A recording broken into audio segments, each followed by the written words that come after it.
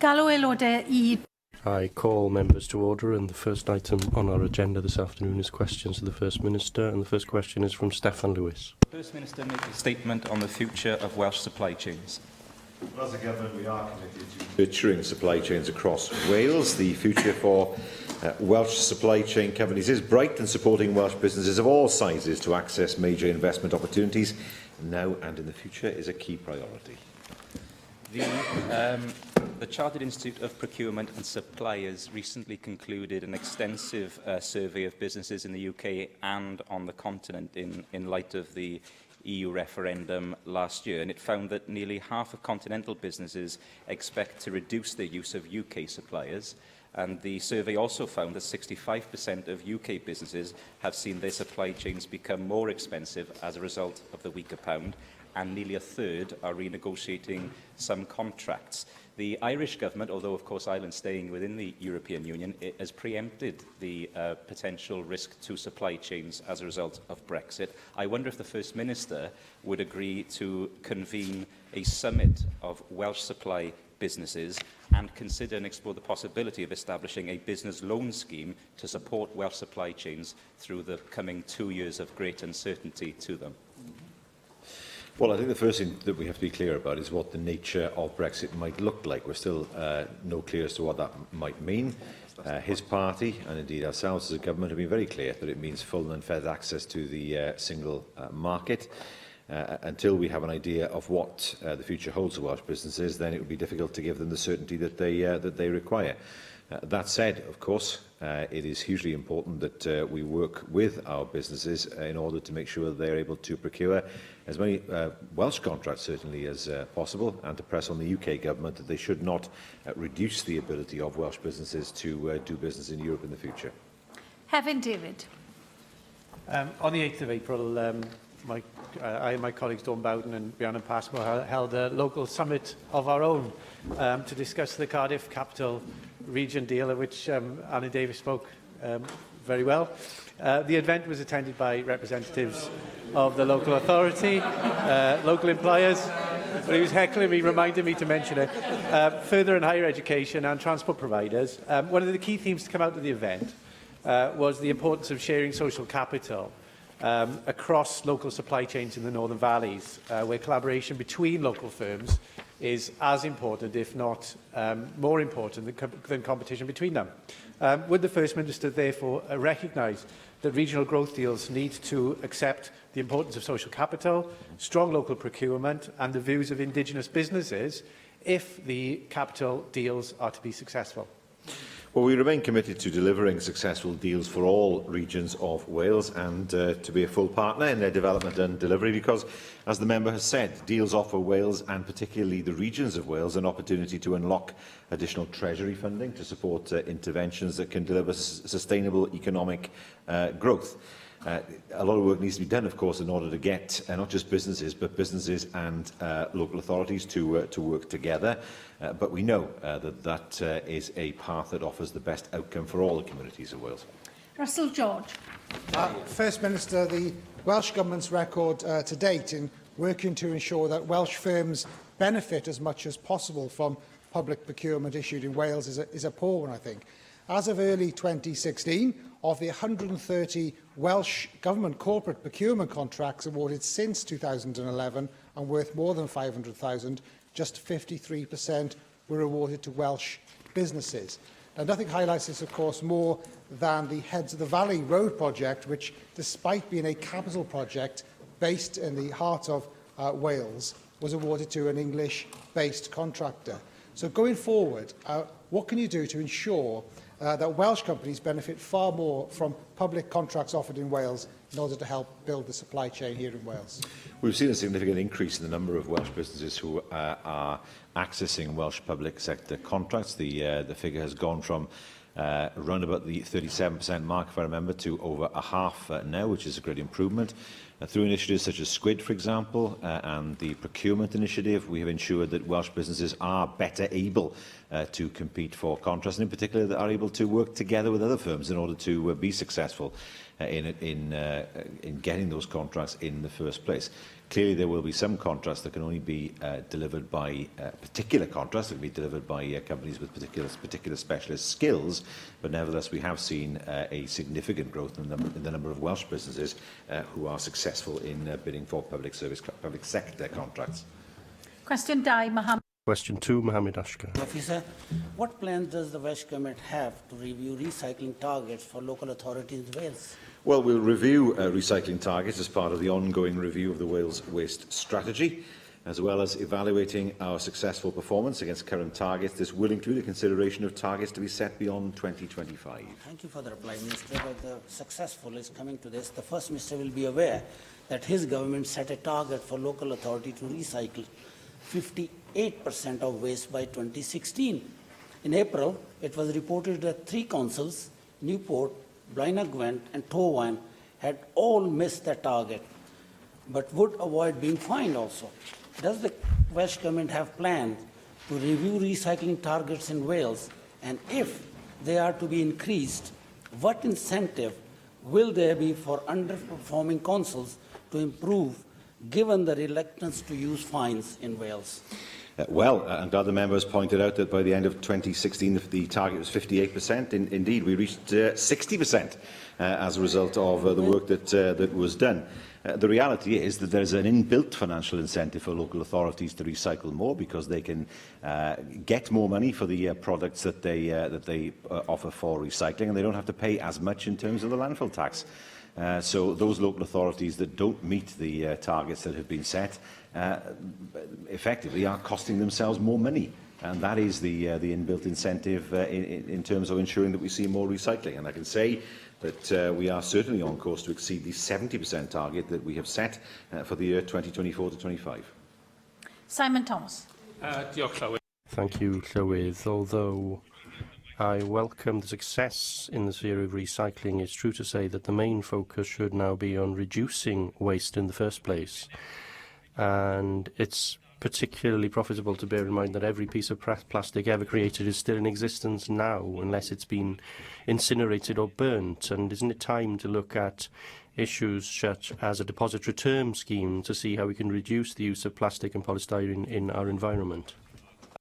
It is a problem, I agree with you there, and I don't believe this is something that will be resolved on a Welsh level, because so many imports come from other countries where there are different regulations. And so, for me, the way of ensuring that less waste is generated in the first place, that should be dealt with on a higher European level at least, but really on a global level, in order to ensure that producers in places like China that export so much of their products to Europe, that they should reduce the amount of plastic in their products. First Minister, if we are to have any chance at all of reducing the amount of waste we send to landfill each year, recycling schemes should be made as easy as possible for homeowners to recycle. Unfortunately, local authorities appear to do the opposite. Bridgend, for example, have completely messed up the introduction of their new recycling scheme, which, in the words of the Council's Deputy Leader, has caused damage to the goodwill of the residents. The situation is now so bad that more than 40 councillors have taken the unprecedented step of writing to the Council's Leader to complain. First Minister, without the goodwill of residents, recycling schemes are doomed to failure. What can your government do to ensure that local authorities make it as simple as possible for the residents to recycle? Well, as someone who lives in Bridgend, it is simple, and I've certainly recycled in the new system for the past 2 weeks without any problem at all. It's not massively different to the old system in reality. There have been instances where rubbish has not been collected as it should have been. That is something I know that the Council have been focused on, but I have to say that some of the people who are complaining are people who didn't want the new contract in the first place, and who are not convinced that the current system is something that is worthwhile doing in any event. It doesn't matter for Bridgend Council, of course, to deal with any problems that arise, but I'm assured by them that they are doing so. Questions now from the party leaders. Plaid Cymru leader Leanne Wood. The negotiations for the UK to withdraw from the European Union have now begun, and the importance of those negotiations to Wales is beyond doubt. In the first quarter of 2017, our trade surplus with the EU increased to £2.5 billion. I'm of the view that the UK election a fortnight ago did not deliver a mandate to leave the single market. Do you agree? The general election did not deliver a mandate for a hard Brexit, and as her party and my party have agreed, what we need is full and unfettered access to the single market. That view hasn't changed, and nor will it change in the future.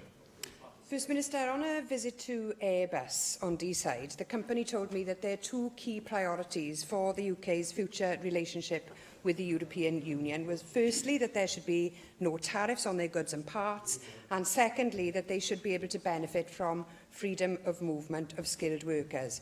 We've recently heard warnings from Airbus that a failure to meet these priorities could jeopardise jobs and business investment. You would want to guarantee those two priorities in line with our joint white paper, but at a CBI dinner on Friday, you said that membership of the single market would be incompatible with the EU referendum result. Will you now provide clarity? Are you ruling out membership of EFTA, and are you ruling out being a part of the EEA? Well, I would remind the leader of Plaid Cymru what she's already agreed to as part of the white paper. The position is well understood. You cannot be a member of the single market without being a member of the EU. You can have access to the single market without being a member of the EU, as Norway has demonstrated and as the EFTA countries have demonstrated. I don't rule out membership of EFTA. I don't rule out membership of the EEA, for that matter, either, particularly in the short term. But if you are a member of the single market, it implies you have a say in the rules under which that market operates. The people of the UK have said they don't want to be part of the EU and therefore don't want to have a say in the way the market operates. That doesn't mean we can't have access to the single market. What's important for Airbus, and there are two issues for Airbus, first of all, is that they are able to sell in the single market, not just without tariff barriers, but non-tariff barriers, regulatory barriers as well. And secondly, work visas. She will know that there are people who travel back and forth between Toulouse, Filton and Broughton every day to work, and Airbus fear that those people may need visas, work visas, either for every visit or perhaps for a period of time in the future, which can't be good in terms of Broughton's position vis-à-vis its future. We need to make sure that visas are not required for those workers, and secondly, that there are no tariffs in terms of regulation or in terms of money that obstruct Airbus's full and unfettered access to the single market that exists at the moment. First Minister, you were all over the place on this.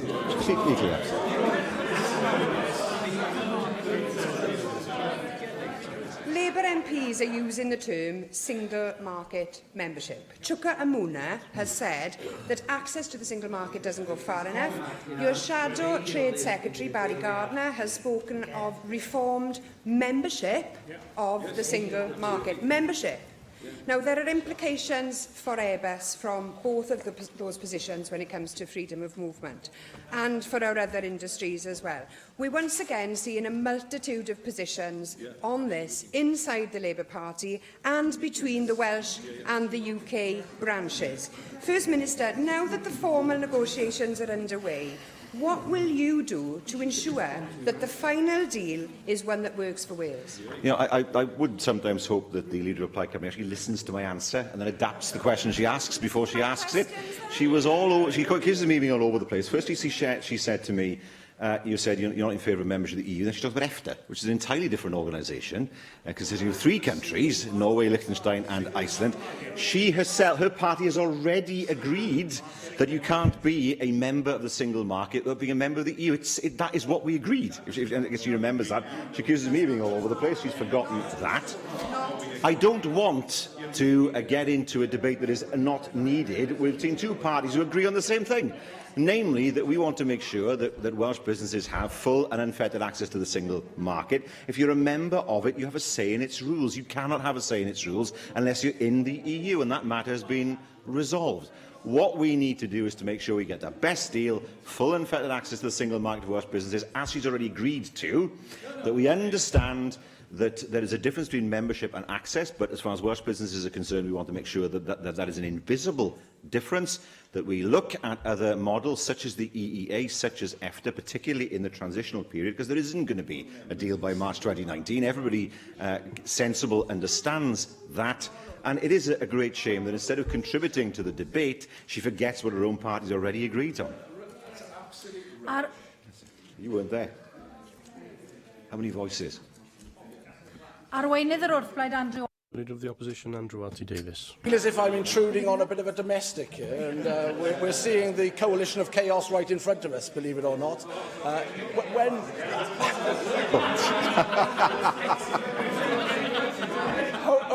Hopefully, when we get to agenda item 4 this afternoon, you might give a bit more clarity to the position, First Minister, because if your partners don't understand it, what hope has anyone else got to understand it?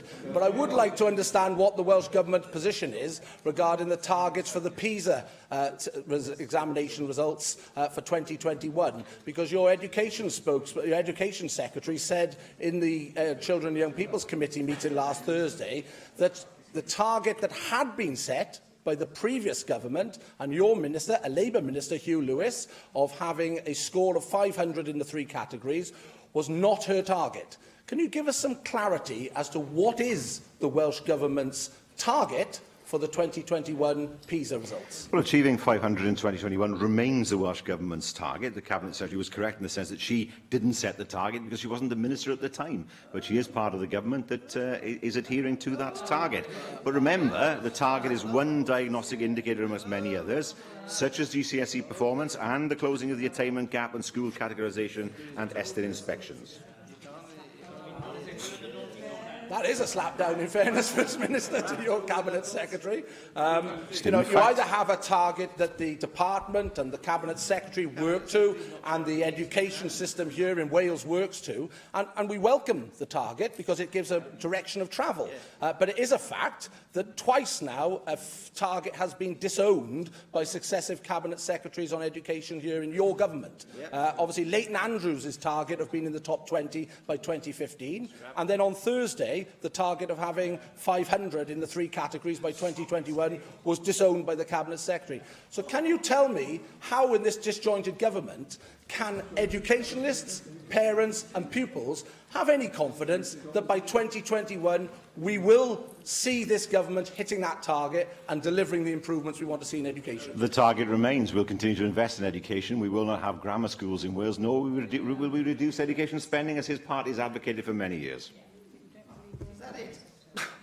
Is that the answer, the sum total of your answer? So you've got you saying one thing, that a target exists. You've got the Cabinet Secretary confirming in front of a scrutiny committee of this Assembly that it is not her target.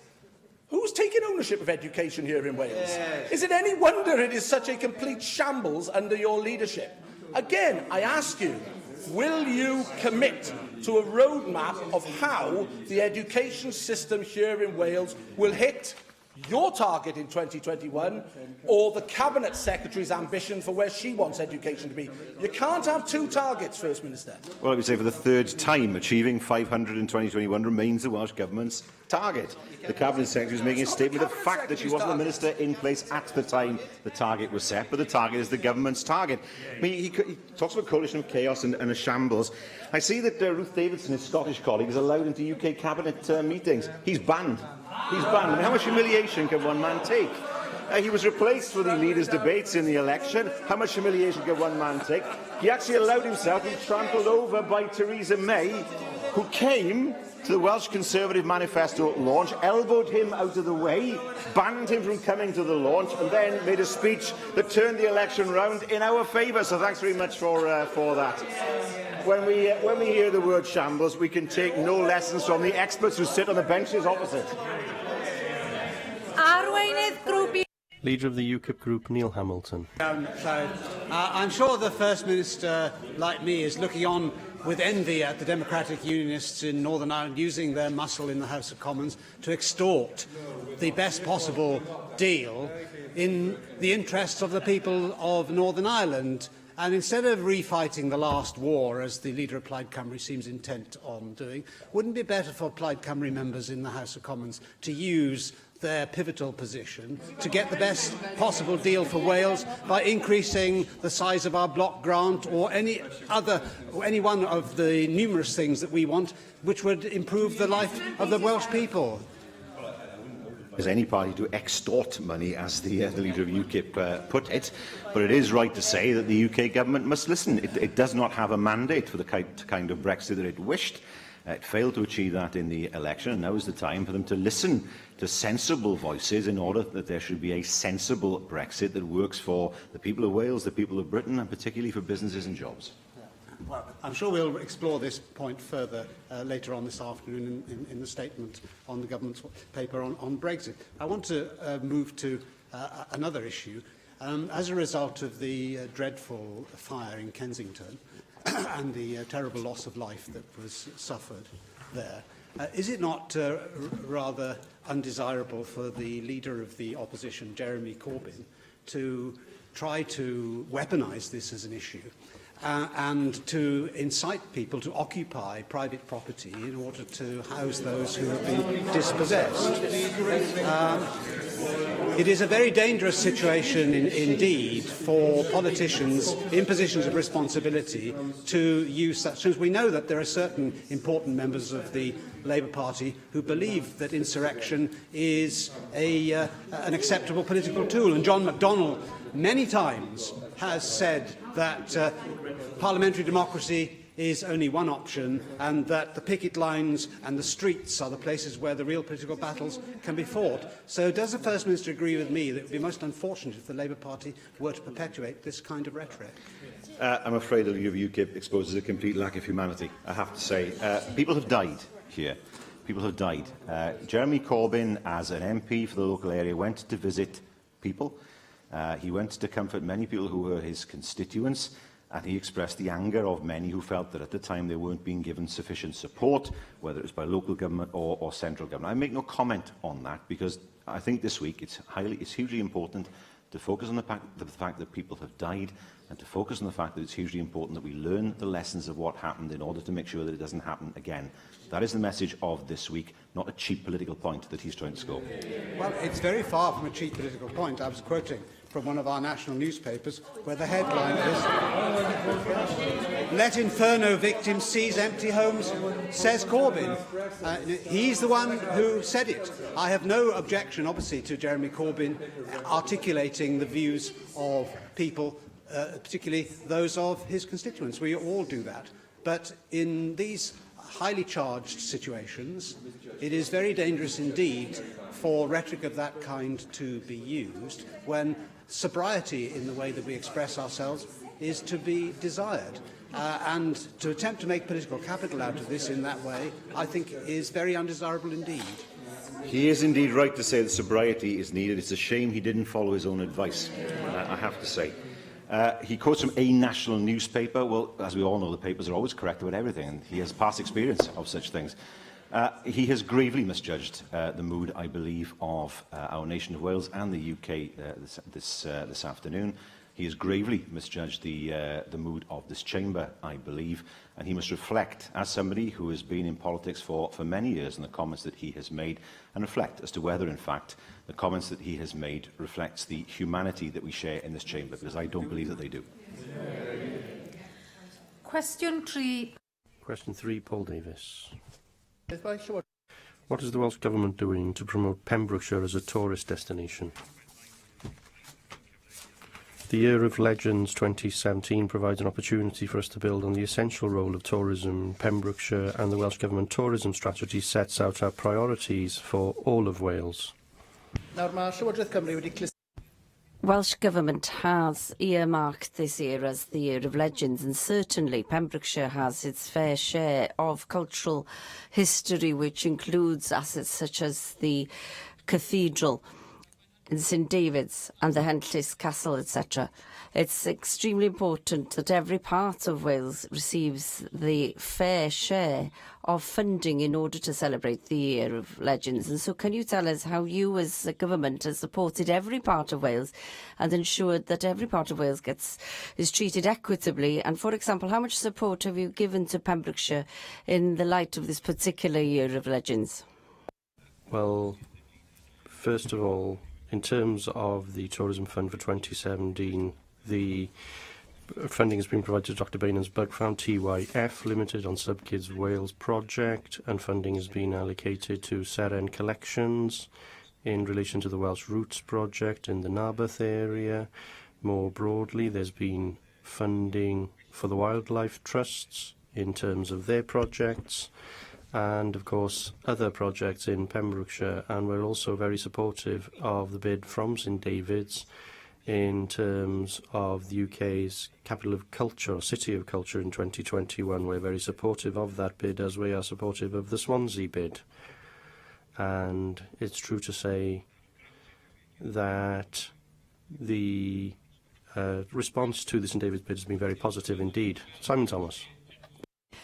Thank you, Presiding Officer. I saw that the town of Pembroke had erected a new statue for Henry VII, and of course it's an endeavour to reflect the close relationship of that family with Pembroke. Today I have alluded to the role of Chelsea Manning, another character that was raised and educated in Pembrokeshire and has had a great influence on the world in which we live at present. Can the First Minister tell us what the government are doing to promote public art generally and the feeling and as a way of reflecting all our history as a nation? And can the government look at the intention to erect a statue to Chelsea Manning in order to support her in Pembrokeshire? Well, we receive a number of applications in terms of supporting the erection of statues across Wales, and it's important that any statue has sufficient local support so that that project can move on. We do understand, of course, how important the visual arts are in terms of conveying a message to people, and that was true of the exhibition at Carnarvon Castle, which is the Weeping Window, which conveyed very powerfully the impact of the First World War, not only on local communities, but also on those who were killed in battle. Jenny Rathbone. I too visited the exhibition of the sculpture of the proposed sculpture of Chelsea Manning. Would the First Secretary agree with me that a sculpture of Chelsea Manning, who must be one of the most famous sons and daughters of Haverfordwest, would indeed increase tourism in Pembrokeshire? Well, these are matters ultimately for the community and town councils and for the local authority to determine whether they'd want to give support to this sculpture or any other. Question 4, Question 4, Darren Miller. What is the Welsh Government taking to improve the lives of older people in Wales? Well, Taking Wales Forward contains a range of actions to improve the health and well-being of older people, focusing on timely interventions and effective partnership working. For example, we're investing in initiatives for older people to maintain their independence and remain at home through the Integrated Care Fund. Thank you for that answer, First Minister, but one of the things which you failed to mention was the increasing isolation which is being faced by many older people in Wales. It's estimated that around 75,000 older people across the country are reported as being very lonely, and that loneliness can have the same sort of impact as smoking 15 cigarettes per day on people's health. And I wonder whether you will join me in supporting Age Cymru's campaign on loneliness, No One Should Have No One, and what work the Welsh Government is doing to support people like Jill Stafford from Abergele, my own constituency, who's widowed. She takes care of her disabled son, and she told Age Cymru that she takes the bus just so that she can get out and actually speak to somebody and have a conversation. So what action are you taking to support people like Jill and many others who are facing that sort of isolation and loneliness? Well, we look to work with all third sector organisations who do so much work in helping older people. Remember, it's right to say that isolation and loneliness is a particular issue, and particularly in these days when families have moved away. And it does have a detrimental effect, not just on people's mental health, or it seems on their physical health as well. And we do want to work with Age Cymru. I commend what Age Cymru are doing to ensure that isolation, firstly, is recognised as a problem, and secondly, that solutions are found to that problem. Lynn Eagle. Thank you, Chair Wyth. One of the things that we can do to improve the lives of older people is ensure that our dementia strategy is ambitious and genuinely life-changing. As you know, the Cabinet Secretary is currently considering the very large number of responses that the Government has received on this. But I believe this is very much a matter for the whole government, particularly as I believe it will need extra resource in order to be implemented effectively. What assurances can you give that this will be a priority for you and that when we have the final dementia strategy, it will be as transformational as we all want to see? Well, we are committed, of course, to making Wales a dementia-friendly country and, of course, to publish the first National Dementia Strategic Action Plan for Wales. It will be published later this year. It will set out the key actions with ambitious measures to be delivered by the Welsh Government and external partners to support people affected by dementia. And, of course, they will need, as part of that plan, to provide the resource that is required to enable it to succeed. Caroline Jones. Diolch, Llywydd. First Minister, many of our older people are being targeted and fall victim to scammers who prey on their vulnerability to defraud them of their life savings. I recently helped a constituent who was being targeted, and I have to say the support from South Wales Police was outstanding. Unfortunately, not everyone gets this support. What more can the Welsh Government do to protect and educate older people about the scams and how to avoid falling victim to these scammers? Well, no cold calling zones are part of it, but of course they naturally can't affect scams that emerge online or by telephone. I have seen local authorities, Bridgend is one example, that have run very successful campaigns through their trading standards departments to inform people of what scams can look like, and they can be very effective. And that campaign was very effective, I saw it myself, in Bridgend. And I think it's important that local authorities learn from each other to see what they can do to protect people from scams that aren't detectable through methods such as no cold calling zones. Question 5. Question 5, Nathan Gill. Will the First Minister make a statement on the future of devolution in Wales? It will continue to be strengthened. Short and sweet, thank you. First Minister, you may be aware that the First Minister of Northern Ireland is in favour of abolishing air passenger duty to help air passengers support growth, jobs and cut costs from businesses. Given the Scottish Government has now used its newly devolved power and brought in its air departure tax bill as a replacement for air passenger duty and has committed to reducing it from 2018, what are you going to do to ensure air passenger duty is devolved? And once it is devolved, what will you do with it? Well, I mean, the First Minister of Northern Ireland isn't in place at the moment, but hopefully soon. But he will surely know that this is something that we have argued ad nauseam for it to be devolved. There is no reason why it should be devolved in Northern Ireland, devolved in Scotland, but not devolved in Wales. What would we do with it? We would certainly look at reducing or removing it for long haul, because we know that Cardiff Airport is particularly well placed for long haul passenger flights. But the UK government has resolutely refused to devolve it to us, despite the fact it's devolved to Scotland. There is no reason for this. There is no rationale for this. There is no fairness in this, and certainly it's something that the Conservatives in this chamber have not been particularly vocal about in the last few weeks or months. Dawn Bowden. And a further positive development, First Minister, of devolution is the right to determine the conduct of our own elections here in Wales. And during the general election a couple of weeks ago, we witnessed a significant increase in the number of young people both registering to vote and apparently unprecedented high turnout amongst that group. And if pundits are to be believed, this did benefit Labour in many parts of the UK, as we saw the extraordinary results in places like Kensington and Canterbury and even Cardiff North, with young people taking a stance against hard Brexit and austerity. Do you agree with me, First Minister, that this engagement by young people in the political process is to be greatly welcomed and lends support to arguments for extending the voting age to 16 when we get the option to do that here in Wales? Well, I'm personally in favour of extending the voting age to 16. I fail to see why, if it's good for Scotland in one referendum, it can't therefore apply across every election, bluntly. There's no rationale for doing it for one vote, but not for others. For many years in this chamber, politicians of all parties have wrestled with how we get more young people engaged in politics, fearing that they don't vote. We saw lots of them voting in droves at the general election at levels I'd not seen before, particularly in the morning. In my local polling station, it was very, very noticeable. I certainly want to see that trend continuing, because it's hugely important that voting isn't seen as something you do when you get into middle age. Nick Ramsey. Thank you, Presiding Officer. First, Minister, I'm happy to be vocal in favour of the devolution of air passenger duty to this Assembly. I'm sorry if you haven't quite heard our calls on that over the last few weeks and months, but certainly that is our position. Nathan Gill, in his question, was right to refer to tax devolution as the next big development in devolution within Wales, and indeed in the other devolved parts of the UK as well.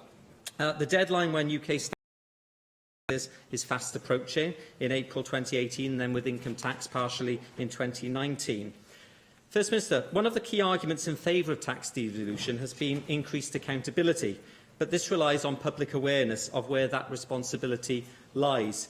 Do you agree with me that there is still a lack of awareness amongst large sections of the Welsh electorate out there, certainly the people that I speak to, and that's not good in the medium and long term for that accountability? So would you agree to look at ways that we can have a speedy awareness-raising campaign over the months and years ahead as taxes are devolved to Wales, so that people in Wales can fully understand what taxes are being raised here, what's being raised in the UK, and how we can move forward together? I could mischievously say he used the word wasted in the UK, but he meant raised, I know that. He makes a good point. I mean, it's hugely important that people understand what happens here, and there will be a communications plan in place to inform people of what is going to happen next year and indeed the year after. Hugely important. That's done not just via the traditional media either. We saw at the general election that media such as Facebook were probably more powerful than the tabloid newspapers for the first time ever. So a wide variety of media will be used in order to convey the message. Question 6, Neil Hamilton. Question 6, Neil Hamilton. First Minister make a statement on oncology provision in Mid and West Wales. Well, Powys Teaching Health Board and Hywel Dda University Health Board are both committed to providing the best quality and timely cancer care to their respective populations. I thank the First Minister for that reply. Will he join me in congratulating Ellie Neville, who's aged 9 years old and has raised £109,500 for the support of work in Ward 10 in Withybush Hospital, where her father was treated for cancer. And although I acknowledge that the Welsh Government has been doing a great deal to try to reduce waiting times in hospitals for cancer treatment, we're still missing the 62-day target by quite a bit. And that produces inevitable problems like my other constituent, whose wife is battling cancer for the second time and has had her application for treatment rejected both by the NHS in Wales and by London specialists, and has gone to be treated privately. And instead of being given no hope, as she was by the NHS in Wales, has been given the information now that her cancer is capable of being treated.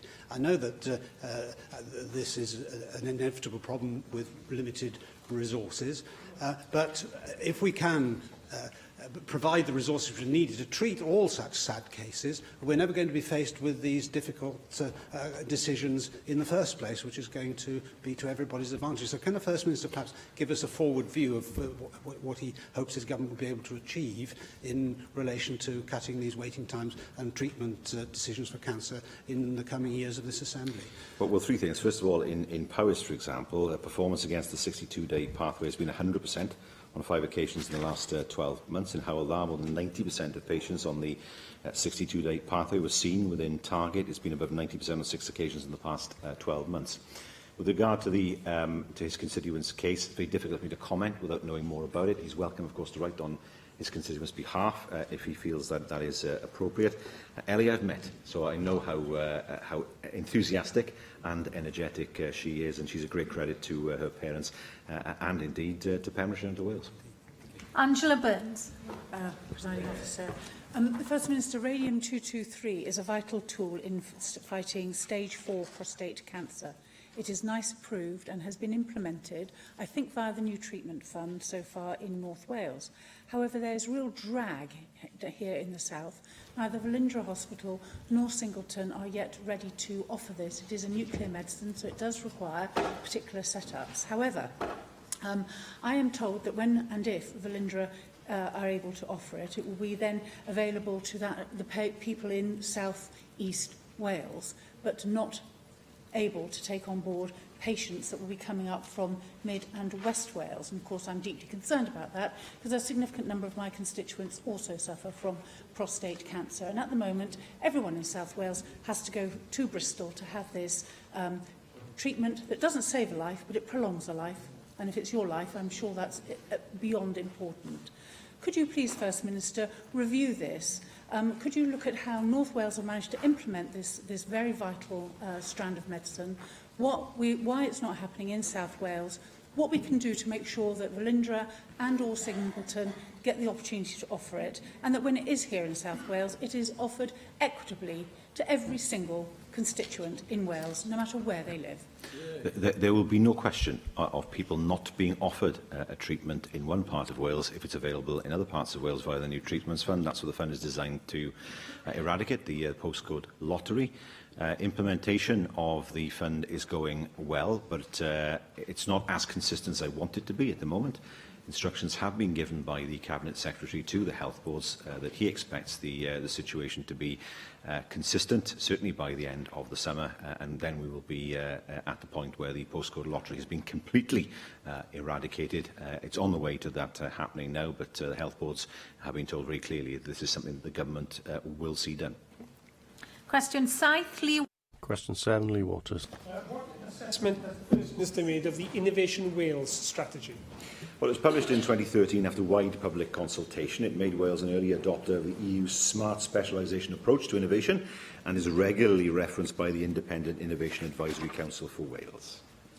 Thank you. First Minister, the market disruption that's accompanying what's widely called the Fourth Industrial Revolution does give us an opportunity to reimagine the Welsh economy and make it more resilient to the challenges being unleashed by global forces. The current Innovation Wales strategy does need updating and it does need greater ambition in the face of this. Would the First Minister agree to a radical review at where future opportunities lie, looking particularly at emerging markets and not just existing ones, and looking beyond infrastructure investment and concentrating on more intangible ways of boosting growth in this vital area? Well, regular reviews are important because we know that technology changes so quickly that things can move on at a rapid rate. And when we talk about Innovation 4.0, that would have been unknown in 2012, for example. So he's right that there need to be reviews. He is right that we need to look at new ways of creating jobs. I have to say that infrastructure is important, although we must define infrastructure in the most broad way possible, and that means, for example, including, as I always have done, broadband in infrastructure. That's a way of ensuring that jobs can remain, for example, in rural communities where otherwise they would have disappeared. But certainly, as a government, we are committed to regularly reviewing Innovation Wales in order to make sure that the plan is as up-to-date as it can be. Mark Reckless.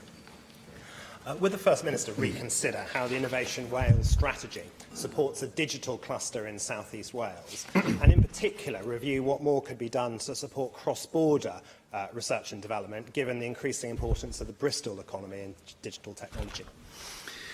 Well, clusters tend to emerge in those areas where there are already skills to support them, and also where there are already businesses that exist in that area. That doesn't mean, of course, they can't be created elsewhere, but they are more difficult to create in areas where those skills are not as available. But nevertheless, we would want to ensure that the clusters that are created are sustainable, that they are specialised, and of course we promote cross-border working. Indeed, we promote working across Europe and across the world, because in that way, of course, we can tap into the best research and also the best advice as we look to develop the Welsh economy. Adam Price. The two reports have been in Minister's hands for almost a year now, one from Professor Kevin Morgan and others, suggesting the creation of a national innovation body for Wales, similar to what the Scandinavian nations have now. I understand that the suggestion being made now is that innovation should be given as a responsibility to the new educational body. But the risk with that is that the HE dimension gets its proper place, but at the expense of the kind of broader economic issues that Lee Waters referred to. Well, we have to ensure that there is balance. We know that skills in the higher education sector are extremely important, particularly with, for example, Wylfa Newydd. And further education is also important. We need to have skills and practical skills in order that people can secure jobs. We do understand that that balance is important. And, of course, this will be part of the way in which we consider this ultimately. Question 8, Vicky Howell.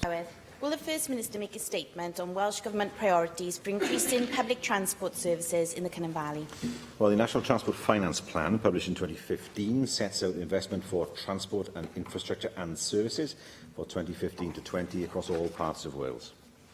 First Minister, a number of constituents have recently contacted me about the inadequacy of public transport links between the Cynon Valley and Cardiff on Sundays, with, for example, infrequent services, making it difficult for them to access employment opportunities both within the capital and simply further down the Cynon Valley itself.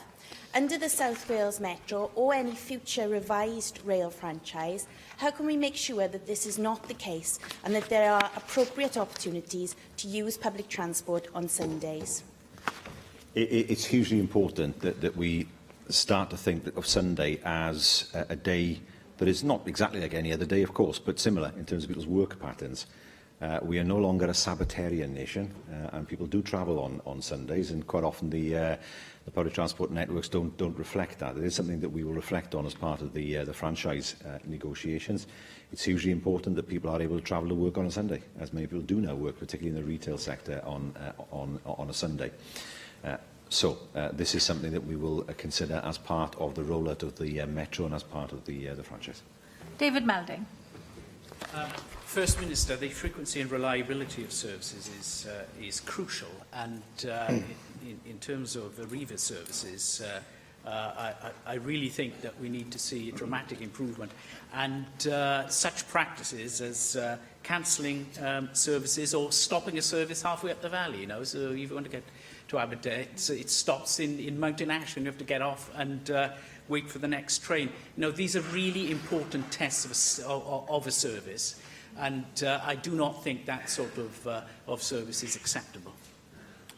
It's hugely important that people are able to travel on a reliable service and in comfort. There are many occasions where members have drawn attention to a breakdown in that service over the years. From next year, of course, it is the responsibility of the Welsh Government, and we accept that. He should count himself lucky he was not in London yesterday, where I travelled back and forth on a Great Western train where there was no air conditioning at all. And if I'd taken a rubber plant with me, it would have prospered in what was, well, mid-30s temperatures, that is centigrade, on the train itself. That was wholly unacceptable by Great Western. It's wholly unacceptable for any train company to operate in that way. That's why it's so important that with the new franchises, as they are allocated, that we look not just at frequency, but we also look at the comfort that passengers experience when they're on the trains, in order to make sure that more people use the trains. Thank you, First Minister. The next item on our agenda is the business statement and announcement, and I call on the Leader of the House, Jane Hutt. There are several changes to business for this week. The Business Committee has agreed to schedule a motion to allocate committee chairs to political groups immediately after the business statement. The Cabinet Secretary for Communities and Children will then make a statement on fire safety in Wales, steps being taken following the Grenville Tower fire. After this, the First Minister will make a statement on Brexit and devolution, securing Wales's future. The Business Committee has also scheduled 2 motions tomorrow to seek the Assembly's agreement of updated finance procedures and a new budget protocol. Business for the next 3 weeks is as shown on the business statement announcement found among meeting papers available to members electronically. Angela Burns.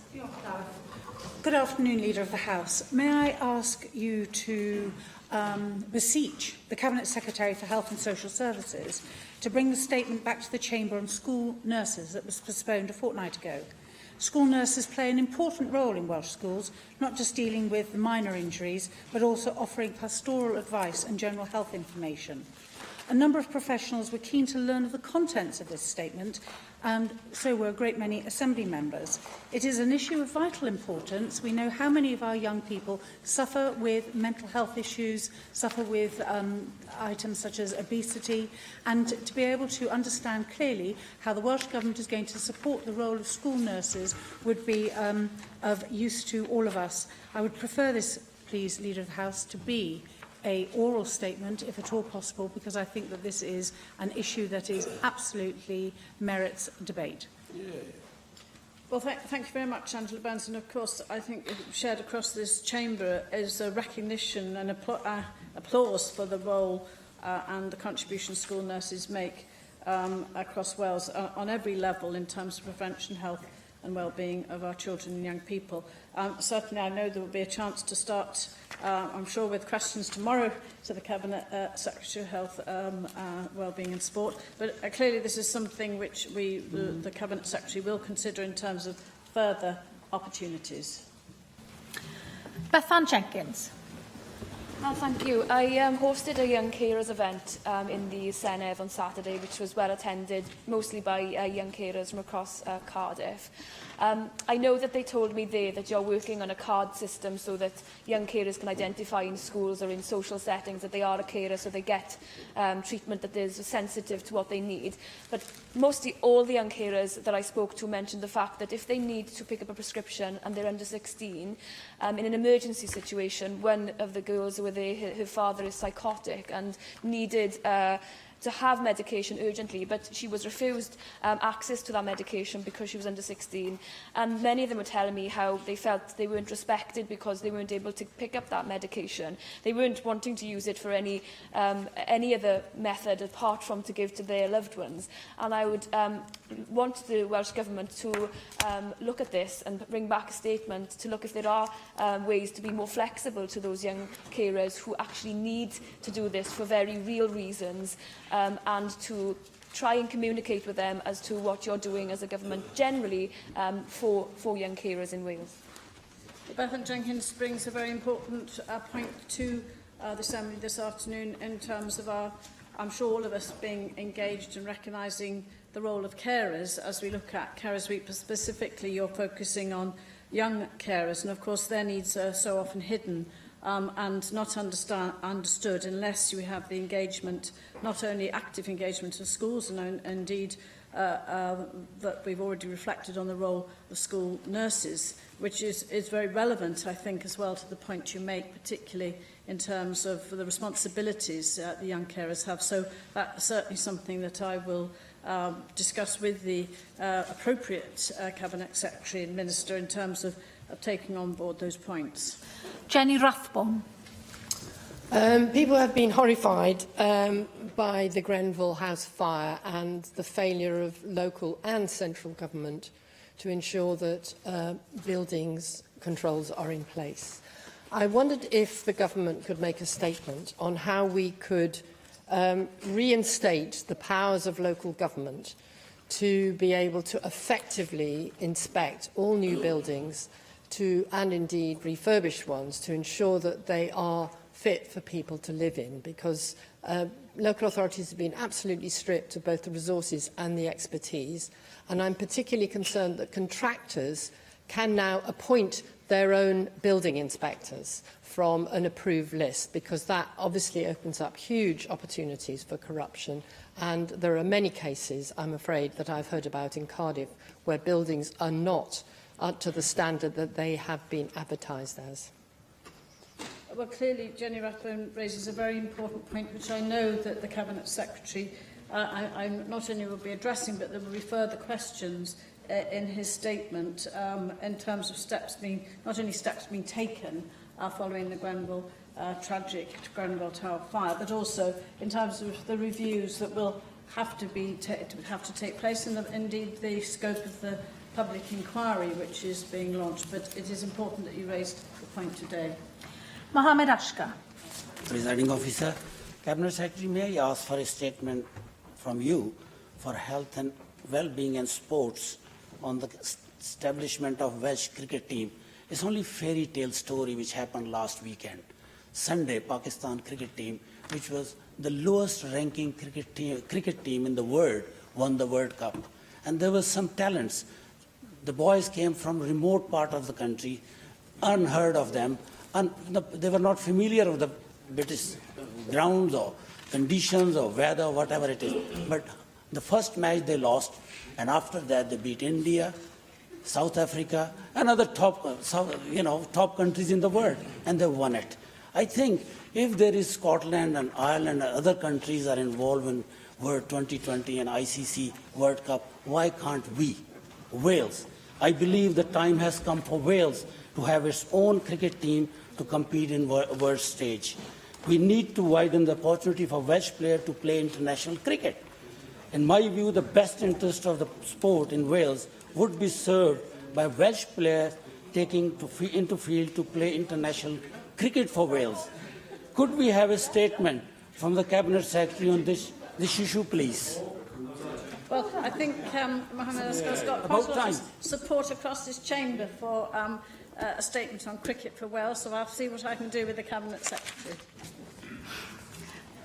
Neil McAvoy. Llywydd. Sunday was Father's Day, yet thousands of children across Wales would have been prevented from seeing their fathers. Could you give a government statement on what the government is doing to enable both parents to see their children? Because something really should be being done. Well, I know Mark Isherwood spoke very powerfully last week about the role of fathers. That was pre-Father's Day, and you raised an important point, of course, Neil McAvoy. But, of course, this is something which is very clearly within the framework of justice, our justice system, as well as positive parenting policies. Hywel Anker Davis. Diolch, Llywydd. And can I welcome the change of business to actually resolve the outstanding matter of the chairmanship of CERA. We've done actually very well, and I commend the members who have rotated through the chairmanship, having lost the chair for a short period. But as anybody knows, when you go without a chair for a long period, you eventually do need to rest your legs. It'll be good to have somebody in pole position there.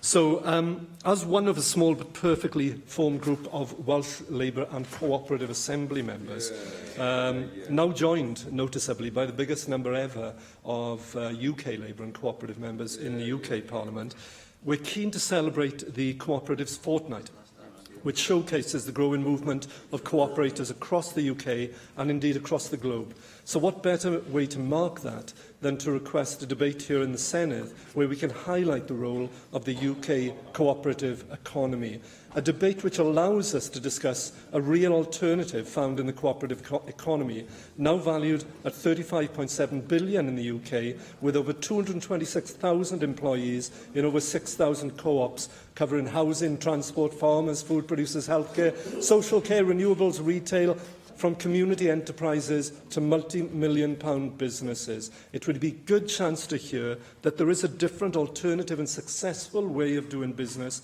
where the customers and the employee are valued, not just the balance sheet and the shareholders. Well, Hugh Anker Davis draws attention to the very good result, which was from the general election, which has meant we have more Welsh Labour and Cooperative members, members of Parliament, joining, of course, the Welsh Labour and Cooperative members here. But this is a very important point, which is not just shared by Welsh Labour. I know that there is a strong spirit in this Assembly, and not just in terms of Labour, but with colleagues in Plaid Cymru and the Welsh Conservatives. I'm not sure about that party over there, but I think the points you make is very important. The contribution that, in terms of the economy, that we could, and the opportunity to debate that, I think would be very welcome, and I hope that would be embraced across the whole of this chamber. So I think we should then table a debate accordingly. Andrew R.T. Davis. Thank you, Presiding Officer. Leader of the House, could we have a statement from the Cabinet Secretary for Education in light of the comments from the First Minister that seems to have reinstated the PISA targets for 2021 after her assertion in the Children and Young People's Committee meeting last Thursday? I do think it is vitally important that everyone with an interest in education does know who is running education here in Wales. Is it in the gift of the Cabinet Secretary for Education, or is it the First Minister overruling the Cabinet Secretary for Education in setting the goals and objectives for the department and indeed the education system here in Wales? Because we all want to see improvement in our education system, and we all want to see consistency in that improvement. But what we witnessed this afternoon was a complete dislocate between the Cabinet Secretary and the head of the government, the First Minister. So can we have a statement to clarify exactly who is running the education system here in Wales? Well, I think the First Minister made the position absolutely clear this afternoon. And in fact, you had 3 opportunities to ask the question, and he responded to, again, confirm his position. Achieving 500 in 2021 remains the Welsh Government's target. And, of course, I think it is important to say that the target is just one diagnostic indicator amongst many others, such as GCSE performance and the closing of the attainment gap and school categorisation and ESDIN inspections. But the First Minister made the position absolutely clear. Thank you, Leader of the House. The next item is the motion to allocate committee chairs to political groups, and I call on the Leader of the House to move the motion formally. Jane Hutt. Formally. Paul Davis. Diolch, Llywydd, and I want to put on record this afternoon my extreme disappointment at the changes that are taking place in relation to the reallocation of committee chairs following Mark Reckless's decision to leave the UKIP group and join the Welsh Conservative group. Now, the presiding officer made it quite clear. The presiding officer made it quite clear in her determination that Mark Reckless means the number of members of the opposition now stand at 12 for the Welsh Conservative group, 11 for Plaid Cymru and 5 for UKIP. It's my view that the Assembly should honour and respect the presiding officer's determination and indeed the decision of the member to join another political group, and therefore the Welsh Conservative group should be allocated 3 committee chairs and Plaid Cymru 2 committee chairs, not the other way round. Absolutely. However, it has become clear in this morning's Business Committee meeting that the other political parties in this place do not share my view. It is unacceptable and frankly worrying that the National Assembly for Wales proposes to operate in this manner. We on this side of the chamber are objecting to this motion as a matter of principle, given that this particular change is taking place without due regard for the entire political balance of this Assembly.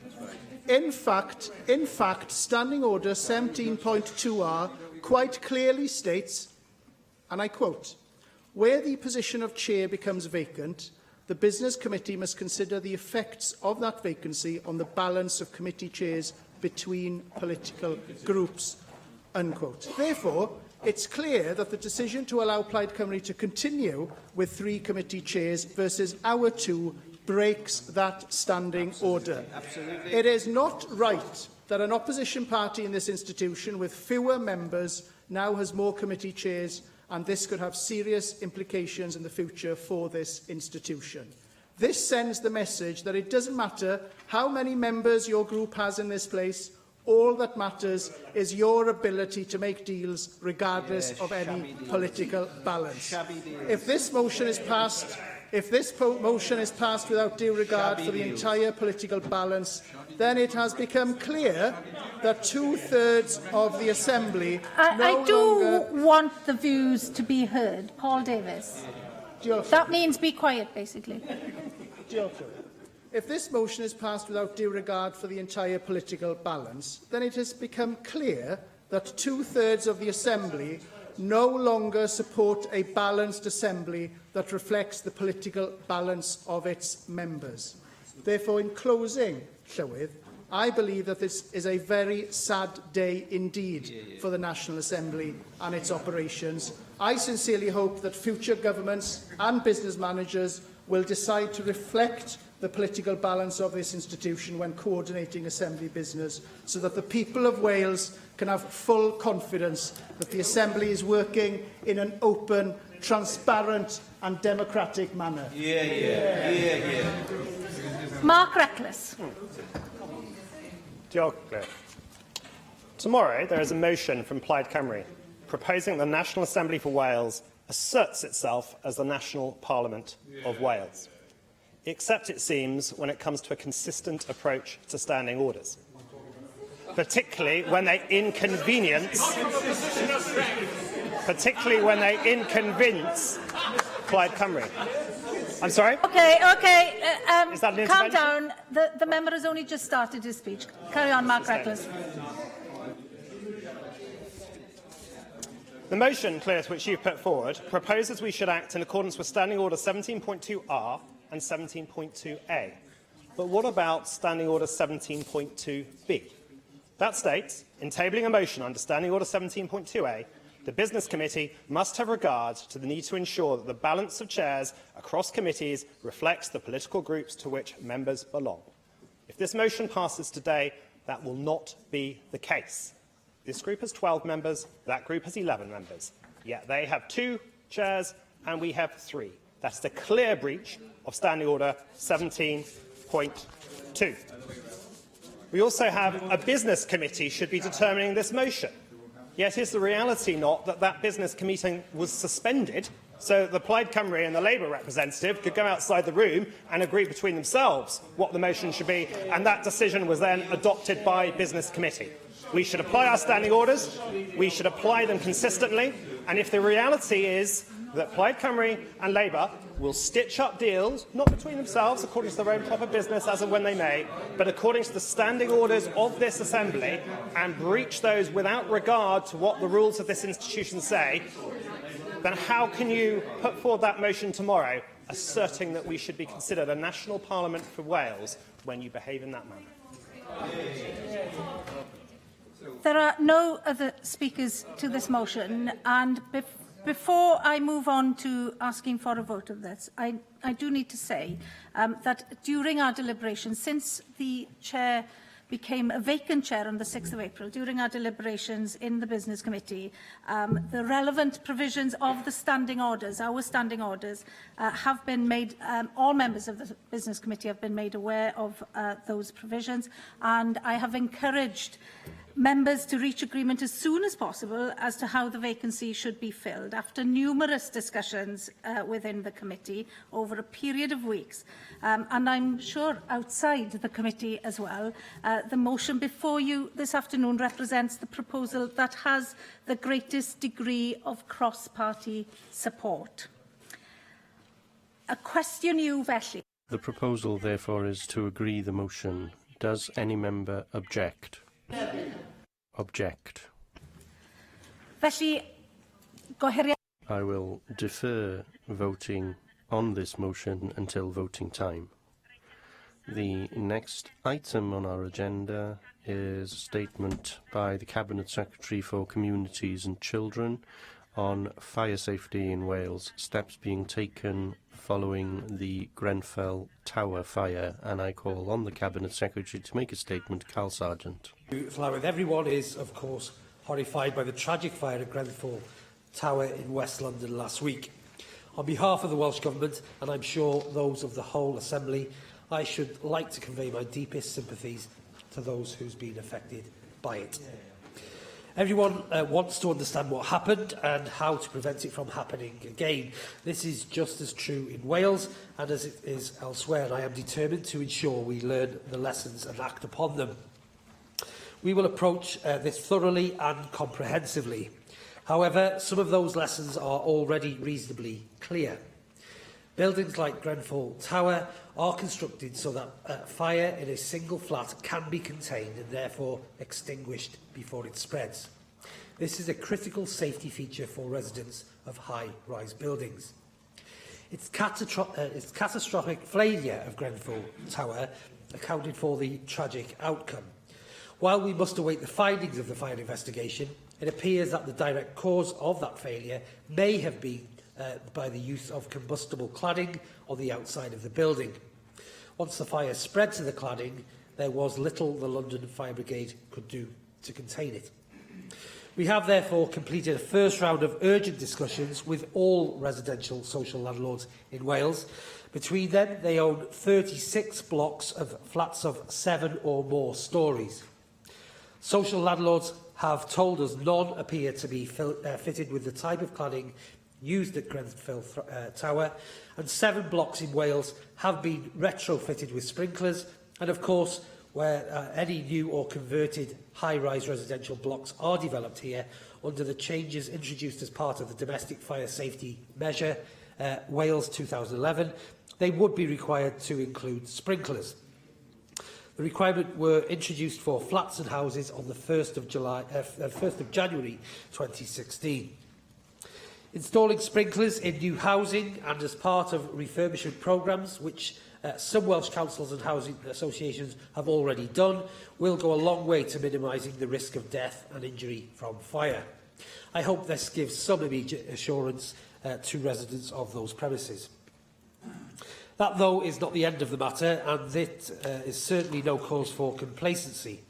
A fire or any other disaster on this scale does not have just one cause. There was probably a whole chain of failures which led to the events of last week.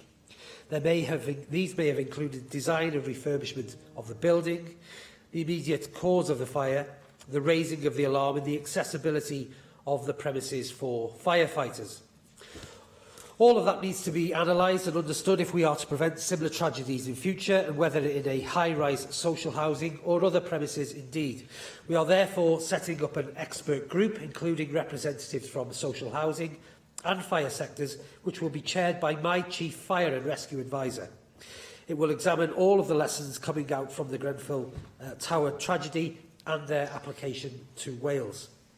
It will also consider how prepared we are to deal with such an incident if that occurs.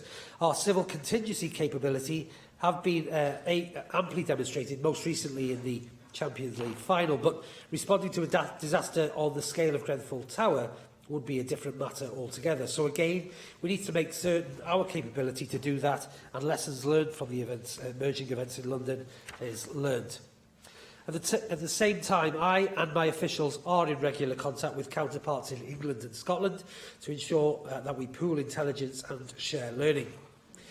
This process is at a very early stage, and it will be some time before the full truth about what happened in Grenfell Tower is known. However, I and my colleagues are completely committed to acting on the findings, while doing so all that we can do in the meantime to keep the people of Wales safe from fire. Llywydd, I will make a further statement to the Assembly as work progresses. David Melding. Llywydd, can I join with the Cabinet Secretary in expressing deeper sympathy for all those bereaved, and to say that the victims are in our thoughts and prayers at the moment. The Grenfell Tower fire was truly appalling and must lead to a comprehensive review of fire safety regulations. Can I thank the Cabinet Secretary for making such a prompt statement? I definitely think that was the appropriate way to proceed. And I'd just like to raise some issues that I think need to be examined, and no doubt the Cabinet Secretary will do that either this afternoon or as a result of the various inquiries that are now taking place.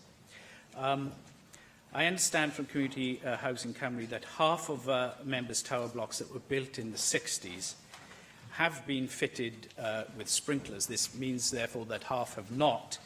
But I note that, from the information I've had from Cardiff, that sometimes sprinklers are in bin chutes and not elsewhere. So I think we need to look at this. There may be sprinklers in buildings, but we need to be assured that they are where they need to be also within those buildings. Can I move to cladding and insulation? And we do need to be reassured that any cladding in place is fire resistant. We're obviously moving to cladding as many buildings as possible to meet new energy requirements, but I'm sure many people have been shocked that it may be a fault in the cladding material or how it is installed that has been a material cause in this tragedy. And I'm sure that will come as a shock and a surprise to many people. So we need an audit immediately, I think, of these materials and how they have been installed. I know that we've been told by the likes of Cardiff Council and CHC that high-quality installation materials have generally been used, such as rock wool. But again, there's an issue of installation, and we need to know that, that there aren't the presence of inadequate materials somewhere in our housing stock. Can I turn to planning? I was reassured to hear that the Cabinet Secretary is going to look at how local authorities develop and plan, and their emergency plans clearly need to be robust. I think we've all followed the news and heard the criticisms of the quality of the initial response. And some of the failings, I think, are because the scale of the tragedy was not fully planned for, and one can understand, I suppose in some ways, that one doesn't want to make these preparations, but of course it is part of the duty of the civic authorities to be prepared for appalling possibilities like this occurring. And I think how to involve residents and volunteers in the way the community and the authorities respond is very important. And I'll turn briefly to building controls. And again, I hope that the expert group that has been set up, and I welcome this, I think that again is an appropriate thing to do, will be able to look at building controls and standards. These are minimum standards, and they need to be reviewed and updated regularly. It's most important to know in relation to both the materials and how they are installed, how building regulations operate effectively. In building regulations, there's a system that's based on compliance and not on inspection, a point that was referred to earlier. And I think, again, we need to be assured that this is adequate, because leaving it to the responsibility of those undertaking the works or building for the first time does create a weakness in the system if there is not, at least on a selective basis, some prospect of inspection, so that we can be assured that compliance is seen as a system that can operate in general terms. And I welcome the further statement that he's going to make, and can I urge that that statement is an oral one. Thank you.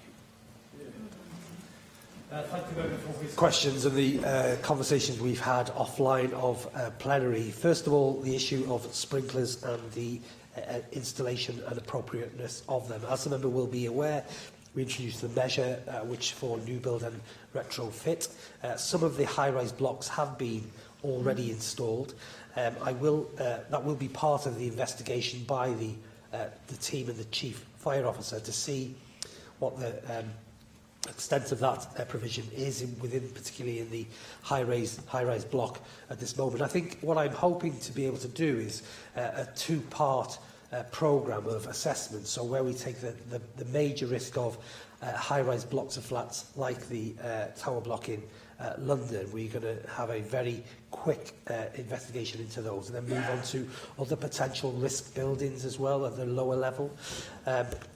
In terms of cladding, early indications, as I said earlier, it would indicate that no buildings have been installed with the similar cladding to the one that was used at the Grenfell Tower Flats. However, in line with concerns and to be given additional certainty, these all will be inspected, and I've also instructed my team. I think there are only 18 samples required, but 18 samples to be removed and tested by the agencies appropriately to give us assurance of that. Both inspection and quality is an important process in terms of ensuring confidence for residents.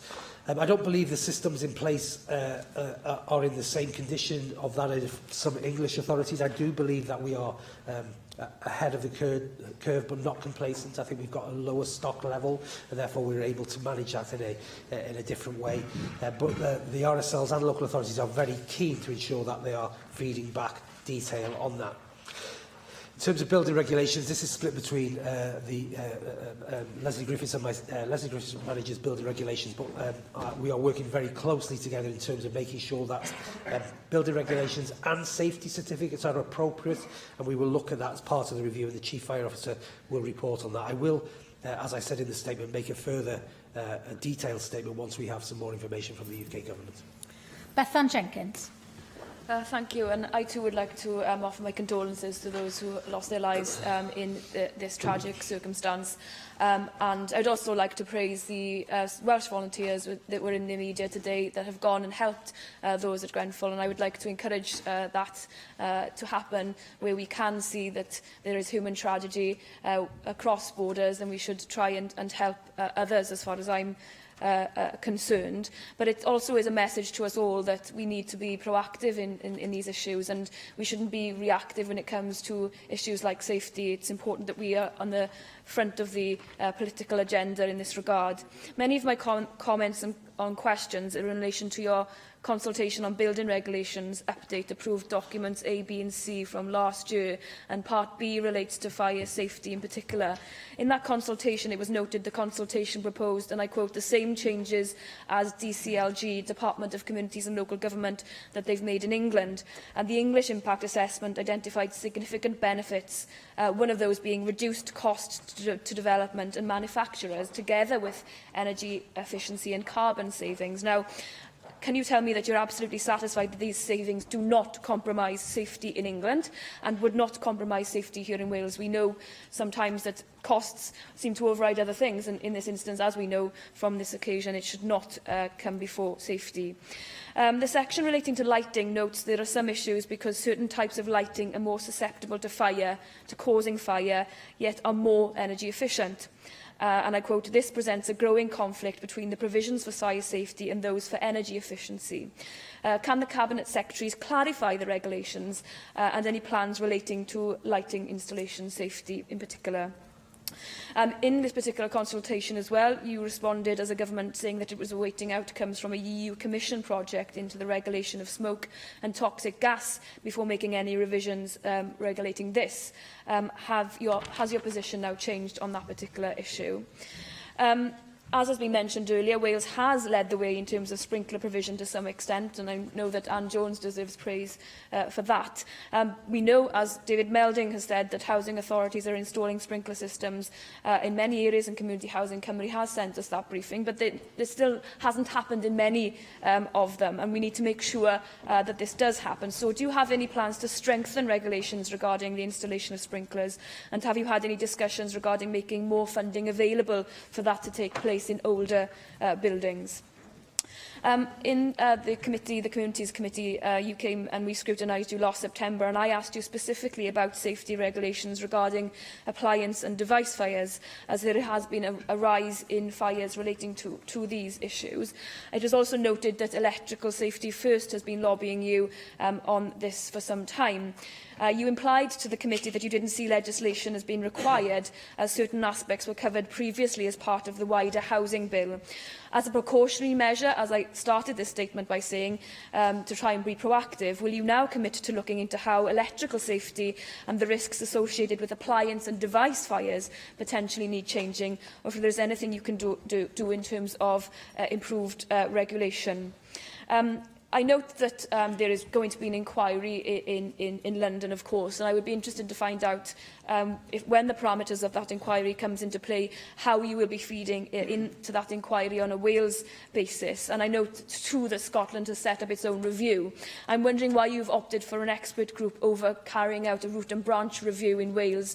I understand that they will be trying to do that in a different way, but can you just satisfy me as to why you haven't decided to do a review in and of itself, and how this expert group will take into regard the issues with regards to this consultation, because I personally don't know where many of the issues that were raised in the Building Regulations Update consultation has gone, and I don't think that we can now rest on our laurels. We have to make sure that this becomes a political priority, perhaps in tragic circumstances, yes, but then it can stop anything like this ever happening again, and make sure as well that tenants feel listened to, because I think from watching the news that seemed to be one of the biggest concerns. Tenants did raise concerns. We have to make sure that we have avenues in place for tenants to feel that they can make those complaints without feeling that they will be reprimanded in any way, because they're only raising those concerns for the safety of themselves and for the safety of their neighbours. Of course, and thank the member for her constructive questions. In terms of the detailed questions on the building regs specifically, they do lie with Leslie Griffiths. What I will do is ask the member, the Minister, to write to you, but put a copy of those responses in the library for members too. In terms of fire and fire application, what happened in Grenfell Tower fire was tragic. It's still unknown about the cause of ignition there, but what we do know is fires in Wales have been reduced by over 50% since devolution of the fire service. So fires are becoming less frequent here, despite the tragic events that did take place there. We need to learn lessons from that, and whether that was be through appliance or otherwise, it still have to wait until to find out what actually caused the fire, and then what was the catalyst for the fire to move so quickly within the building structure. I'm very keen to ensure that residents have a view on the quality of their housing stock and their relationship with RSLs and local authorities, and I will ensure that continues. And I think we've got, again, a very different relationship, what happens in Wales to what happens in England. In regards to the inspection regime that I've asked my Chief Fire Officer and team to look at, this is a very specific piece of work on the high-rise blocks of flats of over 7 stories or more. Currently, there are 31 of them, and therefore that will be a very quick piece of work. I spoke to the Housing Minister in Westminster on Saturday afternoon, and I spoke to the Scottish Minister yesterday morning, and we are working on a collective piece of work about how can we share this intelligence. I don't think it makes any sense where we are doing 3 pieces of separate work. The piece of work I've instigated is about our own very particular stock, and therefore that will feed into the overall principle of what we work to together, but I will keep the member informed. Gareth Bennett. Diolch, Llywydd, and thanks to the Minister for your statement today. Yes, this was a major tragedy. I would also like to offer my condolences. As you say, the main thing is that we do learn lessons from it and ensure nothing like that happens in Wales in the future. I think your action in swiftly setting up the expert group is welcome. There are various points which have been made. Beth had made the very valid point that there's evidence that the tenants group in London actually did warn about the fire previously. So I wondered whether there was any way of perhaps regularising procedures whereby tenants groups interact with their landlords, housing associations or local authorities. I wondered what you thought about that. There are seeming discrepancies about the provision of sprinklers in older blocks. Seemingly Swansea and Flintshire, they do have sprinklers already, but Cardiff don't. So I'm not sure why the discrepancy, but perhaps that needs to be addressed. And another aspect was student accommodation, because there are large student halls of residence that have been constructed recently in Cardiff, probably in Swansea and Newport as well. I don't know whether any of them would be brought into the category of high-rise blocks, or whether the provisions they've got in those buildings need to be looked at. I don't know if Jenny Rathbone is speaking in this one, so I'll just return to the point she made earlier, which was a very specific point, which was about the powers of local government being restored in relation to building inspections. I know that may be slightly beyond your remit, but if you have any thoughts on that, that would be welcome. Thank you. Thank you. The member will be aware that we already fund tenants' participation groups to feed back into government and also to local authorities and RSLs in the way that operates. Already, RSLs do work very closely with their groups, independently of the tenants' participation groups, in addition to that. The nature of the sprinkler programme, there is some buildings that are affected for future use by the sprinkler measure, which we introduced in the Assembly of 2011. The issue of the buildings the member talked about will be retrofitting, which don't come under the measure. However, this is something I've asked the fire inspector to look at in particular.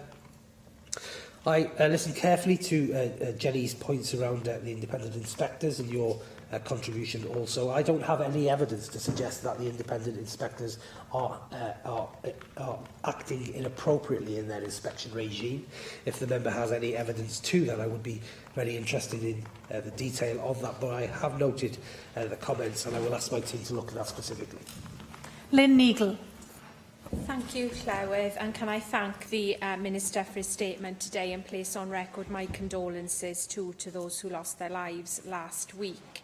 I'm very grateful to Bronavon Community Housing for meeting with me very promptly last week to discuss the repercussions of this terrible tragedy in Torfaen. As you'll be aware, Cabinet Secretary, we have 3 high-rise blocks in Torfaen, and thankfully they've all been retrofitted with sprinklers. However, there is still anxiety in the community, and I understand from Bronavon that the sprinklers are currently tested 6 monthly. So I would be interested to know whether there is any view in government as to whether 6 monthly is the right interval to test those sprinklers, or whether there is likely to be any further guidance forthcoming. Similarly, the fire exercises in the high-rise blocks are also undertaken 6 monthly, and I would be interested in your views on the timeliness of that. There is, as I'm sure you're aware, a lot of anxiety now out there, and I've been contacted by many constituents who are very worried following the events last week, and many of them live in lower-rise buildings in Torfaen, none of which have sprinklers and all of which have had external cladding fitted. So I would be interested in your comments, particularly on how quickly you will be able to move to reassure the public through inspection and other measures about the safety of those lower-rise buildings. But it also strikes me that housing providers, and in Torfaen all the housing stock has been transferred, have an absolutely crucial role to play now in ensuring that there is reassurance given to the public and that communication is very clear. Bronavon have issued very brief, frequently answered questions, but I would personally, it certainly doesn't answer all the questions I've given them, and I would personally like to see more detailed information given not just to tenants but also to leaseholders and other residents affected. So I would be interested to know what guidance you were given to housing providers on how that communication should take place, because I don't think it should just be a sheet of paper. It needs to be face-to-face, there needs to be use of social media and the whole variety of modes used. Thank you. Thank the member for her questions and the conversations we've had also around this. The issue of 6 monthly testing of both alarms and sprinkler services, we have to be a little bit cautious that what we don't do is push the testing system into a frenzy. What happened in London was tragic, and we have to learn about what the events were that led to that process. There is clear that there is some fundamental failures within some of the spend there in terms of whether that be cladding or whether that be operational issues within the building itself. It is my job and that of RSLs and local authorities is to give people living in tower blocks or in other accommodation in Wales confidence that they are as safe as they can be within the systems that we operate. And I believe the 6-month testing rule is appropriate where things are in place to ensure the safety continues. In terms of the lower blocks of accommodation, the reason why we've gone for the 7th floor and above is because of the aerial platforms of local fire authorities can't reach anything beyond that, whereas all of the buildings that the member talks about are accessible for the fire service, and I hope that gives confidence to your residents and constituents. The issue of the lagging that we used on the issues around WHQS is not just about an environmental issue. This is about making sure the internals and externals of the envelope of the building are upgraded. So it's not just about an energy conservation, but actually it makes a better living solution for the people in those properties. And we are not aware of the same material being used as it was in London anywhere in those processes in Wales. So I do hope we can give your constituents and all constituencies across Wales confidence that the conditions we have in place and the regulations that are in place have a safe environment for them to live in. Joyce Watson.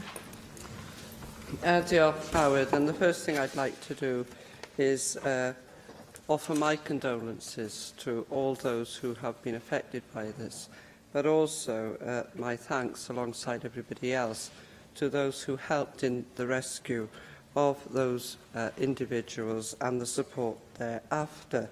I don't want to repeat some of the comments that have been said, but I do think that there is one very obvious statement that has to be made here today, and that is that not one single person in the UK has ever died in a building where a fire sprinkler has been fitted. And I will leave further comments on that to my colleague Anne Jones, who I hope will take part in this debate later on. But what I want to bring your attention to are some of the issues that haven't been mentioned here in the Chamber this morning, and the issue about stairways in high-rise blocks or houses of multi-occupation, and whether you consider, when we are moving forward, in looking at when planning is being granted, that they must have some multiple stairways so that they can provide different routes in and out, as have been evidenced as being probably a positive move forward by the experts who attended this most dreadful scene. I would also ask that the standard of the materials that are being used is seriously examined, because we have some dispute about that at the moment. It is clear, whatever that dispute is, that possibly that the standard of the materials that we used may well have complied with the existing guidance, but it seems possible that the existing guidance wasn't stringent enough. And the other thing I would ask you to consider, Cabinet Secretary, we all know that letting agents play a major role in people seeking accommodation, whether that's students or others within the city. I would like to suggest, actually, that letting agents also secure some fire safety certificates from those landlords of HMOs, so that those people then moving in to those accommodations can feel at least confident that those checks have been made. Thank the member for her comments. I think today certainly is not a day for the politics of sprinklers, right and wrong. We in Wales made a conscious decision to introduce sprinklers into legislation, and it's hopefully will have a positive effect in terms of the relationship that the member makes reference to.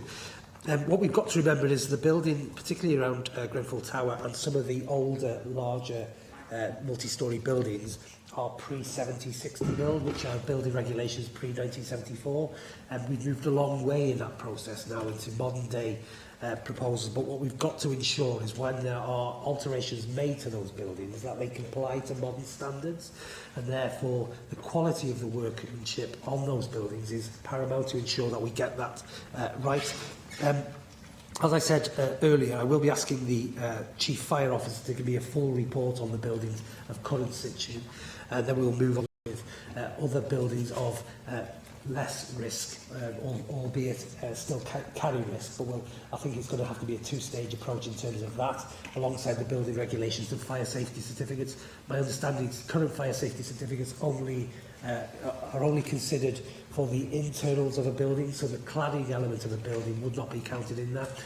Maybe that's something that we should consider as we move forward as well. Nick Ramsey. Cabinet Secretary, thank you for your statement today and the speed with which you brought it forward. Our thoughts and prayers are, of course, with the victims and their families of the terrible fire that consumed the Grenfell Tower in West London last week. The images were truly horrific and will live with many people for the rest of their lives. We need to ensure that nothing similar happens anywhere in the UK again. I'm pleased that you've had discussions with social landlords.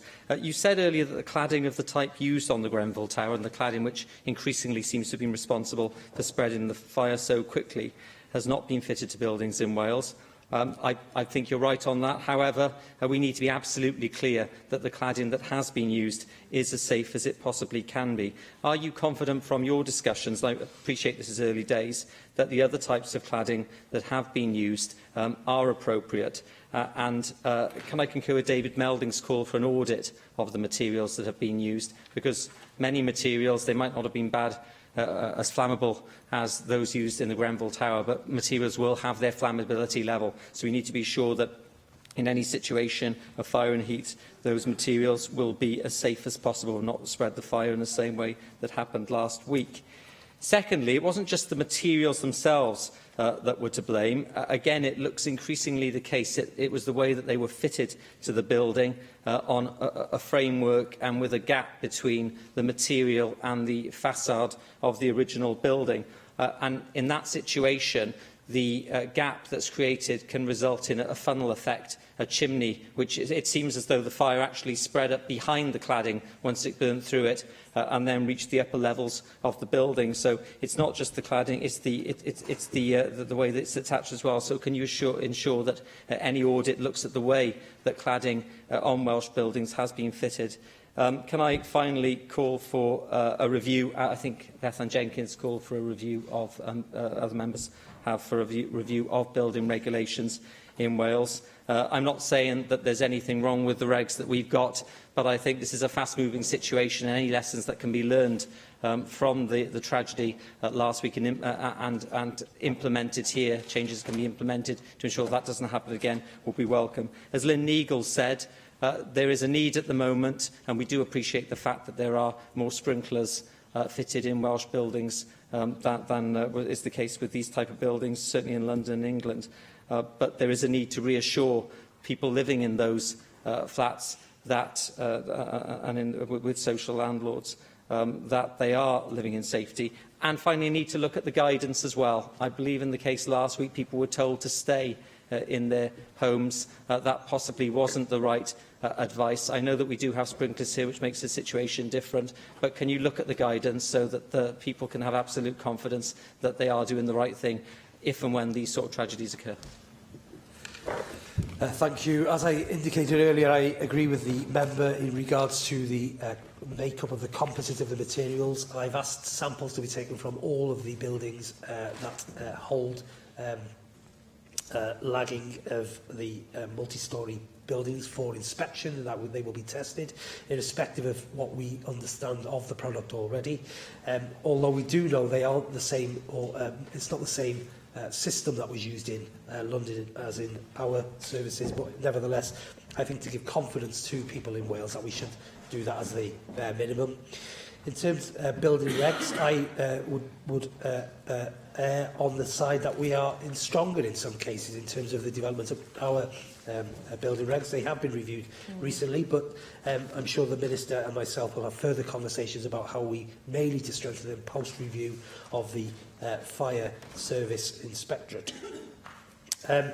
In terms of sprinklers, the member is also right to raise this issue. The member will be aware I was heavily criticised for introducing more red tape into the system, for introducing more cost into the system by builders and other interested parties. I didn't regret it then, and I do not regret it now, the fact that this is the very reason why we need to ensure that we have safe buildings for people, and sprinklers are the option for, and I hope that other parts of the country will take that on board too. In terms of the guidance issued, we are confident that the guidance issued by RSLs and local authorities is appropriate where the building framework acts appropriately. What we saw in Grenfell Tower was where residents were told to stay in situ. That would have been fine, subject to fire doors working properly or fire doors being installed properly. There is an awful lot of detail to come from the investigation into Grenfell Tower, but our guidance issues and practices are being reviewed, and we will consider that as we move forward. Anne Jones. Diolch, Llywydd. And like other members, I would add my condolences to all those affected by these tragic events.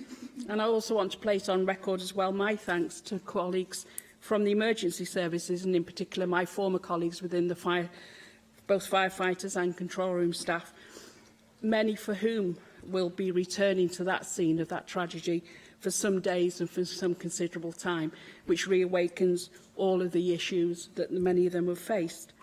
Minister, thanks to you, the First Minister, and to you, and you've alluded to it, and together with colleagues in this chamber, Wales did pass that legislation requiring mandatory fitting of sprinklers into all new home build, and we became the first country to do so. And like you, having faced the barrage of opposition, I still feel that what we did was right, and I stand by what we did, and I stand shoulder to shoulder with you and the First Minister for that very brave decision that you took.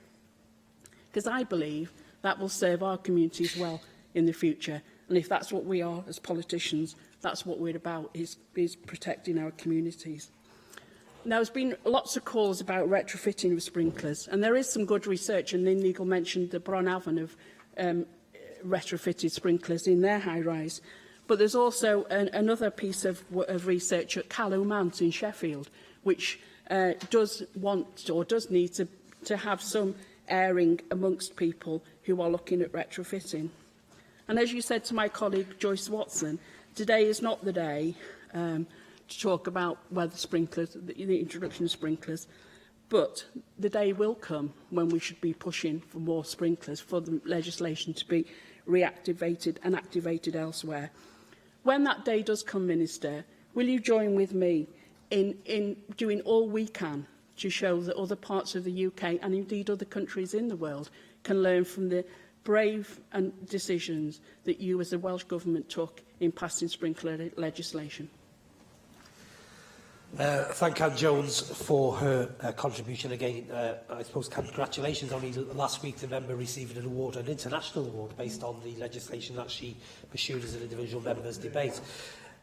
As a former firefighter, I've never seen such a ferocious fire as I saw at the Grenfell Tower block fire. There's something significantly went wrong in that space, and I pay tribute to the emergency services and volunteers and family members who tried to rescue individuals in that community. It must be a tragic event that will tower over those communities for many years to come. I think the member is right to raise the issue of the importance of the legislation, the brave move I think we did take in terms of the lobbying that we received on the back of introduction. But I, likewise, with the member, I think we were right to do that then, and we are right to continue with that programme into the future. Canola, Jeremy Mile. Finally, Jeremy Mile. Can I also extend my condolences to those who lost their lives and lost their homes in the Grenfell Tower, which is an example of what happens when a society fails to protect the most powerless in the place where they should feel safest. Most of the questions I have been answered. I have two outstanding questions. Firstly, what arrangements will be in place between the Welsh Government and the UK Government's inquiry to ensure that the Welsh Government has timely access to evidence given to that inquiry so that lessons can be learnt in real time? And secondly, where culpable parties are identified as part of the chain of causation, what steps will the Welsh Government take to ascertain whether those parties have been involved in any Welsh public procurement? Thank the member for his question. I spoke to the UK Minister, as I said, on Saturday afternoon, the Scottish Minister yesterday. We are in early discussions about what that review may look like and how that will be.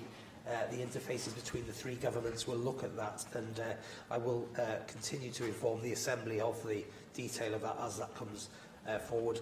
As to the member's latter question, it is a little bit premature on the basis we haven't had the review yet, and I will air caution on offering advice on that, but we will look at that very carefully, subject to any evidence coming forward. Diolch i'r ysgrifennydd. Thank you, Cabinet Secretary. The next item on our agenda is a statement by the First Minister on Brexit and devolution, securing Wales's future, and I can't call on the First Minister to make a statement. Karen Jones. Well, just about everyone can agree that leaving the European Union is a step of massive importance for Wales and the UK as a whole, and in a whole range of ways. The EU we will leave is much bigger and more complex than the common market which we joined all those years ago, and it's precisely because of this that leaving is an even bigger step than joining was. So the challenges are many. They have been thrown into sharper relief by the general election result, and this, in my judgment, makes it inevitable that the UK government will have to radically reshape its approach to this most crucial issue of the day, and, dare I say it, move closer to the balanced and coherent position set out in the joint Welsh Government and Plaid Cymru White Paper, Securing Wales's Future. Of course, I welcome the fact that the first meeting between the UK Government and the European Commission yesterday went well, but this is just the first step on a long and complicated journey. Members will be clear that for the Welsh Government it is securing jobs and the economic prosperity of our nation that is right at the top of our agenda for Brexit. That's not change and will not change. But today I want to focus on the implications of leaving the EU for devolution and for the future governance of the UK. So, first off, while acknowledging the result of last year's referendum, let's also remind ourselves that devolution is itself the product of two referendums here in 1997 and again in 2011. In the second of these, 2/3 of voters voted in favour of the Assembly acquiring powers over primary legislation. I hope we can agree across this chamber that devolution, as endorsed in those referendums, represents the settled will of the Welsh people and is not something to be treated lightly by the UK government any more than it could ignore the EU referendum result.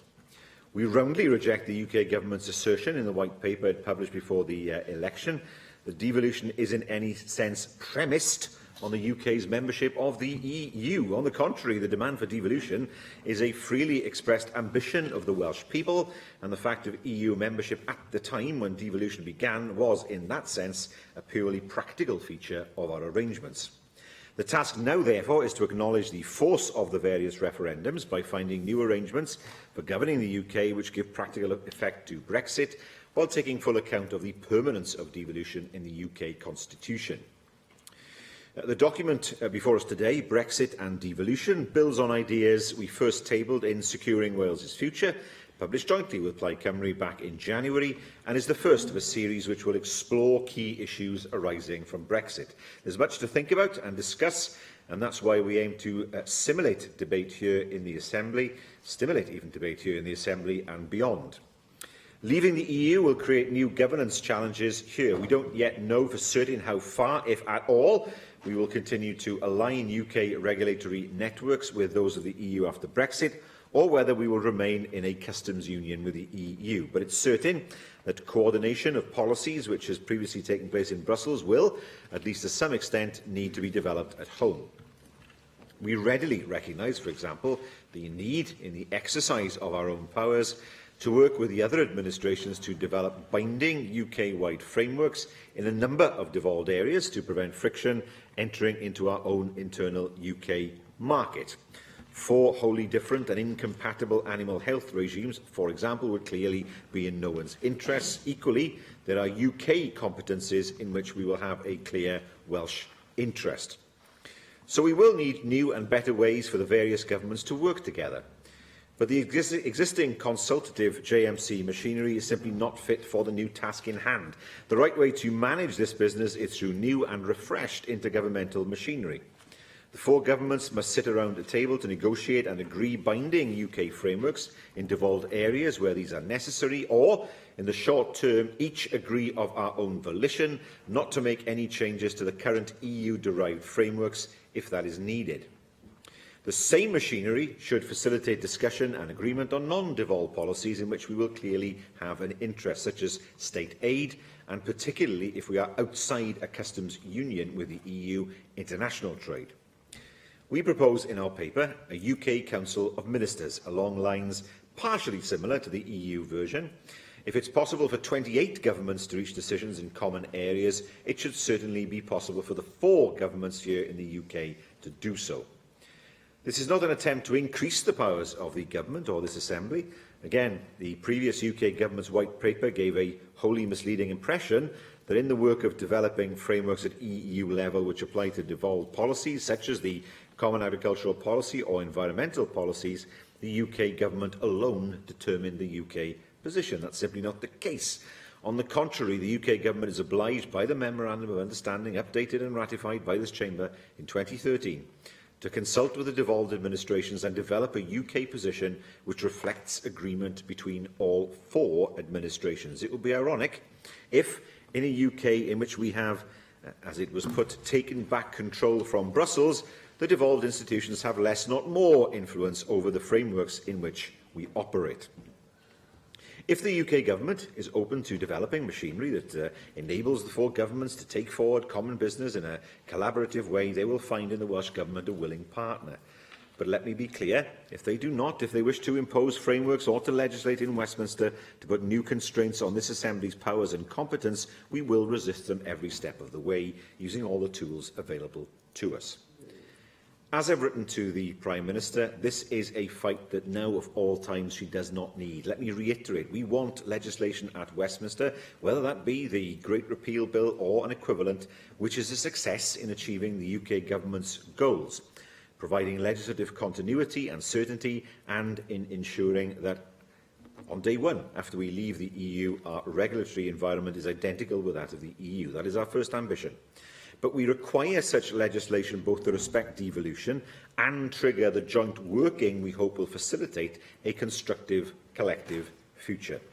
If it fails to do this, if it tramples on devolution, then we will, of course, have to respond forcefully and negatively. And we are already in the process of developing our options for this eventuality. One primary responsibility of the Welsh Government, and indeed this Assembly, is to uphold the devolution settlement for which our people voted. And I hope that message is heard clearly and noted in Whitehall. We also think the time is right for a convention on the future of the United Kingdom. It's an idea I've canvassed previously ad nauseam, as have others, but it is a matter of increased urgency now. Leaving the EU is a big step which requires a big response at home. It's a natural position from which to think afresh about what kind of country and what kind of union we want to be for the long term.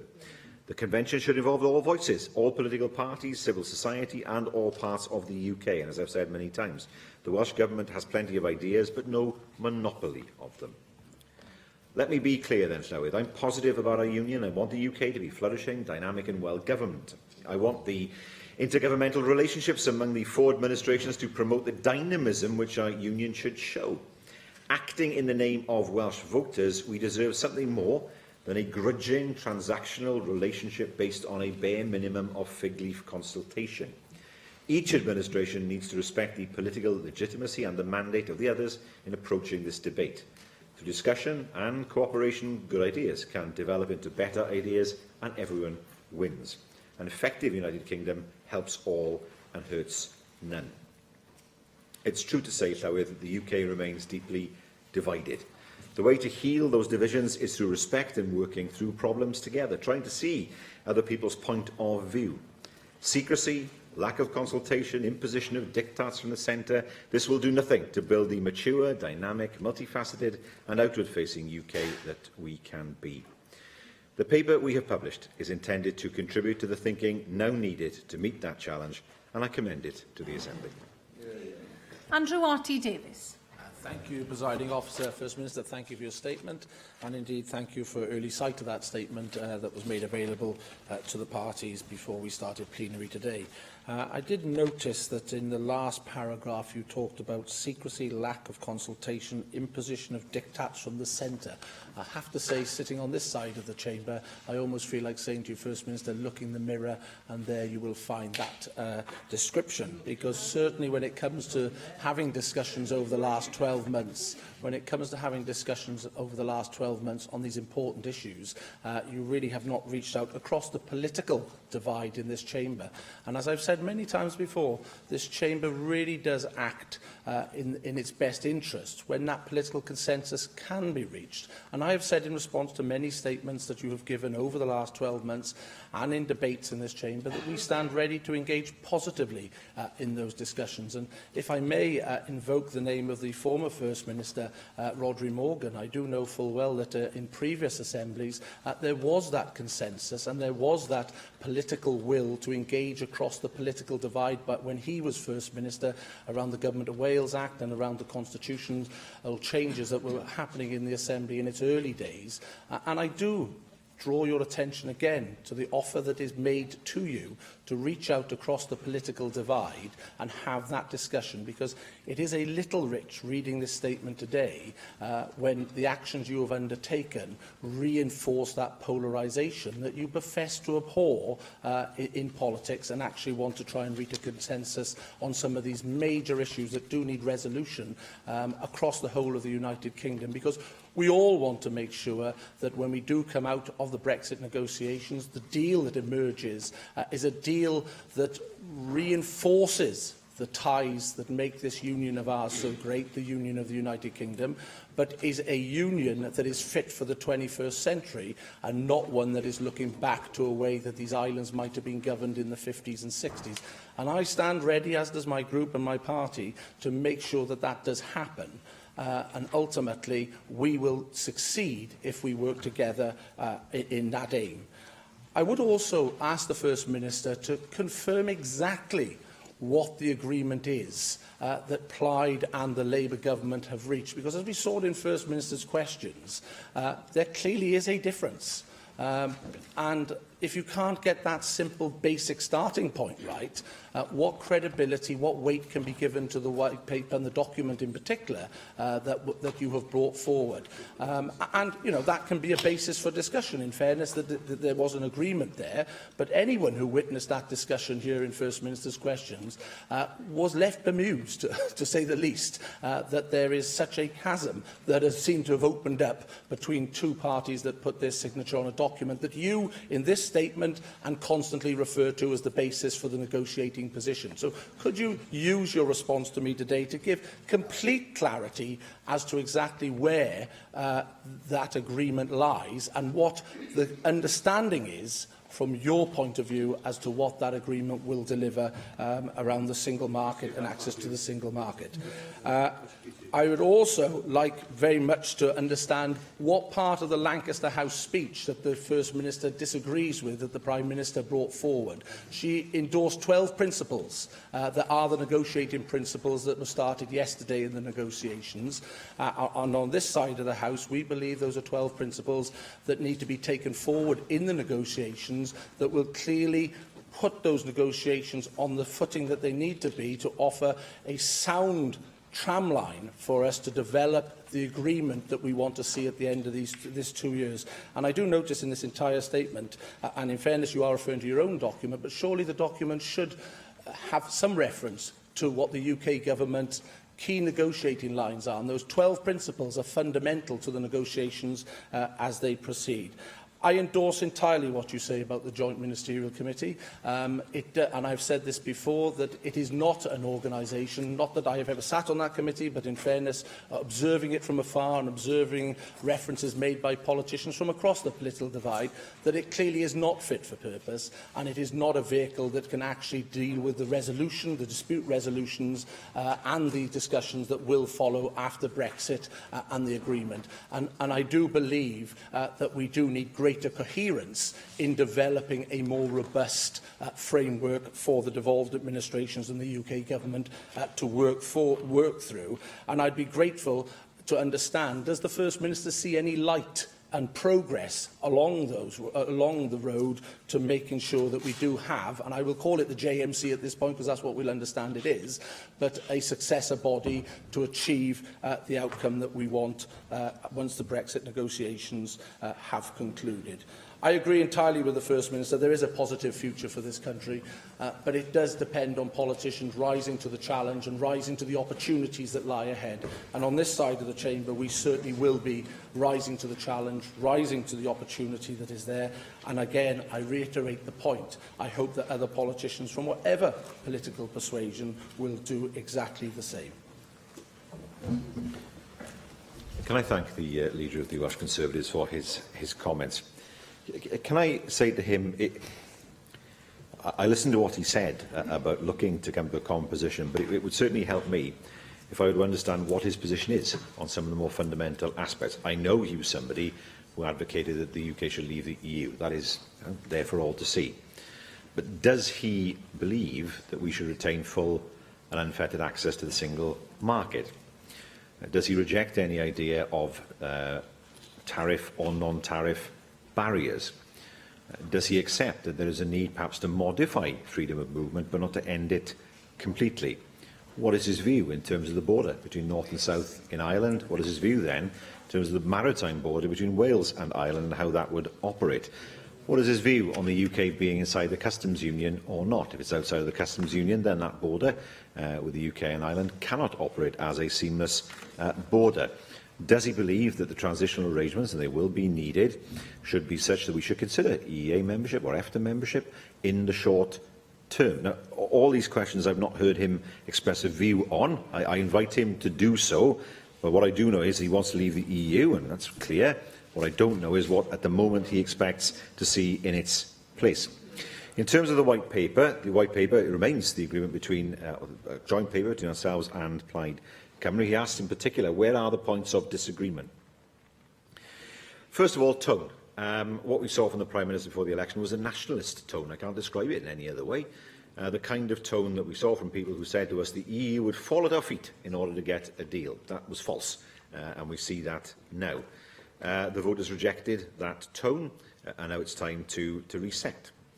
Firstly, I don't believe that no deal is better than a bad deal. I think that is nonsensical. No deal is the worst deal. Nor do I believe that if there is no transition, that is something we should not be afraid of. I cannot understand why there's this desperate need to fall off the edge of a cliff when there is a bridge that can be walked over, and that bridge is EEA membership or EFTA membership. I don't agree with her idea that freedom of movement ends completely. Again, you cannot control your borders unless you shut the border with the Republic of Ireland. There's no way of doing it. And that is something that people have not yet understood. I do not agree, then, with the position that she's taken on that.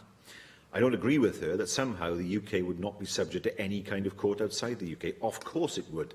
Even where the UK was in a position to sign a free trade agreement with another country or trading bloc, there would still be the need for a court to adjudicate disputes that arise from the free trade agreement. It's bound to happen.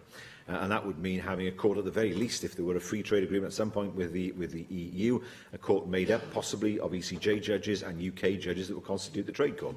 There is no escaping that. If you want to have a free trade agreement, then you have to accept that other people will also have a view on the way that free trade agreement actually operates.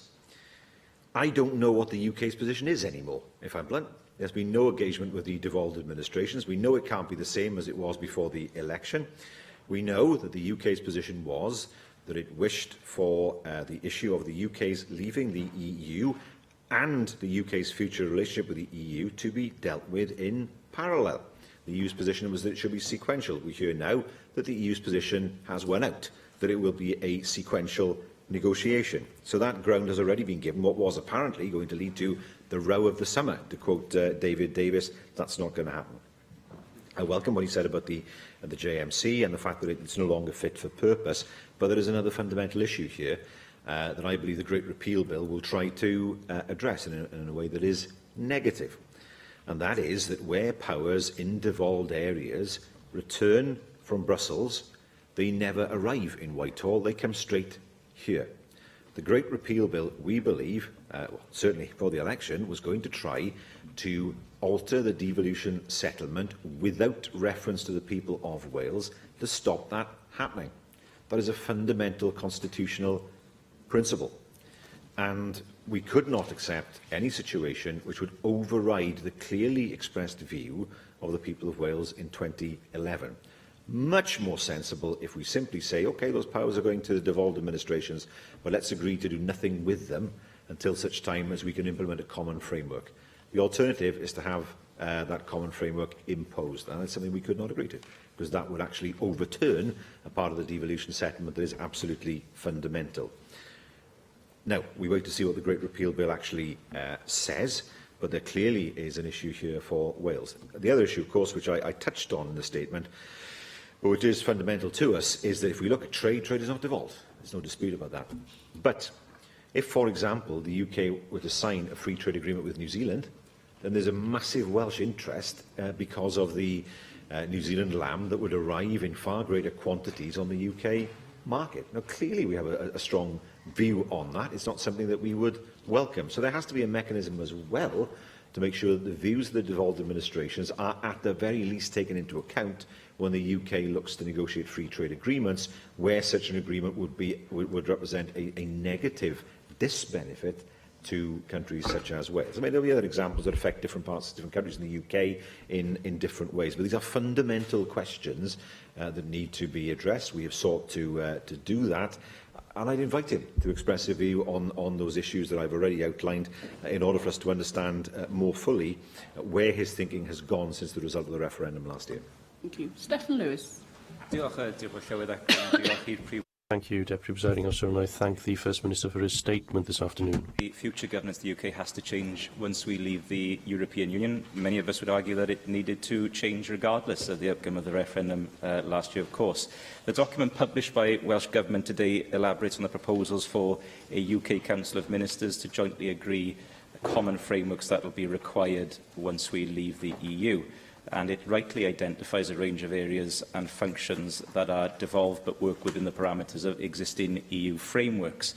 Upon leaving the EU, these matters remain devolved, as the First Minister said, unless the UK Government acts unilaterally to re-reserve these matters back to their pre-99 status. And, of course, that would be unacceptable to Plaid Cymru. But we are right to be anxious about this because, as the First Minister has said, we have had no details of the mechanics of devolution that the UK Government has in mind post-Brexit, other than warm words. I wonder if the First Minister can update us on any sudden change of heart the Prime Minister has on the future mechanics of devolution and cooperation between the devolved administrations on those matters that will require joint working and cooperation. I hear that she's been swatting up on devolved government since the general election for some reason. Whilst Plaid Cymru welcomes, of course, the proposals for the UK Council of Ministers, as was outlined originally in the white paper between Welsh Government and Plaid Cymru, of course, the paper published and under consideration today has language in it that, of course, would not fit with Plaid Cymru's political paradigm in terms of the durability or even the desirability of the centralised political union of the United Kingdom. But we agree that it is in everyone's interest and in every nation's interest that countries work together and cooperate where they can. And I would recommend the First Minister read a pamphlet published by Gwynfor Evans in 1960, not available in any good bookshop, Self-Government for Wales and a Common Market for the Nations of Britain. We do not need an over-centralised state to facilitate very good relations between our countries. Circumstances have changed, as I touched on before, since the UK general election. The Democratic Unionist Party now holds the balance of power across the United Kingdom. This certainly gives one devolved administration political advantage that may become a significant economic advantage too.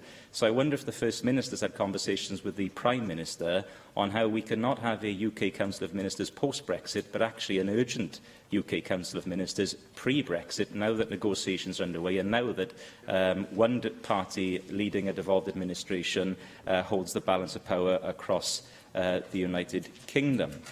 And what is the First Minister's assessment of the likelihood of other devolved administrations now agreeing to a formal UK Council of Ministers, given that new political context? Because perversely, there is now an interest for one party, at least, for there not to be a UK Council of Ministers, but instead for there to be a bilateral relationship between the Democratic Unionist Party and the Conservative and Unionist Party. And the First Minister touched on this in his response to the leader of the Welsh Conservatives, given the fact that the Irish border question, the issue of the common travel area and the overlapping frameworks that already exist between Northern Ireland and the Republic of Ireland are very much at the top end of the agenda in EU-UK negotiations. Indeed, they were discussed yesterday on the very first day of those bilateral negotiations.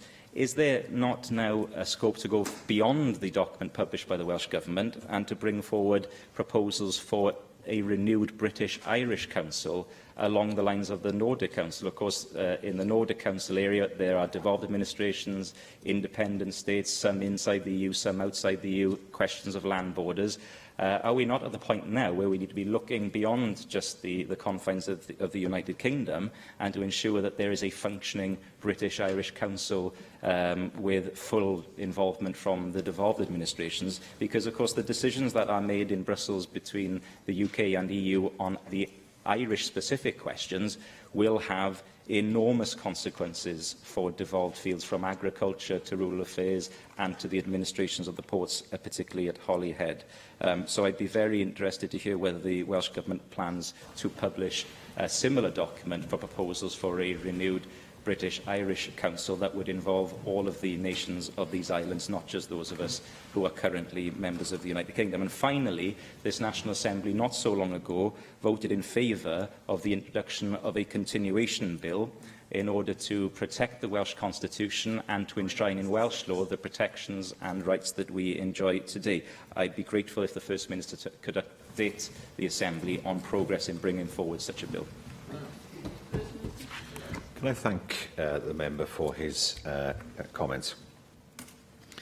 I think it's fair to say that before the general election, the idea of there being an equal partnership of four governments was not in the vocabulary of the UK government. They saw themselves as being superior to the three devolved administrations, even in areas that were devolved. The language has changed. I'm not sure that the desire in terms of what to do during the Brexit negotiations has necessarily changed. There are three things that need to be in place before the UK leaves the EU. The first is that the Council of Ministers must already be up and running, because the structure to decide what happens with devolved powers when they return must be in place when those powers actually do return. It wouldn't be good enough for us to see Brexit and then set up a Council of Ministers. Secondly, there needs to be established a set of rules that will govern the internal single market of the UK. Sensibly, it's probably best to keep the EU state aid rules as they are until such time as a set of rules can be developed. And thirdly, and most importantly, there needs to be, as members have heard me say before, an independent court that polices the rules of the market.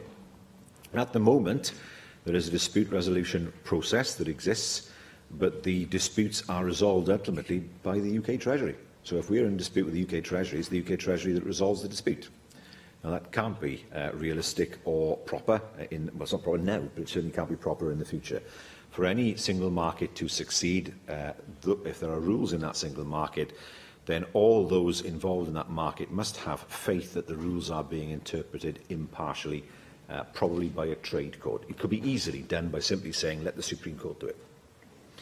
With regard to Scotland, it's not clear what Scotland's strategy will be in the future. I think it's fair to say that in the past, Scotland's view has tended to be, well, no, we agree with what you're saying, but our direction of travel is different. I'm not sure that is as clear following the general election. With regard to Ireland, I mean, we have bilateral links with Ireland, but Ireland are in a difficult position with regard to the British Irish Council, in the sense that at the British Irish Council, the Republic of Ireland is part of the other negotiating party. It's part of the EU, so it's hugely awkward for the Republic of Ireland to offer a view in the BIC because it's part of the collective view of the EU. The Ireland administrations find the BIC very useful because it's their chance to meet with bigger jurisdictions, and they have a particular grievance in the sense that if the UK leaves the customs union, so will they without being asked. So from their perspective, they find themselves in an invidious position. I think in time, once Brexit is resolved and the Republic feels that it has a little bit, perhaps more freedom than it does at the moment in terms of negotiation, then the BIC might start to grow. It has to be said that historically the BIC has not been a place where decisions are taken and has tended to be a place where there's been general discussion, some bilaterals, but it's not been a particularly forceful body. In the more than 7 years now that I've been First Minister, not once has the UK Prime Minister attended the BIC, which shows you really how much precedence the UK gives to the BIC, even though the Irish Taoiseach has always been there. In terms of some of the issues that he raised, the issue of Ireland, again, he mentioned it in the context of the BIC. It does have, as I've said before, a resonance for us in Wales. If the maritime border between Wales and Ireland is seen as more difficult than the border between North and Southern Ireland, there are trade implications for us. 70% of the trade between Great Britain and the island of Ireland goes through the Welsh ports. Anything that interferes with that clearly is bad for Wales and bad for jobs. Finally, he asked about the continuity bill. It is something that we are still considering. He has made the case for it. I've listened carefully to it, and that he makes a strong case for it. Whether the situation has changed since the election, we don't know, but I don't think we can take anything for granted, so I can assure him that the continuity bill is now being considered by lawyers. Thank you very much. David Rees. Diolch, Mr Clywyd, and can I thank the First Minister for his statement this afternoon on the paper he produced and published last Thursday. I think, as the committee has taken evidence over the last 12 months, we've identified many issues, and you talk about the JMC. I think from our first report onwards, the JMC has been seen more of a pantomime than actually a functioning body which will make decisions, and I'm very glad you highlighted the issue to address that. Can I ask a couple of points? You highlighted state aid as one example, and I agree with you that the consistency across the UK is needed for the internal market. But have you had discussions with the other devolved nations as to how that may proceed, not just by the Council of Ministers, perhaps other mechanisms to allow that discussions to take place, to ensure that we have a consistent approach by our devolved nations? And I do appreciate that the Northern Ireland Executive isn't sitting at this point in time, but they are as important elsewhere. In your paper, you actually highlighted, and in your statement, that you're preparing to protect Wales from being trampled over by Westminster Tories. And I hope that the 8 surviving West Tory MPs will join you and support you in that. But can you provide more details? Because in your answer to Stephen Lewis, you didn't actually indicate as to what trigger point would be the case of introducing any continuity bill, if you needed to do so, because the timescales that we would have are important in that aspect, and it is important to understand what trigger point you would want to push that button effectively. Can you also answer the question as to the capacity in the Welsh Government? We've had this question many times as to, do you have capacity to actually work with devolved nations and Whitehall to ensure that this delivers? Now, this Council of Ministers indicates that it will be a separate administrative body with seconded members to it from different devolved nations. Do we have the capacity to do that, to ensure that it can actually work? The day after you published your report, the committee published its report on the initial considerations of the Great Repeal Bill, and I think you will find we have deep concerns over the ability of the UK Government to actually talk to devolved nations. From what evidence we received, they don't, to be honest, and that on the Great Repeal Bill, they didn't consult with the Welsh Government. And these are legislative important considerations which they need to consider with you and this Assembly as a whole. And I would hope that you will be pushing the UK Government, not just for Council of Ministers, but for better interaction with the parliamentary bodies as well, to ensure that the legislation that will come through as a consequence of the Great Repeal Bill can be considered and ensured it delivers for both the UK and the devolved nations independently. And finally, we actually met with Irish officials and ministers yesterday in a visit to Ireland to discuss Welsh ports. And there's clearly problems they face greatly as a consequence of the decision to leave the EU by the UK people. And we talked about Welsh ports and the links east-west, effectively. And I know the focus has been on the links north-south in the island of Ireland itself. But it's important we reflect that in the UK, because the TEN-T considerations for the routes across the UK, for the land bridge that's been used, are important. Discussions need to be had there with the UK Government. But I'm also concerned that the UK Government may focus clearly on the English ports with the continent of Europe more than us. And it was reported yesterday to us that discussions with Philip Hammond had indicated that they will take 4 years to put into place mechanisms in Dover to actually handle anything which is not part of the customs union. what's going to happen to the Welsh ports in that sense, and how will we ensure that we get our fair share of treatment and it's not just left to the English ports and we are left in the cold once again? Can I thank the member for his comments? First of all, well, the approach has not been consistent, shall we say, with regard to the devolved nations. Some departments are better than others at official level in engaging. The very first act that Michael Gove, one of the very first acts that Michael Gove took forward when he became the DEFRA Secretary, was to cancel meetings with the devolved ministers, which was not perhaps the most positive step that he could have taken. I have, as the member will know, written to the Prime Minister. In that, I've suggested an immediate JMC. I've suggested we should invite the leaders of the DUP and Sinn Féin, even though they're not First and Deputy First Minister yet, but I think it's important they are part of those discussions. The Welsh Conservative MPs have been completely silent, as far as I can tell so far. It's in marked contrast to the view taken by the Scottish Conservatives, who have been very vocal and had a good election result in Scotland. Ruth Davidson and her team have been very vocal in outlining what they think the UK should do. I've not heard anything at all from Welsh Conservative MPs, and I regret that, because they have an important voice as part of the debate, but nothing heard from them yet. With regard to the Continuity Bill, well, the one thing we do know is that the Continuity Bill would need to become an act before the Great Repeal Bill became an act, because we would need to preserve our position before the Great Repeal Bill was able to interfere with it. So the work is already ongoing, but we know that that's the timescale that we are working to. The Great Repeal Bill is going to take, I mean, there are some voices in Westminster who think this can be done by Christmas. Bluntly, the fact there's no Queen's speech next year is an indication of how long it's actually going to take. So we keep an eye on the timescale there. The question about the capacity of Welsh Government is a fair one. It is something that I've been exploring for some time with the Permanent Secretary. I'm confident that we have the right people in place. We will never have depth in the way that the UK Government does because of numbers, but we have ability and expertise, and I'm confident that we can meet the challenge that is ahead of us. There will be inevitably consequences for this Assembly. There may be major legislative burdens that the Assembly will face over the next few years. We won't know until we see the text of the Great Repeal Bill itself. And finally, on the ports, well, of course, the view of the UK Government will be, well, Ireland will be fine because there's always been a common travel area. Well, that's not the case anymore. For the first time, there will be potentially border controls in place. Nobody wants to see that. Perhaps more realistically, there will be customs checks again. Now, you can't have a seamless border and customs checks. If Ireland is within the customs union, the UK isn't, then you either have customs checks that are rigorous, and with that you run the risk of igniting conflict in Northern Ireland again, or you create a paradise for smugglers, quite frankly. I mean, that border was known for years as a place where a great deal of smuggling went on. This would make it even worse, and that is something that would not be in the interest either of us or indeed of the island of Ireland. When I've raised this issue, the answer I've always had back is, oh, it'll be resolved. Well, there's no sign of it being resolved yet. And that potentially is the most difficult part of the negotiations.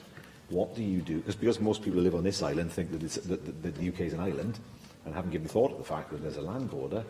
Actually, that's one of the most difficult issues that will need to be resolved. Neil Hamilton. Thank you, Deputy Presiding Officer. I welcome the statement today. In particular, I welcome the tone that the First Minister has adopted, which I think is both realistic and reasonable, and all the more persuasive for that. I'm glad that he's moved on from the referendum in the last 12 months, in marked contradistinction to the tone that we heard from the Leader of Plaid Cymru earlier on today. And that's the way, I think, to advance Wales's interests with the Government of the United Kingdom and indeed more widely as well. Although I do endorse what the Leader of the Welsh Conservatives said, that we need to establish as wide a consensus as possible in support of the Welsh Government's position vis-à-vis the United Kingdom Government. And in UKIP, the First Minister will find that perhaps we are nearer to his position than the Welsh Conservatives are. In particular, as I've said all along, we should get every penny that Brussels currently spends of British taxpayers' money in Wales back here in Cardiff. And also, we are against any land grab of any kind of the powers which have been devolved. And I fully support the statements which the First Minister has said today in relation to all that. And I also support his view that the UK government needs to treat us with respect, and the Union will survive and prosper only if each participant in it exhibits those characteristics. And it is a shame, I think, that the UK government has not been more inclusive and sought to move forward with the Welsh government in this respect. And I certainly deprecate Michael Gove's cancelling of his meeting that were planned with devolved ministers. The First Minister asked the leader of Welsh Conservatives what his policy is on a range of issues. And, of course, we want free access as far as possible to European markets. And we're against non-tariff barriers. The problem with the single market as it developed was not the conception that the government had when I was a member of it, which was based upon the European Court of Justice case of Cassis de Dijon, which didn't require minute regulation of every product that was produced in the European communities as they then were, so that everybody was put within a single straitjacket of regulation, but that you could sell any product which was legal in one country in any other country, and that would have been, I think, a much better way for the European Union to proceed. But they took the opposite direction, and the result has been a vote, I think, on the 23rd of June last year. But we have to accept that free movement is a non-negotiable item for the British government, because that was one of the principal ingredients behind the decision of the British people last June. There are problems with the borders of Northern Ireland. I fully accept that, and those are practical problems that need to be resolved. As regards the customs union, I can't see how we could conceivably remain inside the customs union, because that would mean one of the principal benefits of Brexit would be denied to us, which is the ability to enter into free trade agreements with the 85% of the global economy which is not part of the EU.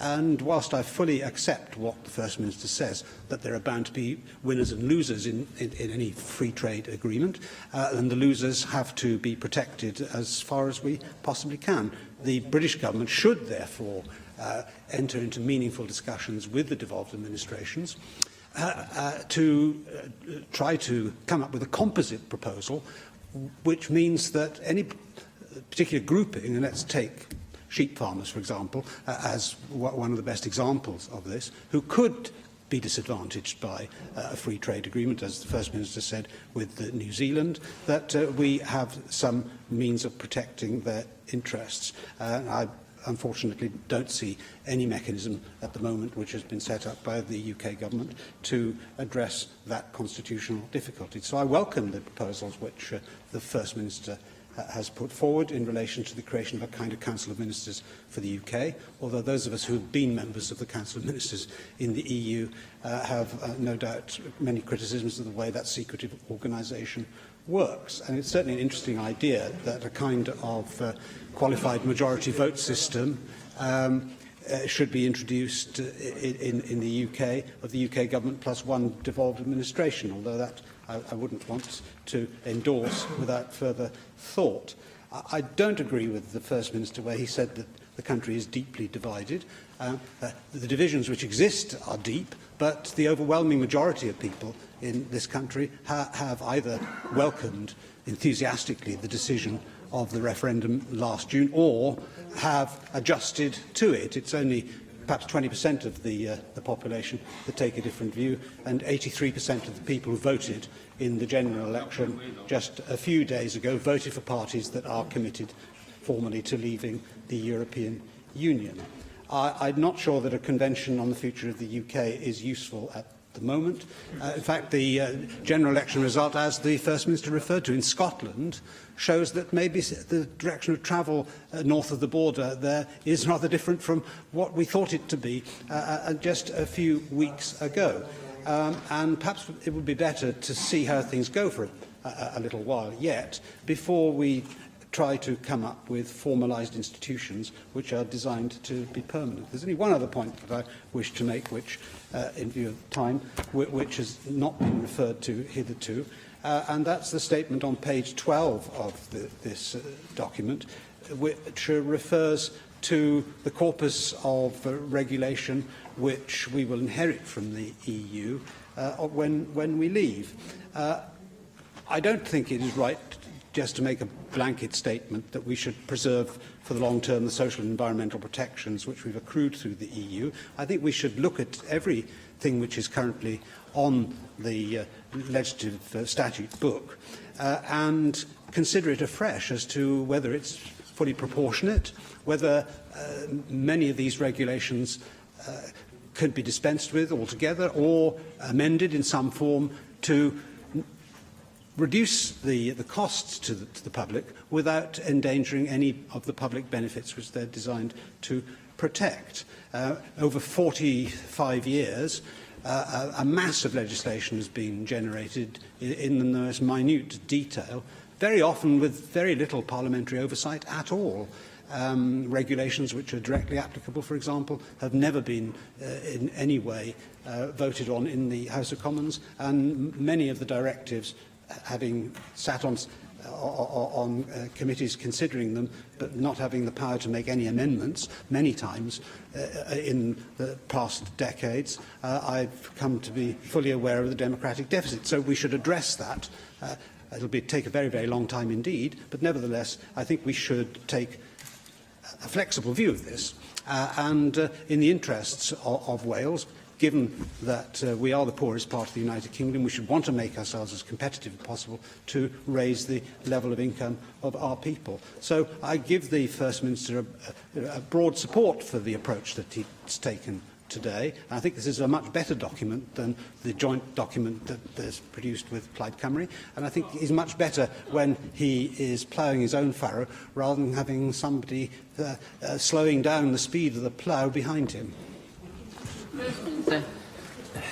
Yes, well, I suspect if he was there, then the plough wouldn't move at all if I was trying to push it. But look, I mean, I'll try and be generous in terms of what he said. We're in very different positions. There's one thing that I agree with him about, and that is that it's hugely important that the UK adjusts to the new reality. He and I are never going to agree on the customs union. I think we should be within the customs union. I can't see there's any other option. Ireland's already been mentioned in terms of ensuring that, for example, we have fair play for our automotive manufacturers, for companies like Airbus, for our steel industry. That is the bare minimum that is required. He is right to say that most people either voted for Brexit or have become reconciled to it. I think that's fairly true. The problem is that people can't agree on what sort of Brexit they want. We know people don't want a hard Brexit. They rejected that in the general election, and people will have very different views on what Brexit means for them. I've had people say to me, well, I voted for Brexit because I wanted to get out of the European Convention on Human Rights. And I've had to say to people that's nothing to do with the EU. And yet some people say to me that's the way that they voted. Most people want to see Brexit happen. They take the view that the vote is the vote and that's it. But it's quite clear from the election that people don't want to see it happen in the hardest way possible. They don't want to see a situation where there is no deal. They don't want to see a situation where there's a cliff edge after March 2019. They want the British government to be reasonable in negotiation and conducting from a pragmatic viewpoint, not a nationalist viewpoint, which they've been doing up until now. And I can't agree with them on the issue of the convention. Now more than ever, we need a convention. He is right to say that the journey towards independence in Scotland has gone in a different direction after the general election. But that's not to say that somehow there is a lack of appetite for devolution, either in Scotland or in Wales. And that's why it's so important that as we face the future, that as we see the UK, which is now going to be closer to what the EU, like a miniature EU, rather than a country that looks like France or Germany in the future, that we get the structure right in order that the UK that can maintain the flexibility that has been able to show in the past to enable the identities and viewpoints of the smaller nations to be heard, while at the same time preserving the Union. The Union's had to change. The Union will have to change in the future. It's in that flexibility that there should be strength. But for me, I mean, his view is that we should become a low-tax haven. He said that several times. I cannot agree with him on that. I'm not prepared to dilute environmental regulations. Let's not forget that the UK at one time had appalling environmental legislation. Our rivers were highly polluted, the air was polluted, we were responsible to a large part for acid rain. It was the European Union that forced us to clean up our act. And the last thing we ought to do is to go back to those days. And that's why, to me, it does make sense to keep the current corpus of EU legislation and, in time, examine what regulations are appropriate to Wales. Jeremy Miles. Can I welcome the First Minister's statement and the Brexit and devolution statement, which is a substantive and reasoned case and advocates a new reality, and also critically has a tone of partnership and recognising that all parts of the UK want to make these new arrangements work after we leave the European Union. Could I ask the First Minister, in his statement and in the Brexit and devolution paper, there are references to binding UK frameworks being drawn up and agreed. Can he clarify whether he envisages, whether in addition to individual decisions between the Councils of Ministers, whether the basic frameworks can also be agreed on that basis of a UK+1 formula which the statement also sets out? And also, can he confirm the sense in which those frameworks would be binding? Is the statement in effect saying they would be binding in statute in some way? There are also references, which he echoed in his statement, to independently managed arbitration. Again, is that process going to be one which is a statutory process which has teeth, or if not, can he elaborate on that proposal? There are references in the paper to a statutory underpinning for the Council of Ministers, and I'm encouraged that perhaps we share the view that, notwithstanding the UK government's historic reluctance to deal on matters generally in this area with a view which is based on coherence and reason, that we can move beyond a sort of handshake approach to one which enshrines in statute these new intergovernmental relations, just as the devolution powers are enshrined in statute. And, dare I say, perhaps at some point we might have a fair funding formula based in statute as well. First of all, yes, in terms of the UK frameworks, UK+1 we believe is a reasonable way of resolving disputes. We'd hope, of course, that there would be unanimity, but in the absence of unanimity, there has to be a process in place that deals with how to get decisions done. In terms of binding frameworks, those frameworks wouldn't be binding by statute, but they would be binding by agreement. That would mean, for example, that if a business felt that state aid rules were being breached by one government, then it would have the confidence to go to the adjudication body in order for those rules to be, in order for their complaint to be dealt with. So it's not so much a question of one government complaining about another. It's more to do with businesses taking issues to court that they feel breach state aid rules, much as is the case now. In terms of what the court itself would do, it would be an adjudicator rather than an arbitrator. It has to be a decision maker in that regard.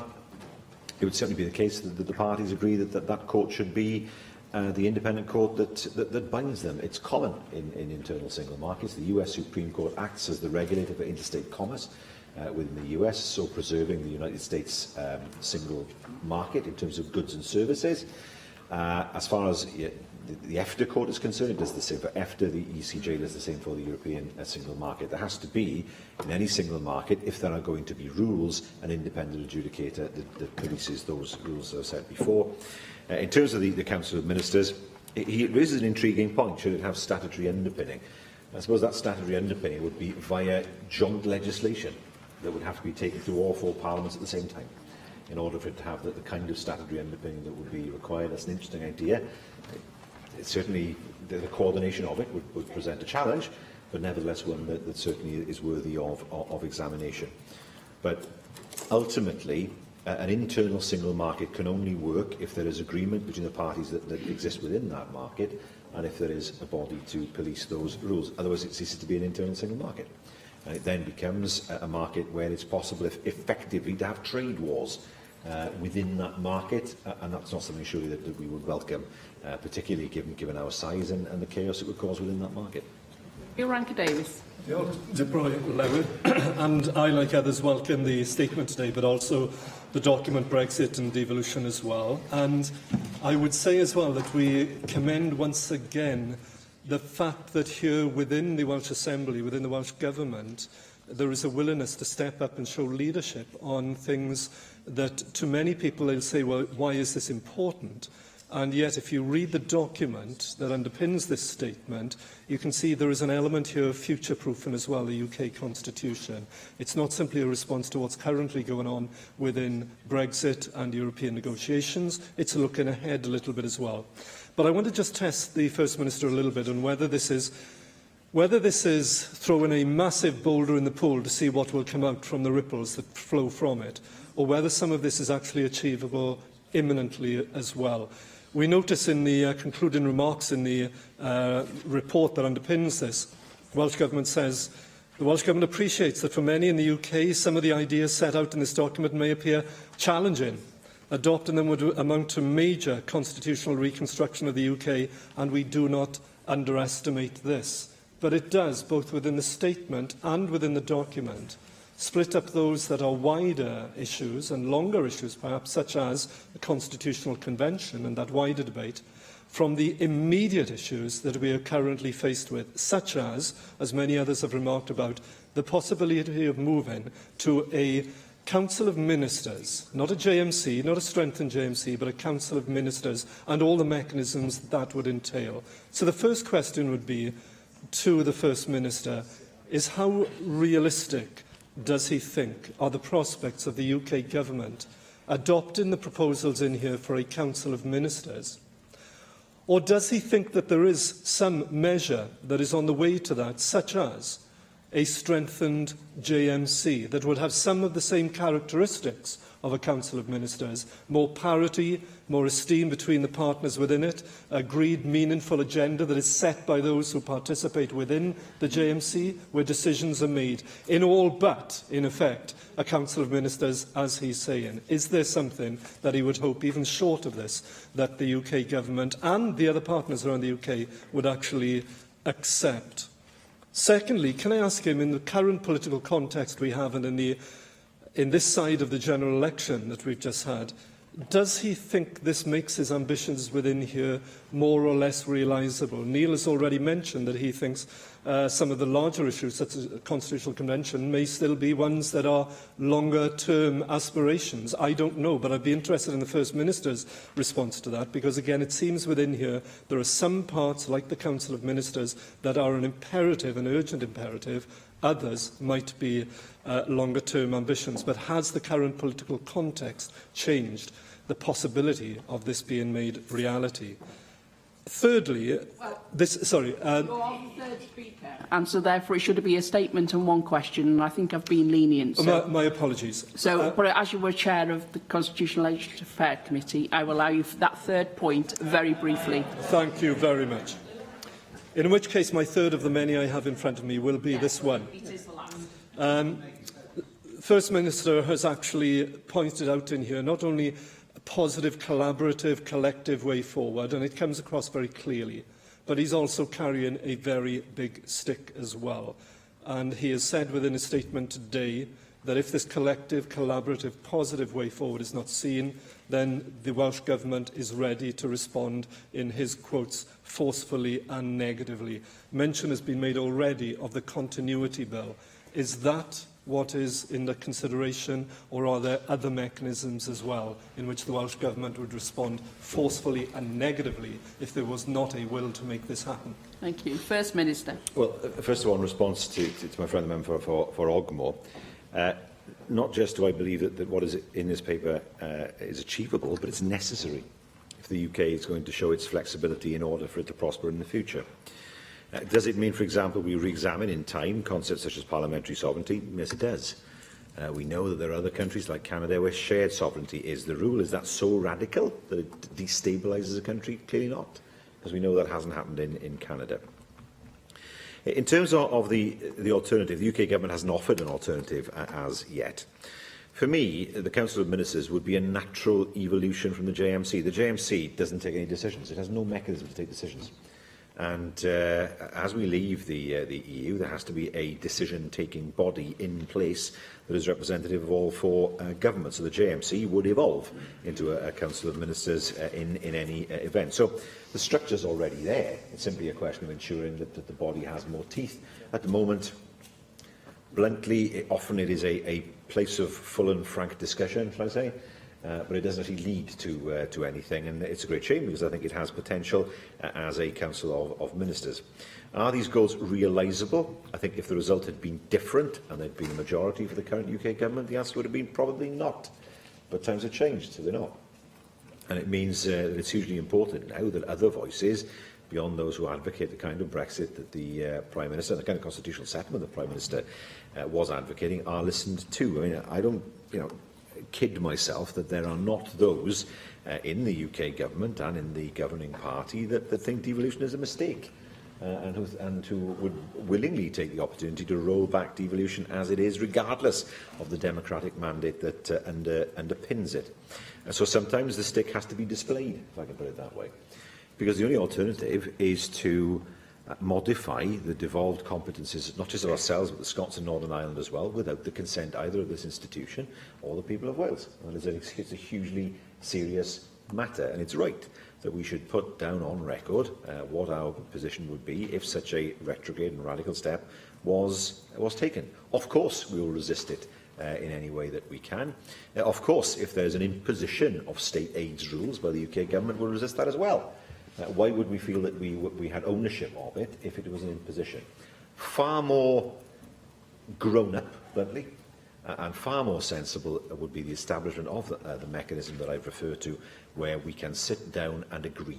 A common approach where everyone has a sense of ownership that is far more likely to work than imposing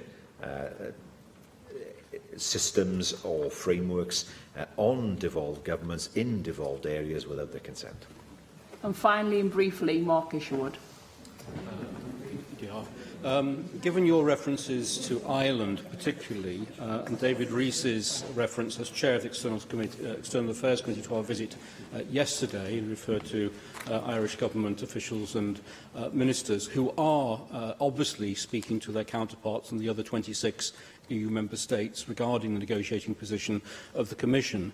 How do you respond, given your statements and concerns, to the statement made by a minister that the common travel area issues should be resolved without any real problem?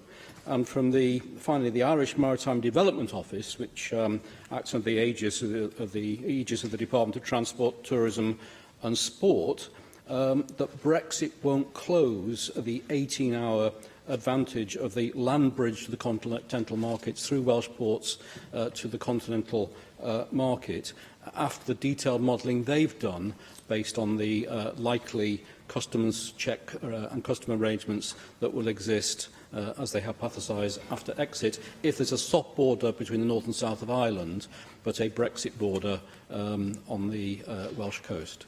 Thank you. First Minister.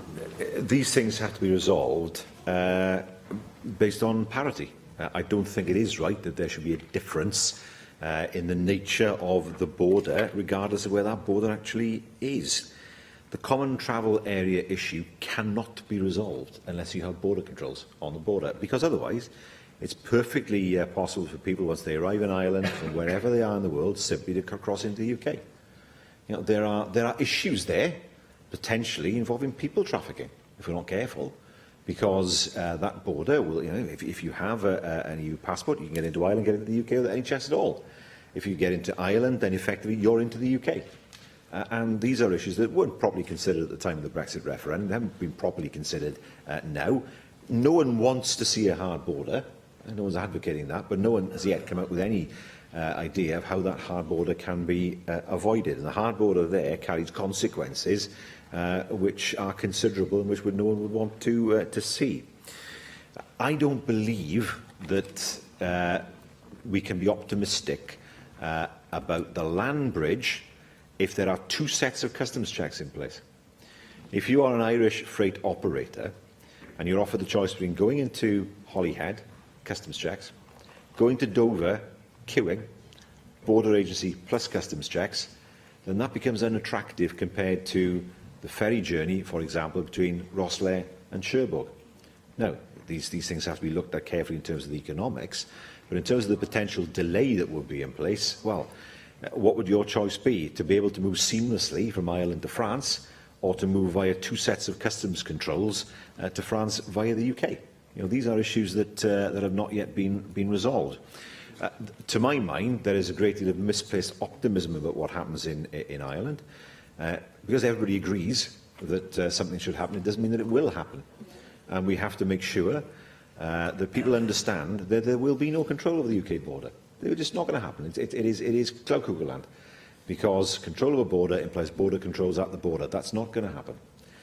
If people are willing to accept that the UK has to accept that it will have an open border with the EU in Ireland, then there are more possibilities in terms of what might be possible in terms of trade. But what is absolutely clear is you cannot keep on using the line, we will control our borders, when you know that isn't true. You know that it's not. I don't mean the member particularly.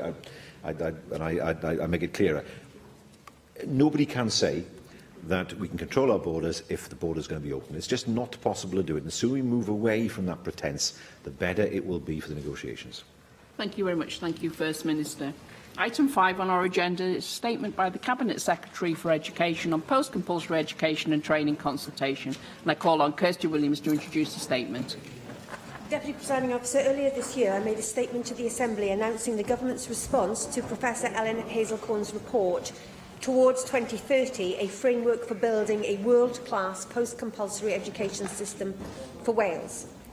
That report made significant recommendations for reforming the post-compulsory education and training, hereafter I shall call it PSET system, in Wales. The true primary recommendations, which the Welsh Government has accepted, were that we should develop an overarching vision for the PSET system and that there should be a new arm's-length body as the sole regulatory, funding and oversight authority for the post-compulsory system.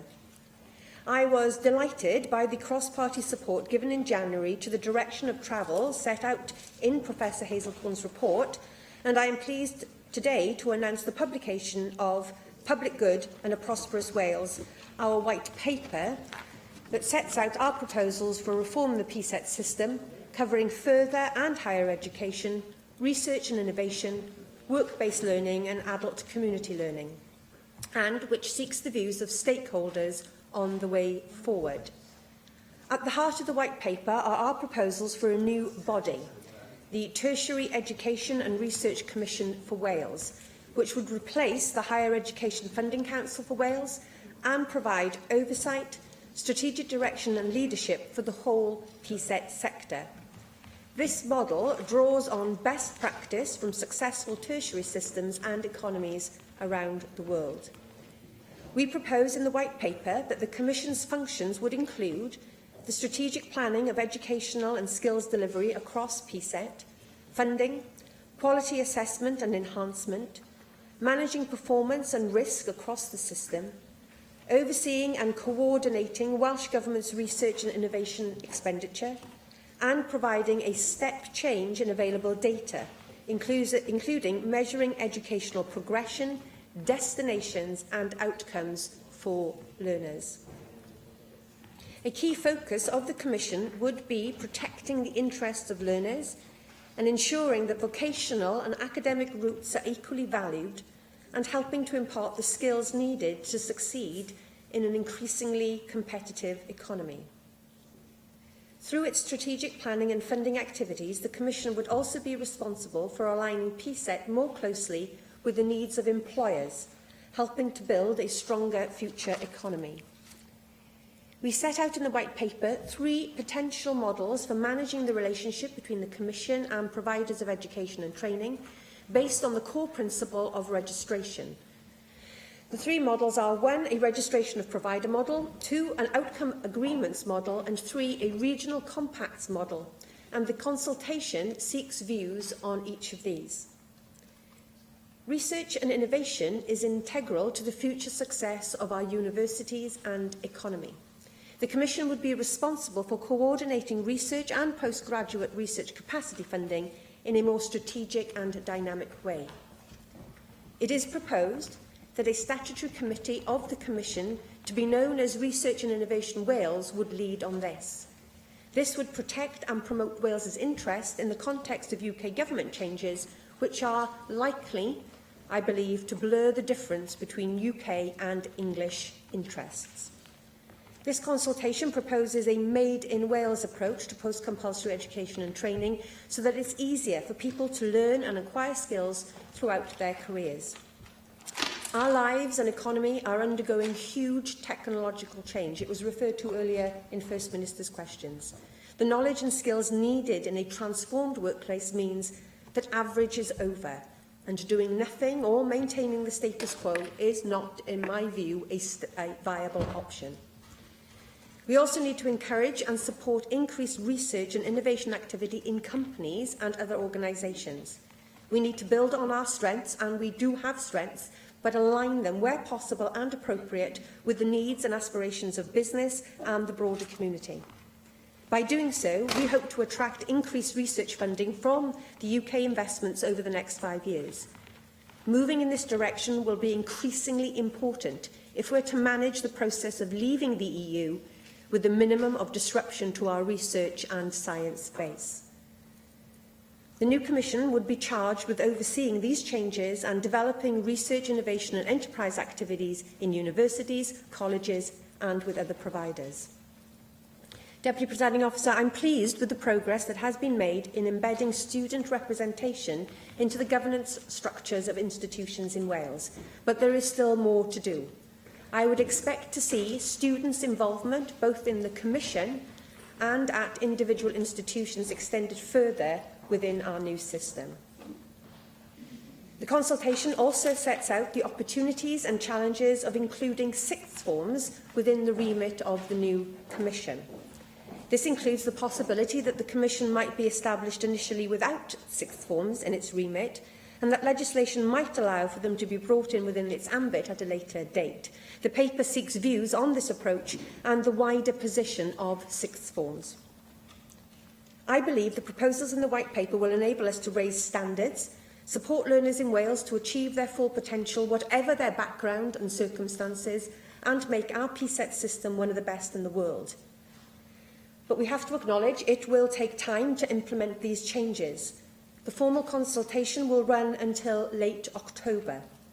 This will be followed by a more detailed technical consultation towards the end of the year. And these far-reaching changes will also require legislative reform. During the period of transition, the Welsh Government will be seeking new members for the HEFCW board with experience of a wider range of areas, including business, to help guide and support the move to a new system. Deputy Presiding Officer, I recognise that to make a success of these ambitious reforms, we need to work closely with our stakeholders. So, if you are a learner, or indeed a potential learner, an education or training professional, a learning provider, a researcher or a business person with strong views about the skills of your workforce, then we want to hear from you. We need your ideas about how best to ensure that the system can work well both now and in the future. And we will also be holding engagement events throughout Wales this autumn. I will also be undertaking a separate young persons consultation. I hope I can count on members from across all parties in the Assembly to encourage engagement in these consultation exercises so that we can have the very best ideas to draw upon in developing a PSET system that will meet the needs of learners, communities and the businesses of Wales for many years to come. Thank you. Thank you very much. Darren Miller. Deputy Presiding Officer, and thank you to the Cabinet Secretary for her statement this afternoon and for the way that she's engaged in giving briefings to opposition members in respect of her plans. I'm delighted to see that Professor Hazelcorn's recommendations are being supported and taken on board, and as we have done in the past, I think it's important that we move together on this as a nation because we need to get it absolutely right. The Cabinet Secretary will be aware that I'm a firm believer that education underpins how Wales responds to the new challenges of the future. And it's very important that we recognise also that education is a lifelong journey and that people's careers and personal aspirations will change possibly over time with people going from one career to another. And education is absolutely key to helping to make that happen. I've obviously got a few questions on the statement which she's made this afternoon. First of all, in relation to the Commission's functions, very pleased to see some clarity in terms of the functions that you want the Commission to fulfil. But I do note that one of those functions includes quality assessment and enhancement, and I just wonder to what extent some of these functions might overlap with some of the functions of the other statutory bodies that we already have in Wales. So in terms of the quality of education, of course, we have Qualifications Wales, we have organisations like Estyn that will also have some role to play, particularly in further education institutions. So I think it is important that we've got clarity on this going forward, so that we don't have too many cooks spoiling the broth, really, when it comes to our education system, our post-compulsory education system.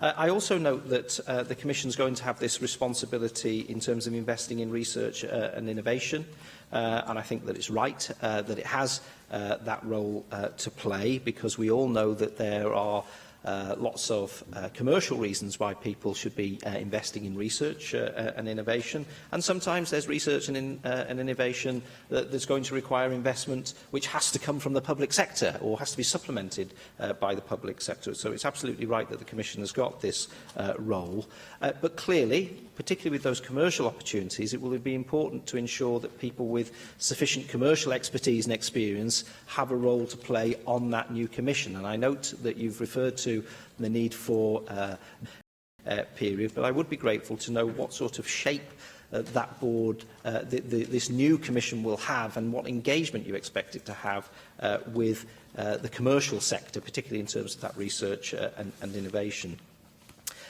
You refer to the three models, proposed models, which are outlined in the white paper, and I think they're three interesting models: the sort of registration and provider model, the outcome agreements model, and this sort of regional compact model.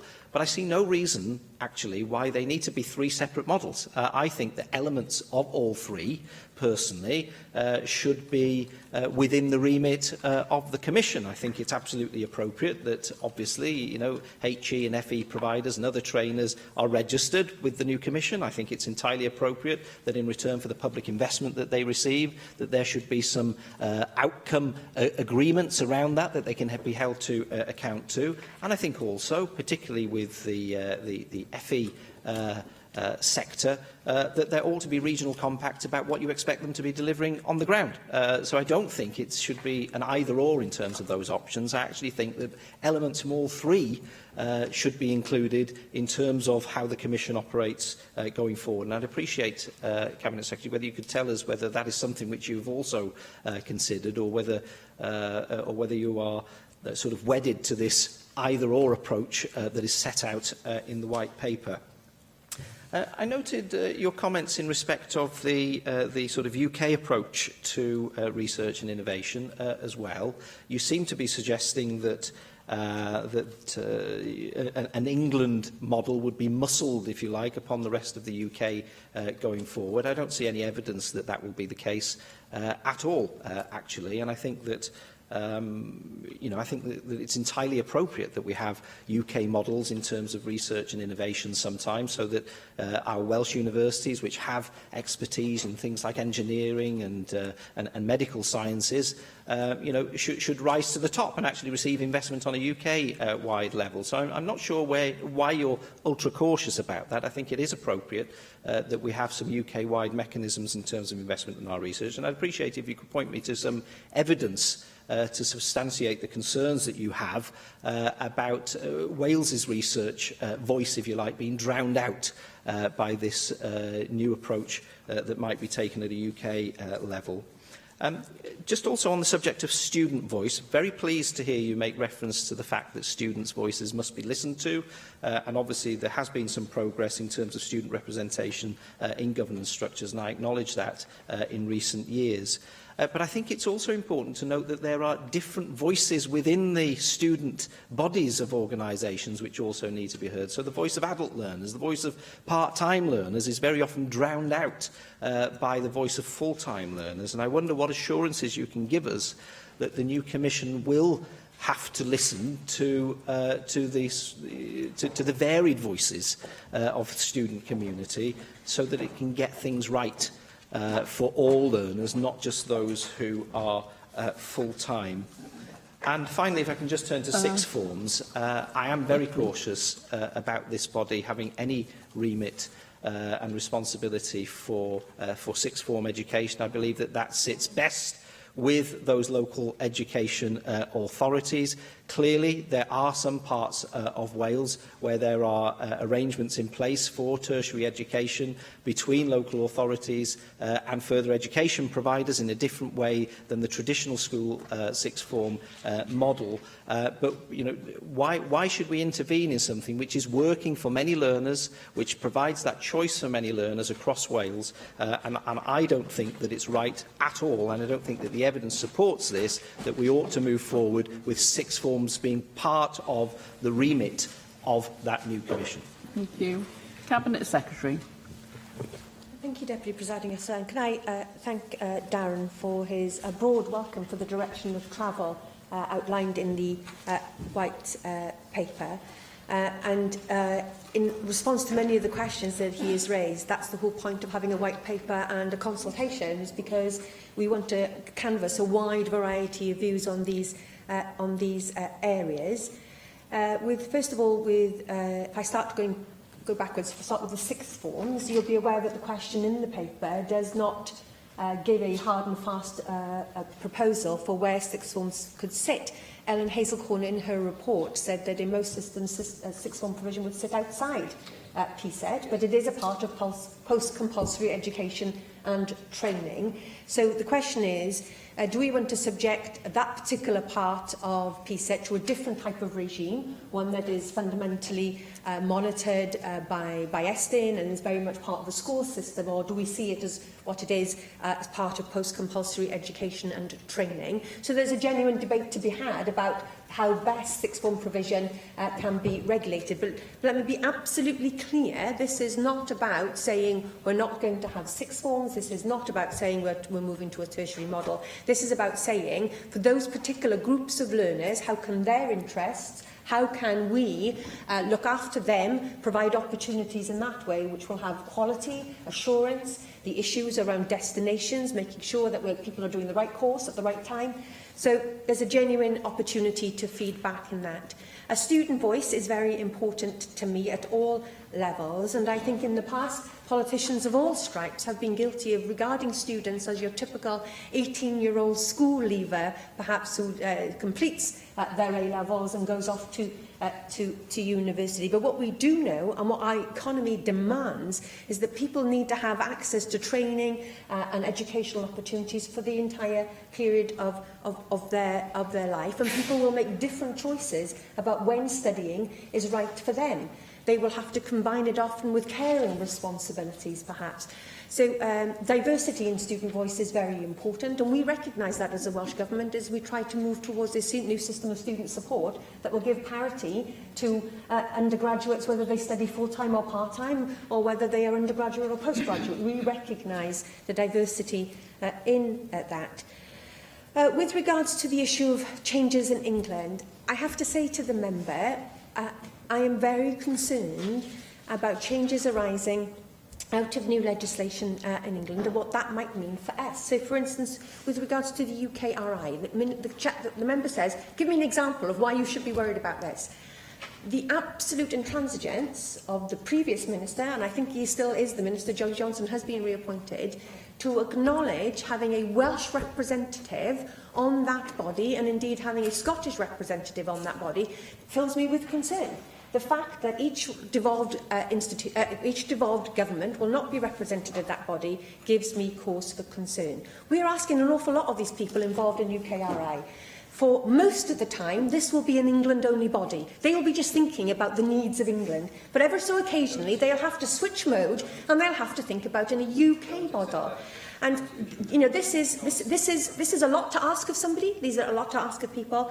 And I think we need to make sure we protect our interests. We also have to recognise that in making monies available, maybe the strategic direction and the priorities for that body might well serve the English economy, but that isn't necessarily the same of what we need for our economy. and what the research needs are for our economy. And we can't abdicate responsibility for that. And that's why I am extremely cautious and why I feel we need to look to protect Welsh interests in this particular area. Now, I'm not saying for a minute that our institutions can't compete for this funding, but I'm just saying that we need to protect Welsh interests and to put ourselves in the strongest position to take advantage of these issues, because research is absolutely crucial to us as a government, but crucial to us as a nation, and we need to make sure that that research is integral to the work of this particular body. Can I make clear that this is not about stepping onto the very important principle of institutional autonomy or guaranteeing academic freedoms? Those are very dear to me. But the Commission will build on current strengths and encourage increased research and innovation activities in companies and other organisations. Because if we're honest, we are not where we would want Wales to be, especially when it comes to private sector investment in research and innovation. We're not where we want to be. We need a new focus on this, and that's why I've invited, along with my colleagues, the Reid inquiry to look at what best we can do, and this sits alongside this particular piece of work. The member also raised the issue of duplication. Well, the purpose of having one body in this way is to try and make sure that we move away from issues around duplication and confusion. And issues around quality, again, let's be absolutely clear. Because of changes that have happened across the border, we have to take this opportunity to see whether we need to protect ourselves to assure quality. So, for instance, at the moment, a student can apply to an institution in England that doesn't have degree awarding powers. So you could start as a student at an institution, because of the marketisation of that particular sector, you could start on a course without knowing that that course will lead to a degree, because that institution doesn't have degree awarding powers. We need to make sure that issues like that and quality and student assurance are underpinned in our system, and this white paper gives us the opportunity to make sure that we've got that. Thank you. Simon Thomas. Thank you, Deputy Presiding Officer, and I welcome in broad terms the statement from the Cabinet Secretary today. Before I go into detail on the statement, I just want to, as the Cabinet Secretary is here, I want to mention one thing to her and bring to her attention. There's a very misleading article in the Guardian newspaper today on Welsh language education. I can see the Cabinet Secretary is aware of it. All I can say to her is I hope that she responds, or the Government responds officially to that article, because it is wrong in fact, and it is wrong in its implications as well. Can I turn to the report, the white paper, I should say now, that we have before us? As I said, Plaid Cymru has long advocated a parity of esteem between vocational and academic education, and we set out in our manifesto how we wanted the Hazel Corn Review to work towards the elimination of duplication and a necessary competition and more collaboration in this sector. In fact, I've been so much enthusiastic for it that the Cabinet Secretary has accused me perversely in the past that I wanted to take money from universities and give it to sixth forms. But I think we know where we are. We want to see a real choice for our young people that really rewards them in the decisions they make, whether it's education through university or through apprenticeships or through training or through sixth form or through post-sixth form or whatever it may be. Now, I had several questions coming in to the statement this afternoon, though, as the Cabinet Secretary has usefully pointed out, these are all questions that I've asked in the consultation, and we don't have any answers to them yet. So I'll try and elucidate some that I think of, perhaps more to the Cabinet Secretary to give some steer on at this stage. And I'll start with where we ended, actually, which is the UKRI and the relationship between this new body, the Tertiary Authority, and other UK-wide bodies. They're supposed to be UK-wide, but don't include representation from Wales on them. We do have an establishment of UKRI. We do have a real issue around Brexit, leaving the European Union, European funds that were accessed directly by Welsh universities. A very successful Science at the Assembly Day just a couple of weeks ago here showcased a lot of that work, and particularly showcased how successful international collaboration is amongst our universities, bypassing to a certain extent what's been done at a UK level because of that direct access to European collaboration. So is it the government's intention in this new structure to try and seek to ensure we get more research money from the research councils? Because that used to be the government's intention, and I'd like a restatement of that, because I'd like to see that that is within a remit letter or whatever is written to this new body at the end of the day. We really have to make up for some of the money that disappears from Europe, but also really press the abilities for Wales to act at that level. I also wonder if the Cabinet Secretary to say whether, having now published the White Paper, she's looked at the Diamond proposals and what's in the White Paper, and whether she sees any need to realign any of the Diamond proposals or any of the timetabling or any of the issues around Diamond, or whether she is content that at the moment that is all aligned together. She's also mentioned the Reid Review, for example, and these all need to come together. Can I just draw the Cabinet Secretary's attention to the Wales Audit Office report on the oversight of further education colleges in particular, which pointed out that while generally sound, their finances would benefit from a long-term and more integrated approach. And I'm sure the Cabinet Secretary would say this proposal here today is a more integrated approach. In terms of long-term, however, I wonder whether there's any consideration of 3-year funding for this body and for this sector. That's something we now have at least offered to health bodies. They can't take it up because they are inefficient and can't meet the standards, but it's offered to them, and I wondered whether we wouldn't be looking at that for this sector as well, which would give some assurances and some interesting ideas that perhaps could emerge in terms of investment going forward. Now, we've touched about sixth forms, and I very much accept this is a consultation question, but what's not quite clear to me is whether the government has a particular preferred option, if we can put it that way, about the actual governance of sixth forms. I'm not talking about the strategic role, because clearly this new body will have a strategic influence on sixth forms, but whether the governance should still reside at a local education authority level, or whether she wants to go further and take that governance level up to a national body as well, which I think is where perhaps there'll be more questions asked, or it's an interesting proposal. And of course, it also leads us to the almost final point but one that I have, which is whether the Cabinet Secretary has considered, in looking at implementing Hazel Corn and looking at this new authority, whether we should raise the age of compulsory education in Wales. I should say education and training and everything else, because we're not talking about sticking reluctant sick people in sixth forms. We're talking about that the expectation that you stay in education until you're 18. That's happening in England and is moving ahead in effect. And perhaps it's something that we should consider in the light of this white paper as well. And my final question is around something else that I think has just been touched on, but I'd like to hear a little bit more about.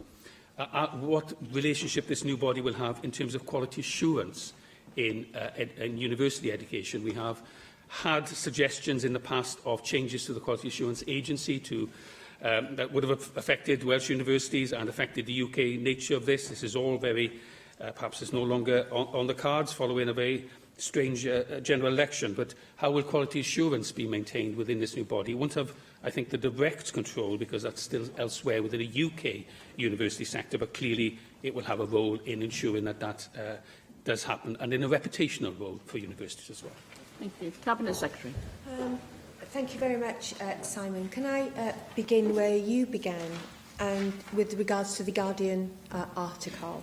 I am absolutely dismayed by the misleading headline and by the factual inaccuracies that pepper that particular so-called piece of journalism.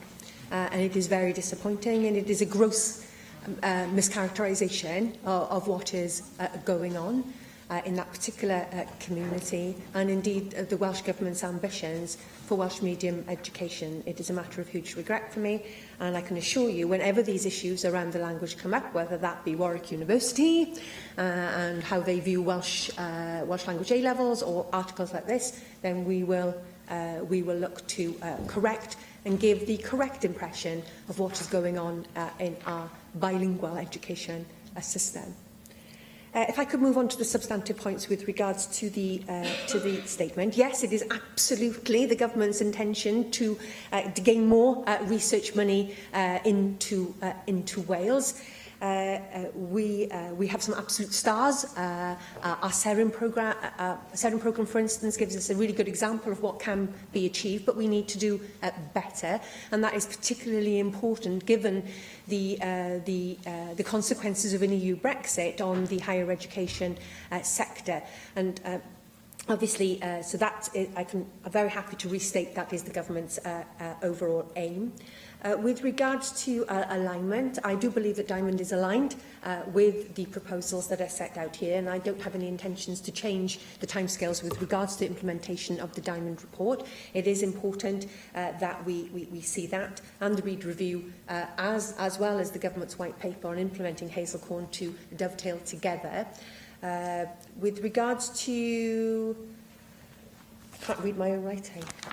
With regards to sixth form governance, the issue with sixth forms is a really interesting one around the issue of governance, because actually Simon says about the role of local education authorities. In some ways, sixth forms have become nobody's child, because they're not actually funded by the local education authorities. They're funded from direct money from the Welsh Government. So in a way, local government have almost washed their hands of them. And also, it has not been subject to Estin inspection. So when Estin have gone into schools, even when that school has a sixth form, it has not been the job of Estin to report on the provision within that sixth form, and that's not acceptable to me. If we want to see an increase and raising of standards in all aspects of our education system, that has to include systems at sixth forms. So I'm very pleased to say that Estin will now be looking at sixth form provision in those schools that have them, because I think in some ways, as I said, they've become nobody's child, and maybe they have fallen through the net when it comes to really making sure that they're doing a good job on behalf of the students that are in them. The funding certainties, that's what I can't read. Funding certainties and a 3-year funding cycle. I recognise that sometimes institutions would make different decisions if they had a longer-term view of funding that was made available to them. And in some ways, that those may be better long-term strategic decisions. I am trying, in discussion with my Cabinet colleague for Finance, to do what we can to provide certainty of funding wherever possible in all aspects of the education system. That's really been quite difficult because of sometimes situations out of our control with regards to when budgets and autumn statements are announced in London. And obviously there's grave uncertainty at the moment. I had hoped, following the election result and some of the utterances by the Prime Minister, that the foot would be taken off the austerity pedal. But if one listens to the Chancellor's Mansion House speech this morning, if any of us had any belief that that was about to happen, I think those probably have been dispelled by what Philip Hammond had to say this morning. But we will, I take your point, and we will look to see what we can do to provide that longer-term view for institutions, because I recognise how valuable that is for them. I have no plans at present to look at raising the compulsory education age from beyond 16. And with regards quality assurance, this body will have a key role. And like some of the changes that we've seen in England, for instance, we're very keen to continue to involve the Privy Council, for instance, in quality assurance, degree awarding status, university title. These things are very important to me, and I'm going to use this opportunity to make sure that they are where we would want them to be, and make changes if necessary to provide that assurance to both students, international students, would-be investors in research and innovation, that we have that quality underpinning our HE sector. Thank you. Michelle Brown. Thank you, Deputy Presiding Officer, and thank you for your statement, Cabinet Secretary. I welcome the consultation on the reforms to post-compulsory education and training. I do have some questions. I appreciate that you may not have a firm answer right now to some of them. If that's the case, I'd like your assurance that the views of stakeholders will be sought on the points. I note the intention to create a new Tertiary Education and Research Commission for Wales, which will replace the existing Higher Education Funding Council. Can the Cabinet Secretary tell us what the comparative costs are for the existing council and the new commission? And will the creation of the commission lead to a reduction or increase in overall cost of overseeing post-compulsory education? Approximately how big will the commission be, and to whom will it be accountable? If the Commission doesn't fulfil its objectives, who will be responsible for this? Recent years have seen vocational training, what used to be called getting yourself a trade, reduced in status, while academic qualifications have been treated almost as the be-all and end-all. This has resulted in generations of gifted young people almost being thrown on the scrap heap or encouraged to study for courses that won't fulfil their potential because their skills and abilities don't lie in traditional academic areas. Although academics graduates are needed, it's the tradesmen who build our schools, hospitals, houses, everything else, and without them we have no buildings, no power, no roads, nothing. The lack of qualified tradesmen and women in Wales needs to be addressed by Wales Training its own. I therefore welcome wholeheartedly the Cabinet Secretary's objective to ensure that vocational and academic training have equal value in our education system. In a work environment in which it is less and less likely that a person will leave school and then spend their working life either working in the same role or for the same employer, it's vital that people are given the ability to retrain or upskill so they can take advantage of new work opportunities. If the Cabinet Secretary can significantly improve access to training and education for people looking to improve or update their existing skills or learn new ones, I'll applaud her. I would like to see the Cabinet Secretary making provision to give advice and guidance to Welsh businesses who are conducting research and development to assist them exploit the patents they create, as well as assisting universities and colleges to improve the quality of their bids for research funding. I note that sixth form provision may be covered by the new Commission, but the sixth form provision may not be included in the consultation. I understand your reasons for that. But if the sixth forms are going to be covered by the new Commission, when will that proposal be put out to consultation if it's not going to be included in this present one? Young people need to be able to choose the right sixth form environment for themselves. Some will want a sixth form in a school sixth form, others will want to attend a sixth form college. Can the Cabinet Secretary assure us that young people will continue to have the choice of studying at a sixth form college or school, sixth form? As regards the consultation itself, how have you publicised the consultation and how are you ensuring that the correct stakeholders have been notified of it? I welcome the consultation on the Commission and the reforms being considered, and I would encourage all interested parties to contribute to that consultation. Thank you. Cabinet Secretary. Thank you very much to Michelle for her questions. Costs are currently being developed and will be published at the same time as the technical consultation, which will happen later on this year. The Commission will be accountable to Welsh ministers. Parity of esteem is a crucial issue for me. One of the reasons why having one single body organising and having a strategic overview for post-compulsory education and training is to achieve that parity of esteem. And to recognise, as you quite rightly say, the days of having a job for life and staying in one place when you leave school are over. And that's one of the reasons why we need to change how we plan and organise post-compulsory education and training. The Welsh Government recognises that, for instance, in its all-age apprenticeship scheme that it is developing over the course of this particular Welsh Government. Michelle asks whether the issue around sixth forms is contained in the consultation document and when we're going to consult on it. Well, it is in the consultation document. I appreciate, I'm concerned that maybe the member hasn't had a copy of the white paper. I think it has been emailed out to all members. I certainly saw it in my own AM inbox, and it's quite clearly in there. The questions regarding sixth forms are in the consultation. And it is a genuine question that we're asking of people. The member also asks how we're publicising the consultation. Well, this is part of the reason why we're doing an oral statement today, to update Assembly members following the statement I made earlier in the day. As I said in my statement, there are a number of stakeholder events for the ongoing until the consultation ends in October, and we will do a specific young persons consultation because at the heart of this is getting it right for the learner, and they need to be involved in this consultation exercise also. You having David?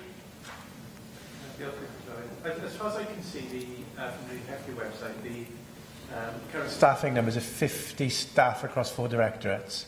Can you confirm if that's correct? And if so, how, and indeed how, would the future staffing compare and organisational structure compare to the current Higher Education Funding Council for Wales arrangements? I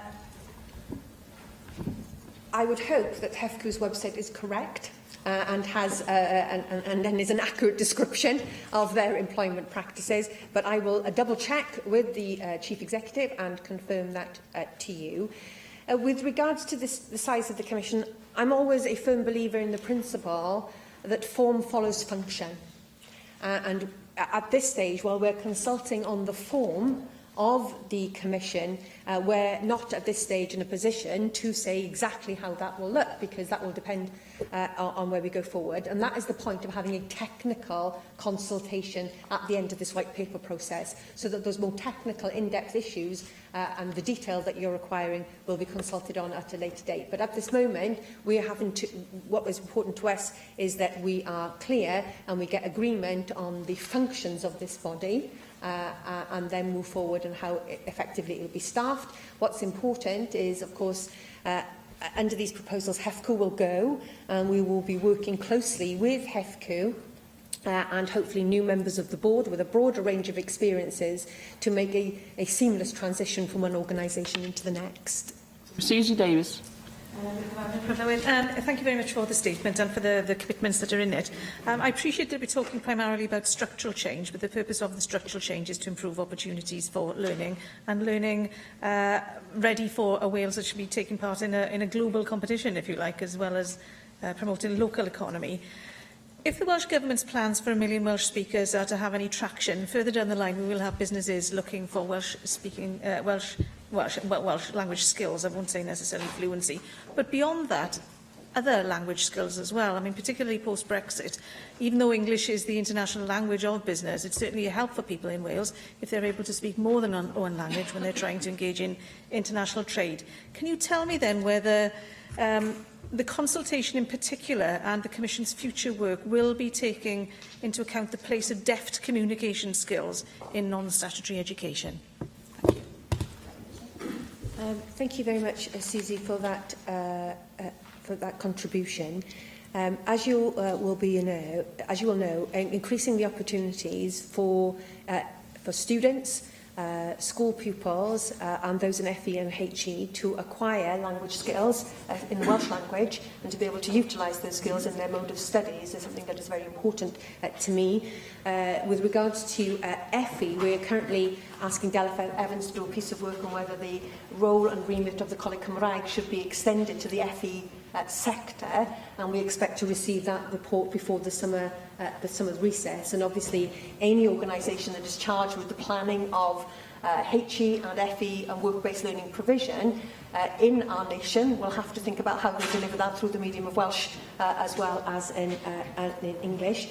With regards to wider languages, I'm not in a position to say at this moment the roles and responsibilities that this organisation will have with regards to that, but when we're planning qualifications and planning and commissioning a range of language qualifications and courses, whether that be in modern foreign languages in Welsh or in the ability to express yourself confidently and coherently, perhaps better than I'm doing at the moment, obviously is something that we'll be looking at in terms of commissioning courses that will be available.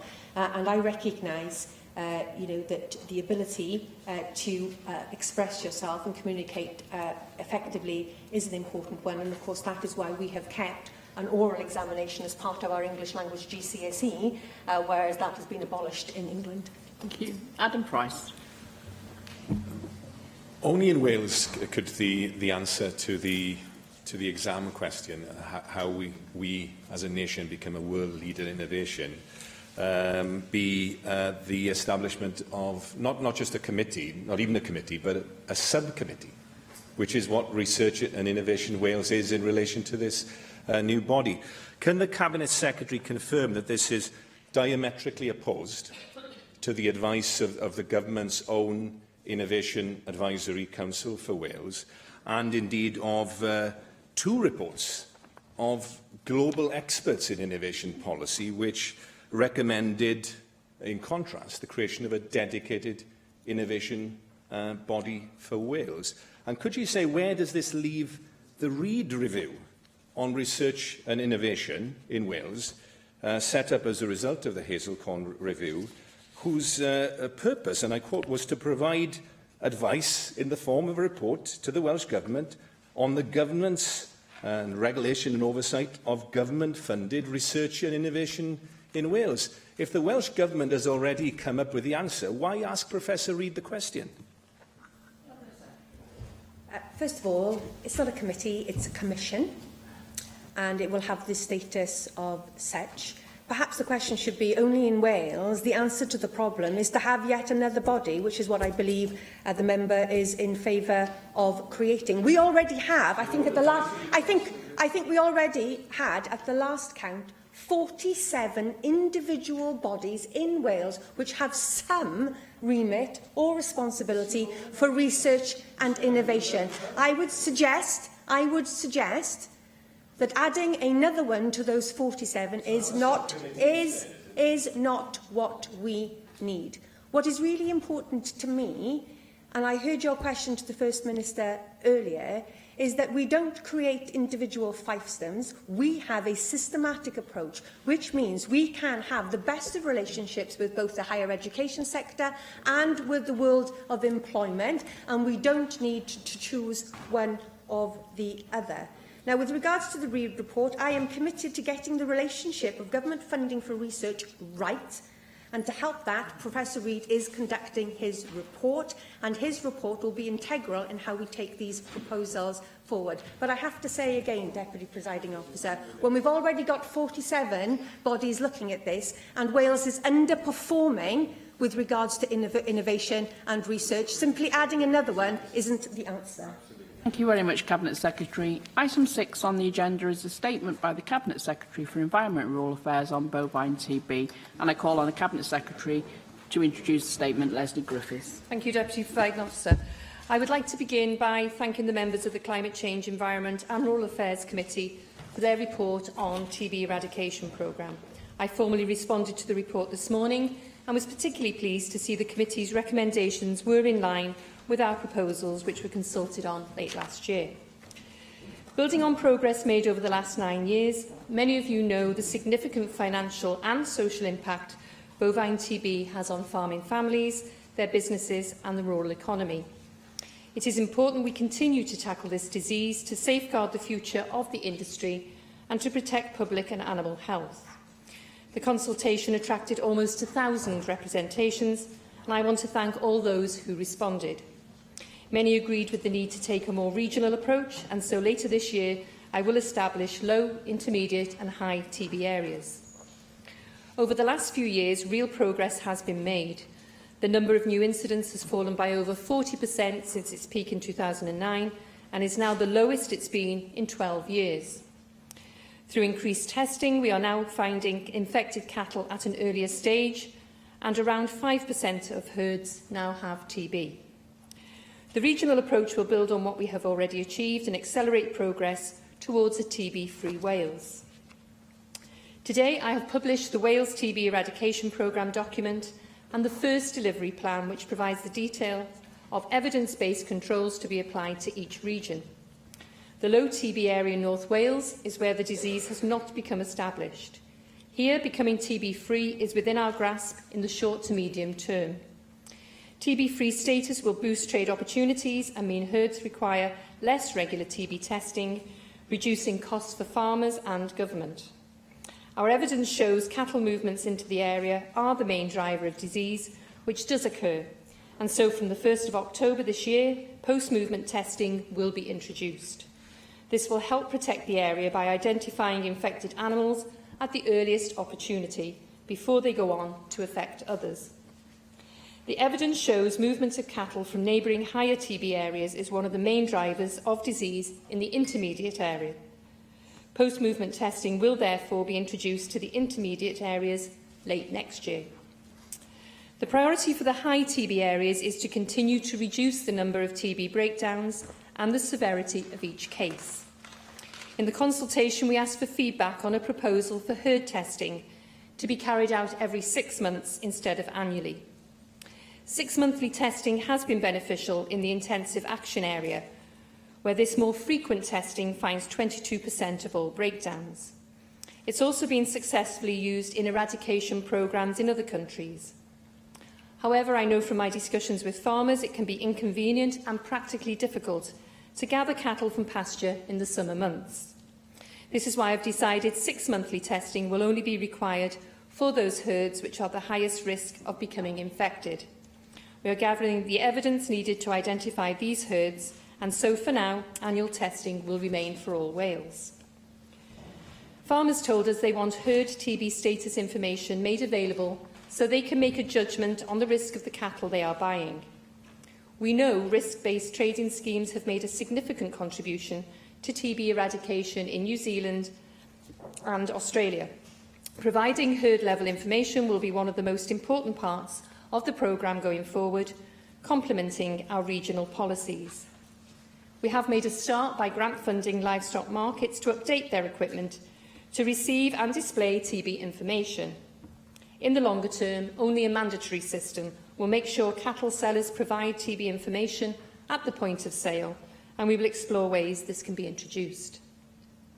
The Cattle Health Certification Standards TB voluntary health schemes, known as checks, will also play a pivotal role by allowing herds to demonstrate they are a lower risk even if in a high TB area. This will help buyers minimise the risk of introducing the disease, and participating herds classified as the lowest risk will be exempt from some of our controls. I urge members to help me encourage farmers to sign up to a scheme and ask for TB information of the cattle they are buying, no matter where they come from. A key element of our approach to disease eradication is to deal with TB in long-standing and recurrent TB breakdowns. Some of these chronic TB breakdowns have been under TB restrictions for many years. Eliminating disease in these herds will significantly reduce the costs and implications to the taxpayer, herd owners and neighbouring herds. We are putting in place tailored action plans for chronic breakdowns, with measures specifically aimed at clearing up infection. In some of these chronic breakdowns, badgers may be identified as part of the problem, and unless we accept these herds remaining persistently infected, we must find ways to break the cycle of infection between badgers and cattle. We are considering a range of options to do this, including, where necessary, cage trapping and humanely killing infected badgers. This is a new approach and is not a repeat of the reactive culling previously used in England. The trap, test and removal operations being planned will be restricted to those breakdowns where investigations indicate badger infection is a key driver of the disease persisting. We will also only remove test-positive badgers. In areas where it can be proved badgers are not contributing to the disease, we will continue with cattle-specific measures, including increased biosecurity. Along with these new measures, we also need to be prudent with our budgets, especially with the future loss of European funding. It is important we prevent slaughtered animals being overvalued because it increases the cost to the taxpayer. I am concerned our average compensation payments are 60% higher than in England, so I am reducing the compensation cap to £5,000 and reviewing our compensation system. I will look at those used in other countries to inform any changes. I fully appreciate just how distressing and debilitating TB is for farmers. My message to them is things are getting better, and through working together we can achieve our mutual aim of eradicating this disease. Paul Davis. And can I thank the Cabinet Secretary for her statement this afternoon and for giving me an opportunity to meet with officials earlier on today. I'd like to state for the record that my parents-in-law's farm has been affected by bovine TB over the last 15 years, and I know from personal experience just how devastating this particular disease is. We on this side of the chamber welcome today's statement on the Wales TB Eradication Programme document and delivery plan, and I hope that in responding to my questions today, the Cabinet Secretary will give us more detail about her initial targets and timeframes for delivering a TB-free Wales. I'm particularly pleased to see this Cabinet Secretary starting to take the necessary steps to remove this disease from the wildlife population, as well as tackling the disease in cattle. I've always believed that a full, holistic approach is needed to eradicate this disease, and I'm pleased that the Welsh Government is now at last taking that approach, as a strong eradication programme relies on dealing with all sources of the disease. So I'd like to congratulate the Cabinet Secretary on her decision here today to start removing infected badgers. Now, my first question to the Cabinet Secretary is regarding the decision to remove infected badgers from severely affected farms. Can I therefore ask her what monitoring arrangements are in place for this policy? Perhaps she could provide some more specific detail on the practicalities of these new measures, for example, the likely frequency of cage trapping badgers on severely affected farms and how much funding will be provided to implement these new measures. Indeed, perhaps the Cabinet Secretary will tell us how she will be reporting on the effectiveness of these measures so that we can absolutely be sure that the intervention is targeted appropriately. Now, today's statement confirms a regionalised approach, and it's crucial that the measures are appropriate to the level of risk in each area and that they do not inadvertently result in more burden and red tape for farmers. And therefore, I hope that the Cabinet Secretary will give a cast-iron commitment that that will not be the case. However, there are some very valid concerns regarding the impact of a regionalised approach on trade, in particular trade between Wales and England, which could be negatively affected as a result of these changes. And so it's crucial that the Welsh Government monitors any knock-on effects that the new approach might have on markets. And perhaps the Cabinet Secretary could also give an indication of how this new approach would impact on livestock markets across Wales. Now, today's statement also refers to the introduction of a TB status information being made more readily available, similar to the risk-based trading system in New Zealand. Whilst I support the idea of a system that informs farmers of the status of cattle they are buying, could the Cabinet Secretary confirm exactly how the system will ensure that there's no discrimination against farmers whose cattle have had the disease but are now off restrictions? Indeed, does the Cabinet Secretary recognise the concern of farmers in high TB areas about the potential negative impact on their trade? And also, how can the Welsh Government properly police this system so that farmers can't claim that their herd has been free of disease when it has not? Now, today's statement also refers to post-movement testing in low and intermediate TB areas, and it's crucial that any new testing measures are put in place as conveniently as possible in order to minimise disruption to farmers in those areas. I understand that this will not be popular amongst farmers in those areas who feel that it could be costly to the industry. And so could the Cabinet Secretary therefore tell us what assessment she's made of the financial impact that any additional testing may have? Now, in the Welsh Government's consultation, there were proposals for lifelong restriction for inconclusive reactors in high TB areas like Pembrokeshire in my own constituency and elsewhere. And there has justifiably been a number of concerns on this particular issue.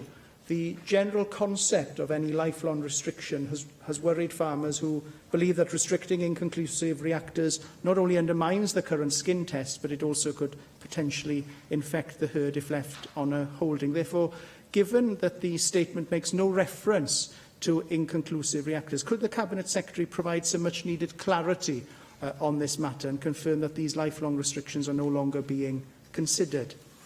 Now, farmers have also been concerned about 6-monthly whole herd testing in high TB areas, and it's good to see that the Welsh Government is now looking at more proportionate testing in these areas. And I'm pleased that the Cabinet Secretary has re-looked at this specific proposal, although I would still be interested in any research that has been undertaken regarding the impact that 6-monthly whole herd testing in high TB areas would have on trading with farmers outside of Wales and health and safety. And therefore, perhaps the Cabinet Secretary could provide more detail on the impact of 6-monthly whole herd testing in high TB areas.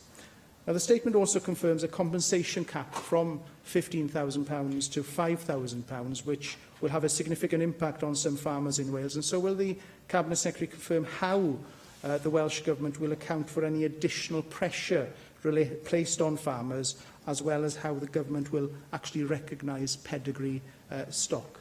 Llywydd, can I thank the Cabinet Secretary once again for her statement this afternoon, and can I once again put on record my broad support for the Welsh Government's proposals. Members are all aware of the importance of eradicating bovine TB. The agricultural industry has made it quite clear that unless urgent and proactive action is taken to manage the source of infection in both cattle and in wildlife, post-Brexit trade negotiations could be put at significant risk. Therefore, I'm pleased that the Cabinet Secretary has brought forward proposals to tackle this disease holistically, including tackling the transmission routes between cattle and wildlife, and look forward to constructively scrutinising these proposals as they develop. Thank you, and thank Paul Davis for his broad welcome of the refreshed TB eradication programme. You started off by talking about targets, and you'll be aware that I've responded this morning to the recommendations made by the Climate Change, Environment and Rural Affairs Committee, and that was, I think it was recommendation 1 and 2, was around targets, and I was very happy to accept those recommendations, and I will bring forward some targets and also interim targets by the end of this calendar year. Regarding monitoring, that will be constant. And the idea of having the first delivery plan was to have the overarching strategic document in the eradication programme, but then underneath that have the delivery plan, which can be flexible. So if we need to respond to a changing pattern, for instance, we would be able to do that quickly. I want that delivery plan not to be a Welsh Government document. I want that to be very much in conjunction with the sector, with farmers and with the veterinary profession. You'll be aware of the bespoke plans that we're going to have with the chronic herd breakdowns. We've got 10% of our herd breakdowns are the chronic herd breakdowns, i.e. over 18 months. Some of them since 2001. It's completely unacceptable. And I said this in my statement last October before we went to consultation, that we really needed to look at these chronic herd breakdowns specifically. I absolutely agree, transparency is imperative, and again, we will be doing annual monitoring, and I'll be very happy to report back on that. In regards to the regionalisation approach, again, the consultation, some people were in favour, some people weren't, but I think it's really important that we have it. And as I said in my statement, I think TB-free in North West Wales, in that low area, is within our grasp, and I think that would really send a very positive message out. I don't want to burden farmers any more than they are. I don't want more regulation. However, we do want a TB-free Wales, so we have to have this holistic and new approach to the disease. You asked about trade between Wales and England, and we have, officials certainly have spoken to DEFRA and had discussions around that, so I'm very happy with the arrangements that we've currently got in place. You referred to the informed status and informed purchasing status. I think that's really important. So we've had a voluntary sort of scheme, if you like. We've given grant funding to livestock markets. Not all livestock markets have taken up the grant funding. I would say that not all livestock markets are producing the information that I think buyers need. So I do think the only way forward really is a mandatory scheme. So I've asked officials to look at how we could introduce that. I mentioned in my statement that checks are really important, and I think particularly for farms, I was asked the question about if you're in a high TB area, but you haven't had TB breakdown, how do you then inform people that you haven't had it? So I think checks are a way forward to do that. And as I said, I would encourage everybody to encourage farmers to do that. You asked about post-movement testing in the low and intermediate TB areas, and I said this year, on the 1st of October, we'll introduce that in the low TB area. I just think we need to identify disease at an early stage. We don't want the disease introduced into the low TB area. I think we must do all we can to protect that. And because we know the majority of the way that it's spread from high TB areas into intermediate TB areas, I plan to introduce it next year there. Absolutely agree with you about 6-month testing, and we looked at the consultation responses. My advice from the Chief Veterinary Officer's office was to continue with annual testing, but again, we will obviously monitor that. In relation to the compensation cap, it was 15,000, it's now going to be 5,000. Looking at last year's figures, that would affect about 1% of farmers. However, there is the issue around pedigree cattle, and I would encourage people who feel they've got cattle more valuable to look at insurance.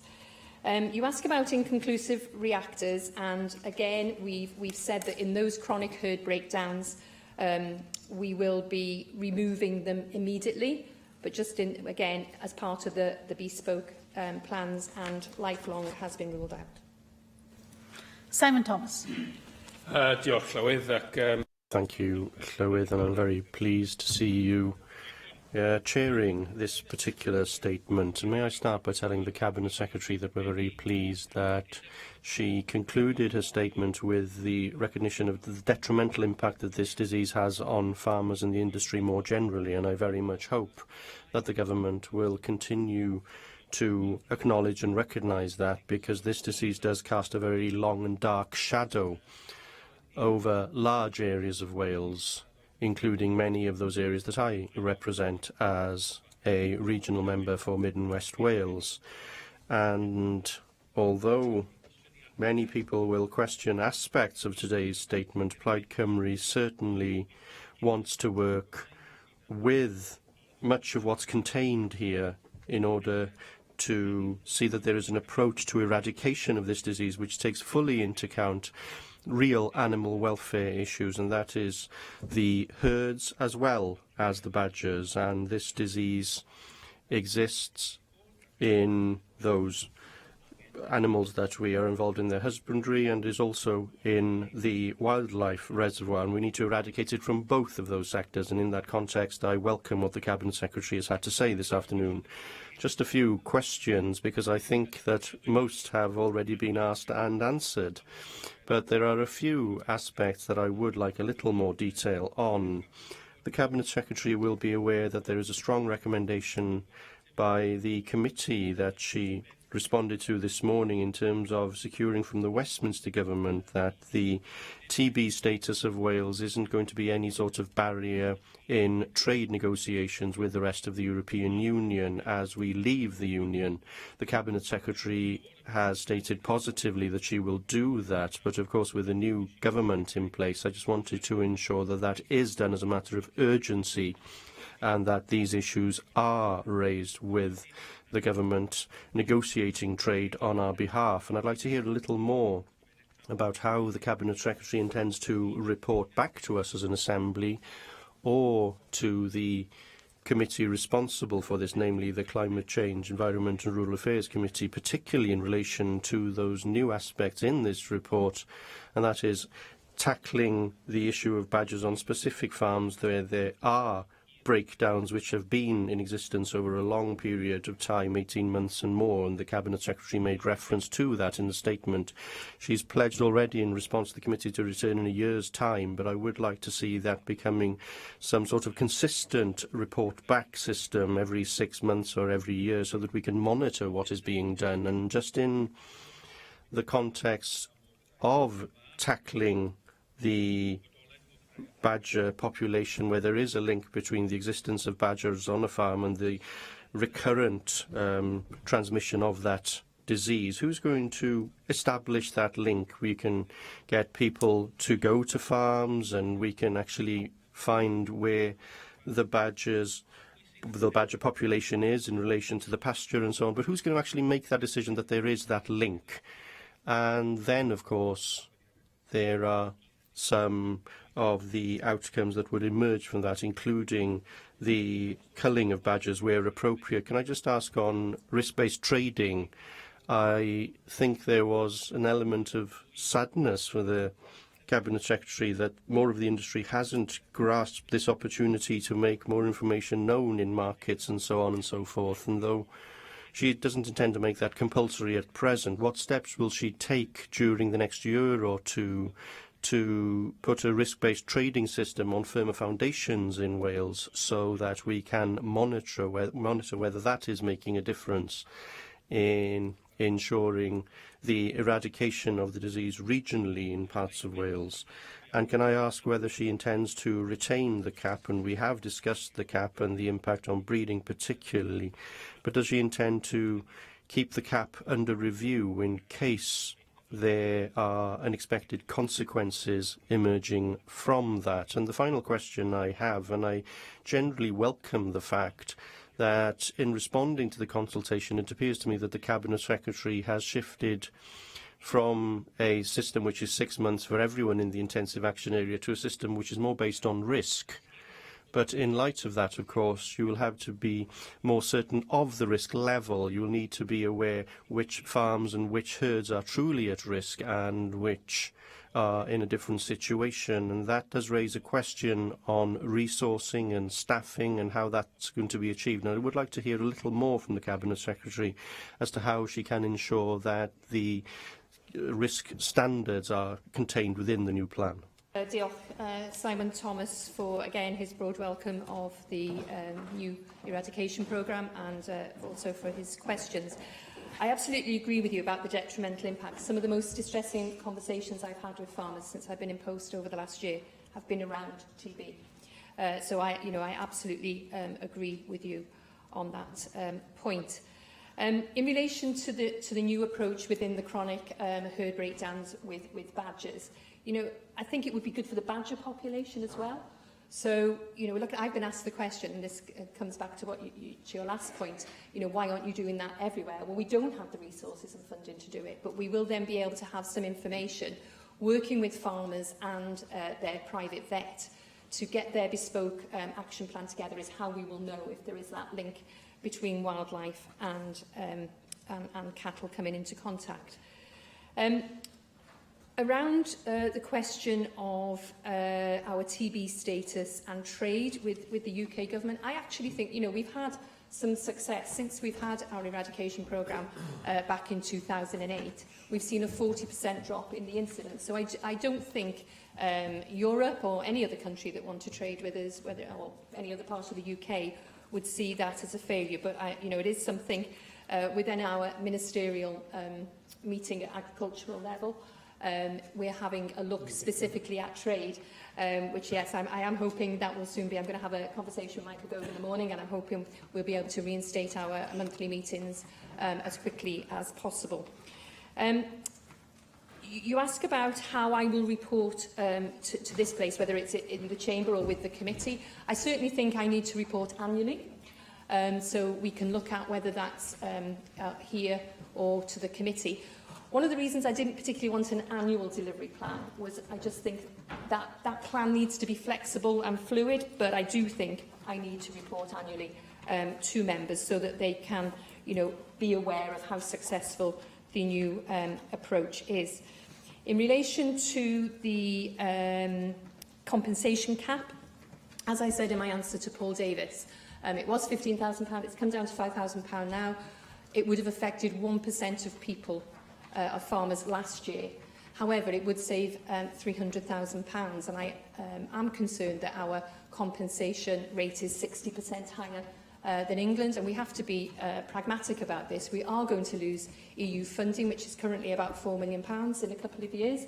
I'm going to, hold the UK government to what they said, but we have to plan that we won't get that funding. I spent £11 million last year on compensation, so we have to look at it. But again, I'm very happy. The whole eradication programme needs monitoring. I'm very happy to include that in the report to members. Neil Hamilton. Well, Simon Thomas lamented at the start of his remarks that there weren't many questions left to be answered, now there are even fewer. But I would like to join everyone else in welcoming this statement and actually congratulating the Cabinet Secretary on her willingness to engage with farmers and to listen to all views, and for the flexibility of her approach. And I do think that this document taken in the round is a significant step towards the eradication of TB. There will no doubt be lots of complaints about individual parts of the package, but I think looked at as a whole, it does represent very significant progress indeed. In particular, the difficult political decision to, and I acknowledge that right at the outset, to envisage culling of badgers, albeit of a limited kind. There is no unanimity on the value of this, even within my own group. So I do understand the difficulties which the Cabinet Secretary has to cope with on this particular aspect of it. But as regards regionalisation, I think this is a sensible approach, and it will be particularly welcomed, of course, in North West Wales. And there are, of course, fears in the farming community, that in the high-risk areas in particular, that this is going to stain them in a sense, and it will increase their costs and adversely affect prices. And I think we must do as much as we possibly can to explain to the public at large and others who are interested, stakeholders in this, that this is not necessarily something which makes the meat which, and other farming produce that is produced in these areas unsaleable or inedible. And I think it's very important to carry on what the Cabinet Secretary has been doing, which is to take the farming industry with us in a collaborative venture towards the goal that we all want to see. As regards the compensation cap, I heard what the Cabinet Secretary said about, actually I think the figure is only 95 animals were involved last year, over £5,000. But there is a specific unfairness to individuals, particularly where they've invested significant sums of money in animal genetics. And I'm pleased to hear that you'll keep this under review. And if it proves to be the case that individuals are losing significant sums of money, given the precariousness of farming incomes, I think it would be very welcome if this could be revisited as soon as there's enough information available. As regards the role of wildlife, I notice that the document does say that TB can infect all mammals, and some are regarded by veterinary experts as reservoirs which can lead to a persistence of the disease. And of course, this particularly involves badgers. We know from the most recent Wales Badger Found Dead survey that there was an infection rate of nearly 7%, which is much higher than that found in cattle. And in some areas of Wales, about 1 in 5 badgers tested in this survey were shown to be suffering from the disease. I think it's very important that we should see this as an animal welfare issue for badgers and other wildlife as well as for cattle. And it needs to be explained that TB is a horrible disease for badgers as well as for cattle. And there are other issues involving the explosion of the numbers of badgers as well. We accept that deer need to be culled. There isn't a great deal of controversy about that. Given that badgers have no known predators, and there's been a collapse in the hedgehog population, there are significant problems with ground nesting birds, there are other reasons for control of badgers as well. And these are issues, I think, which have to be faced up to if we are to have real biodiversity in the countryside. I know that's not directly relevant to this particular statement, but it is an important part, I think, of the argument to try and bring the public with us on what is, I know, a very difficult issue. So I'll just repeat what I said earlier on, that I do think that this is a step change for the Welsh Government in dealing with this problem. And I congratulate the Cabinet Secretary for grasping this nettle. Thank you, Neil Hamilton, for your welcome for the Refresh TB Eradication Programme and for your questions. Actually, you said about Simon Thomas, I didn't refer to the question around the informed purchasing scheme that Simon asked, and you said you thought I answered Paul Davis with sadness. And you know, we did bring this grant funding forward in the hope that all livestock markets would take it and then use it in the way that we would want. And as I said before, I think it was to Paul Davis, I don't think we're going to get anywhere. I think we are going to have a mandatory scheme. So I have asked officials to look into how that could be introduced, probably through legislation. So we'll have to work that up. I think it's really important to work collaboratively, and it's something I've always done. And you know, I mentioned in relation to the delivery plan, it's not a Welsh Government delivery plan. It's owned by ourselves, along with farmers and also the veterinary profession. And I think that is the only way we're ever going to get a TB-free Wales, which we all want to see. You'll be aware that when I made my statement in October, I talked about Northern Ireland and what they were doing around trapping badgers and testing them, and if they were positive, they were humanely killed, and if they were negative, they were vaccinated. We don't have the vaccination available to us at the moment. It's something that I'm hoping will come back next year, maybe late next year, and then I would use it as part of our, holistically, I would use it as part of the programme. In relation to the compensation cap, you reiterated what I said, and I do appreciate, some people have invested, significant sums of money in pedigree cattle. But as I say, we will continue to monitor it, but they need to look at ensuring that. You're right about animal health and welfare, and I said in my answer to Simon Thomas, I think this way will be good for the badger population as well. So whilst I absolutely rule out an England-style cull, because I don't think it works, and the science and the evidence shows that, I do think in those chronic herd breakdowns, which we have to break, we cannot have herd breakdowns for 16, 17 years. It's just completely unacceptable to the farmers and to the taxpayer that we have to have this new approach. Joyce Watson. Diolch, Llywydd, and I thank you for your statement, Cabinet Secretary, and I do welcome some elements, and I will be raising concerns about others. The intensive action area at the IAA does lie within the region that I've represented for 10 years now, so I know only too well what a blight bovine TB is, and the disease has been a chronic and malign affliction for many farmers for many, many years. I am encouraged, however, that the incidence of BTB in the IAA have declined by 35%. That's 12% more than the comparable in nearby areas. And that seems to suggest to me that the measures currently being taken are indeed having a very positive effect. And I welcome that you've decided to take a different approach to the shambolic policy pursued in parts of England. I do have reservations, however, and I hope that you will be able to reassure me on a number of points.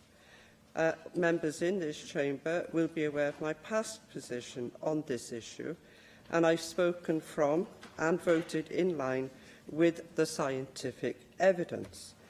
And the only credible evidence that we have regarding badger culling and its impact on the spread of bovine TB is from the 10-year randomised badger culling trials conducted by Lord Krebs. And it concluded that in order to have even a modest reduction in the BTB, 70% of the badger population in an area no smaller than 150 square kilometres must be eradicated. And thus, this must be done in a short period of time, that's about 6 weeks every single year. But it also goes on to say that if too many badgers are killed, there is a high risk of local extinction, and that indeed did happen in some areas in the Irish Republic. It also goes on to say that if you don't kill enough badgers, you risk perturbation, and that spreads the disease even further and wider. So my question has to be, Cabinet Secretary, how does the proposed action trapping and terminating diseased badgers and possibly microchipping them stack up against that Krebs recommendations? And how is it actually going to make any difference whatsoever? You know my views on badger culling, and I will repeat them yet again. I will not support it. I also want to raise other questions about the spread of BTB in relation to slurry on farms. And I do understand that grazing on land where manure and slurry is spread is not recommended for 2 months. And that is because the infection can stay within the manure and slurry for up to 6 months. Can you clarify then whether it is compulsory for all manure and slurry to be stored for 6 months prior to spreading? And would you consider enforcing the 2-month grazing moratorium that is currently recommended? And my final point that I want to ask is what other assessments that you've made about the potential spread to cattle of BTB from foxhounds. 25 foxhounds from the Kimberwick hunt tested positive for BTB earlier this year. I don't know whether we've done anything in Wales in terms of testing foxhounds in Wales, but what I do know is that there are around 20 hunts in West Wales. And do you not think, therefore, Cabinet Secretary, that it might be actually prudent to suspend all hunting with hounds until at least the risks are properly assessed? Thank Joyce Watson for her questions, and I absolutely know her views on a badger cull just as much as she knows mine. And you'll be very aware this is just about those chronic herd breakdowns, and these plans, these bespoke action plans which will be drawn up, which if it's proven there is or there's evidence that there is contact between badgers and cattle that could be contributing to the disease, we will then undertake this tracking. It could be that some farmers don't want those badgers done, and the bespoke action plan will only be done in consultation with the farmer and with their private vet. You mentioned about microchipping, and I am aware in other countries this has been done, where if a badger has been tracked and tested and it's negative, it's microchipped, so that if the disease then does go to that farm, for instance, and you go back, you catch the badger that's microchipped, they're aware of the previous sort of history, if you like, of the badger. You talked about perturbation, and I have to say that much of the effect of perturbation on the disease is not known, and I think there is some significant work that needs to be done around that. I think one area where we have benefited is in the Badger Found Dead survey. It's given us some really good evidence in relation to the areas across Wales, and I have said that will continue, that survey going forward. You ask about slurry, and you quote the regulations around slurry, and could it be made compulsory? Because again, that is something that the farmers have to take action around that. They know the risks and how long it should be stored for, etc., and to get rid of the high moisture levels. But it's something that we can certainly look at going forward. You ask about foxhounds. Now, I'm not aware of any testing of foxhounds that's gone ahead, but I'd be very happy to look at that and write to the member and put a copy in the library. David Melding. Thank you, Chair. I think on the latter point, you should follow the scientific evidence. I would commend that. And, I think it is slightly perverse for a member to quote the need to follow scientific evidence and then throw into the debate something, that's certainly not been examined by the committee or the Welsh Government by the sound of it. But, as I said, evidence has to be taken seriously when it's robust. I welcome the target setting. I think that's very important that we set a national target and then we have the interim targets for the three regions. I do think it's important that we emphasise that in the two regions that unfortunately are not very close to TB-free status, that every effort over the period of the target will be taken, that we will not let up. Our determination is to have a Wales free of TB, of bovine TB. So I think they need reassurance, because I think some feel that if North Wales is designated TB free, then that the whole issue gets lessened on an all-Wales basis. I know that's not your intention, but it is something that is mentioned by the farmers' unions, for instance. We need to keep that in mind. I think the trapping, testing and removing infected badgers in high-risk areas is appropriate. Surely it would be an odd animal welfare decision to release those badgers back into the wild if they are found to be heavily diseased. So I do think this is an appropriate approach, and the committee did find, hear evidence, both in England but also around the world, that some removal in the wildlife reservoir is appropriate. And again, we're always open to the evidence. I think the new strategy needs to be effectively monitored and evaluated. The committee looked at this in great detail, and I welcome the fact that you're going to make regular, possibly annual, you're yet to decide that, but statements, and I think it's an appropriate thing for the Assembly to return to on that basis as well. I would just say about adequate compensation. I think one way that we can respond to this disaster, really, if you look at a map of TB spread in the 1960s and look at it now, I mean, it is a truly dismal advance the disease has taken over that time. But, you know, one thing we could do as we progress to disease-free status is improve the quality of the stock. And here, pedigree, you know, breeding is important. So I would ask you to look at that one very carefully, because that was specifically raised with us in committee. Thank you, David Melding, for those questions. You're absolutely right. This has all been done on evidence base. That's how we should make our decisions. But I'm very happy to look at anything that anybody suggests to get that aim that we want, and that's that TB-free Wales. And I hear what you say about the high-risk areas being concerned about if North West Wales is designated a TB area. I'm the other way. I think that will really give us a boost. And I think, it, as I say, it is within our grasp in the short to medium term, but probably more in the short term. So I hope I've offered that reassurance.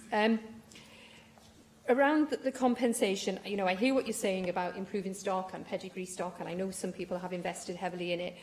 But equally, we have to look at why our compensation rates are so high compared with England. 60% is I don't think is acceptable. I don't think it would be acceptable to the Welsh taxpayer. And, you know, if I am looking at reducing, funding, not me personally reducing funding, but my budget would have a reduction in funding. If we do lose that money from the EU, we have to look at that issue very, very carefully. Absolutely agree about animal health and welfare, and I do think, you know, within those chronic herd breakdowns, if we can prove, or the evidence is there to show that badgers are contributing to the disease in that herd, that we take the action that I think is appropriate and proportionate. Mark Reckless.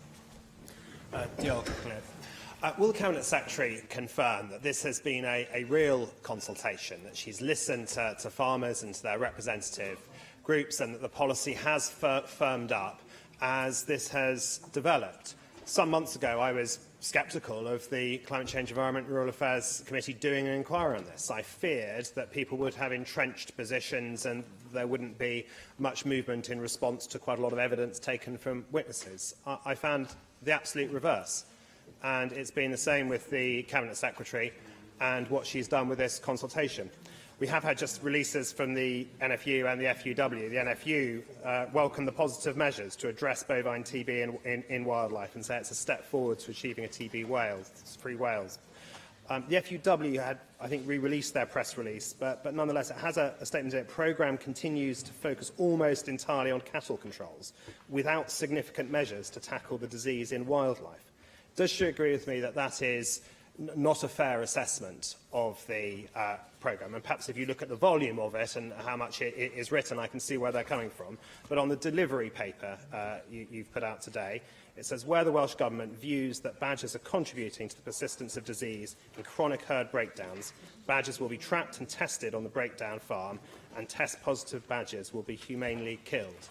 That is a real development, that it does address TB in the wildlife population, and is not an easy step for her to take and won't meet with universal approval within her party, but that she, like the committee, have looked at the evidence. And I have a certain frustration with the way some witnesses and others described the Krebs report and the randomised badger control trials, almost as if they're sort of tablets being sort of handed down from on high. And yes, an awful lot of money was spent on those trials, but there were actually some serious problems about how they were conducted, and they were stopped when it seemed there was a perturbation. In fact, that they stopped actually measuring it. And there have been other trials and other evidence which has shown that perturbation effect dies down. And I think as the committee looked at this more, we found that Christine Glossop, your excellent chief vet, was sort of sceptical of the degree of emphasis put on the perturbation out of the RPCT, and in particular 3 members of the committee which I then chaired, we went to the Republic of Ireland and found that actually for their approach, their assessment of bean perturbation was significantly less of a problem than the RPCT had said.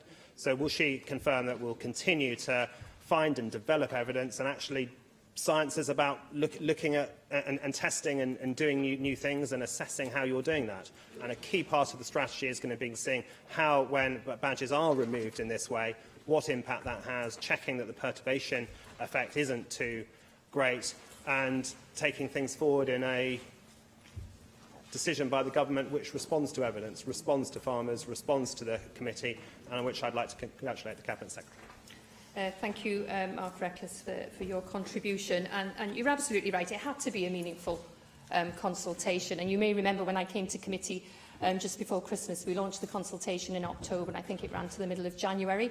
And I was extremely concerned that in the run-up to Christmas, we'd had something like 15 responses. And I knew how important this issue was to farmers. So I think I put a plea out in Cabinet, and then, you know, by the time we'd finished the consultation in January, we'd had over 1,000 responses.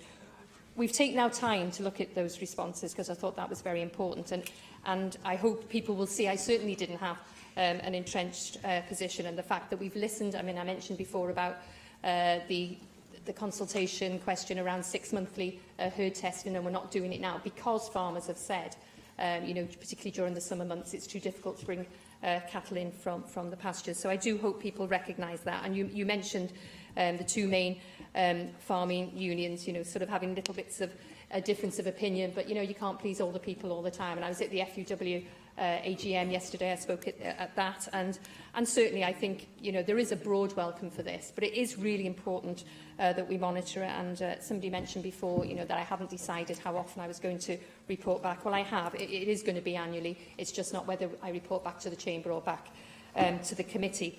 You mentioned the committee report, and I'm sure you're very pleased to see that of all the recommendations have either been accepted or, I think, 2 accepted in principle, because I do think the committee report did align with our proposals. Finally, and very quickly, Russell George. Presiding Officer, I have 2 very short and focused questions. Cabinet Secretary, you have confirmed that you will reduce the cap for compensation from 15,000 to 5,000. And now, there will be some, of course, some farmers that have invested in high genetic valuables to improve the genetic value and productivity of their herd. How is the government going to ensure that farmers in this particular situation receive a fair value? And secondly, can you just confirm when the programme to cage trap and humanely kill affected badgers will commence? In response to the first question, I think I've answered that, but if any farmer believes they've got cattle worth more than 5,000, I would suggest that they look at insurance. However, it's something that we will continue to monitor, the new cap on the compensation. The bespoke action plans in relation to the chronic herd breakdowns, we have started to pull those together. So we've got about 10% of herds in chronic herd breakdown. So that's between 50 and 60, certainly at the last quarterly figures I saw. I think we've already been out to about 40 farms, starting to draw those action plans together. I think we've got 10 action plans done. So where, as I say, we have the evidence to show that there is the link between badgers, wildlife and the disease, we will start that as soon as the action plan has been drawn up with the farmer and with the farmer's private vet. We will start those bespoke action plans, and that will be part of the process. Thank you very much, Cabinet Secretary. The next item on the agenda is the allocation of housing and homelessness eligibility Wales Amendment Regulations 2017. I call on the Cabinet Secretary to move the motion. Carl Sargent.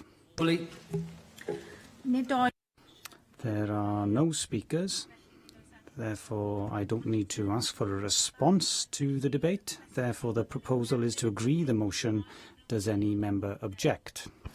The motion is therefore agreed in accordance with Standing Order 12.36.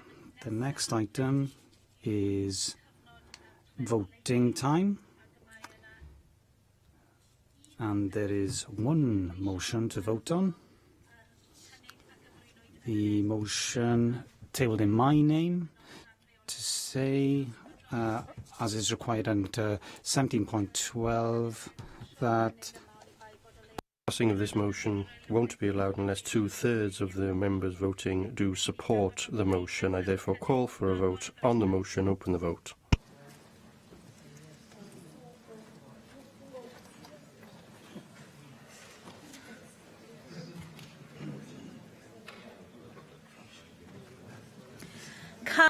Close the vote. In favour 41, no abstentions, 12 against, and therefore the motion is agreed.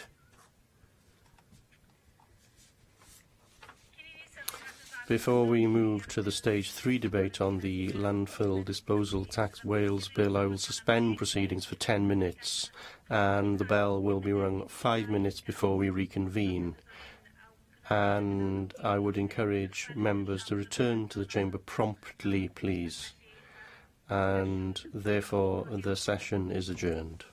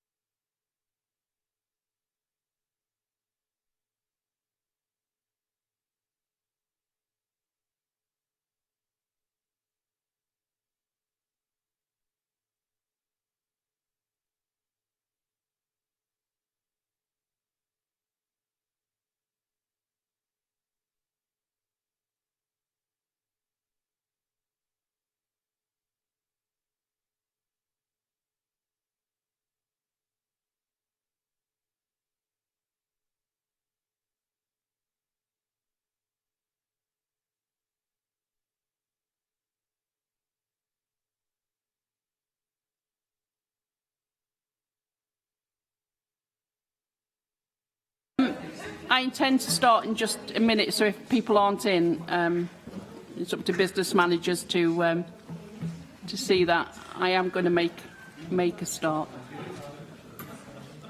We move to stage 3 of the Landfill Disposals Tax Wales Bill. Group 1 is the Landfill Disposable Tax Community Scheme, and the lead amendment in this group is Amendment 2, and I call on the Cabinet Secretary to move and speak to the lead amendment and any amendments in the group.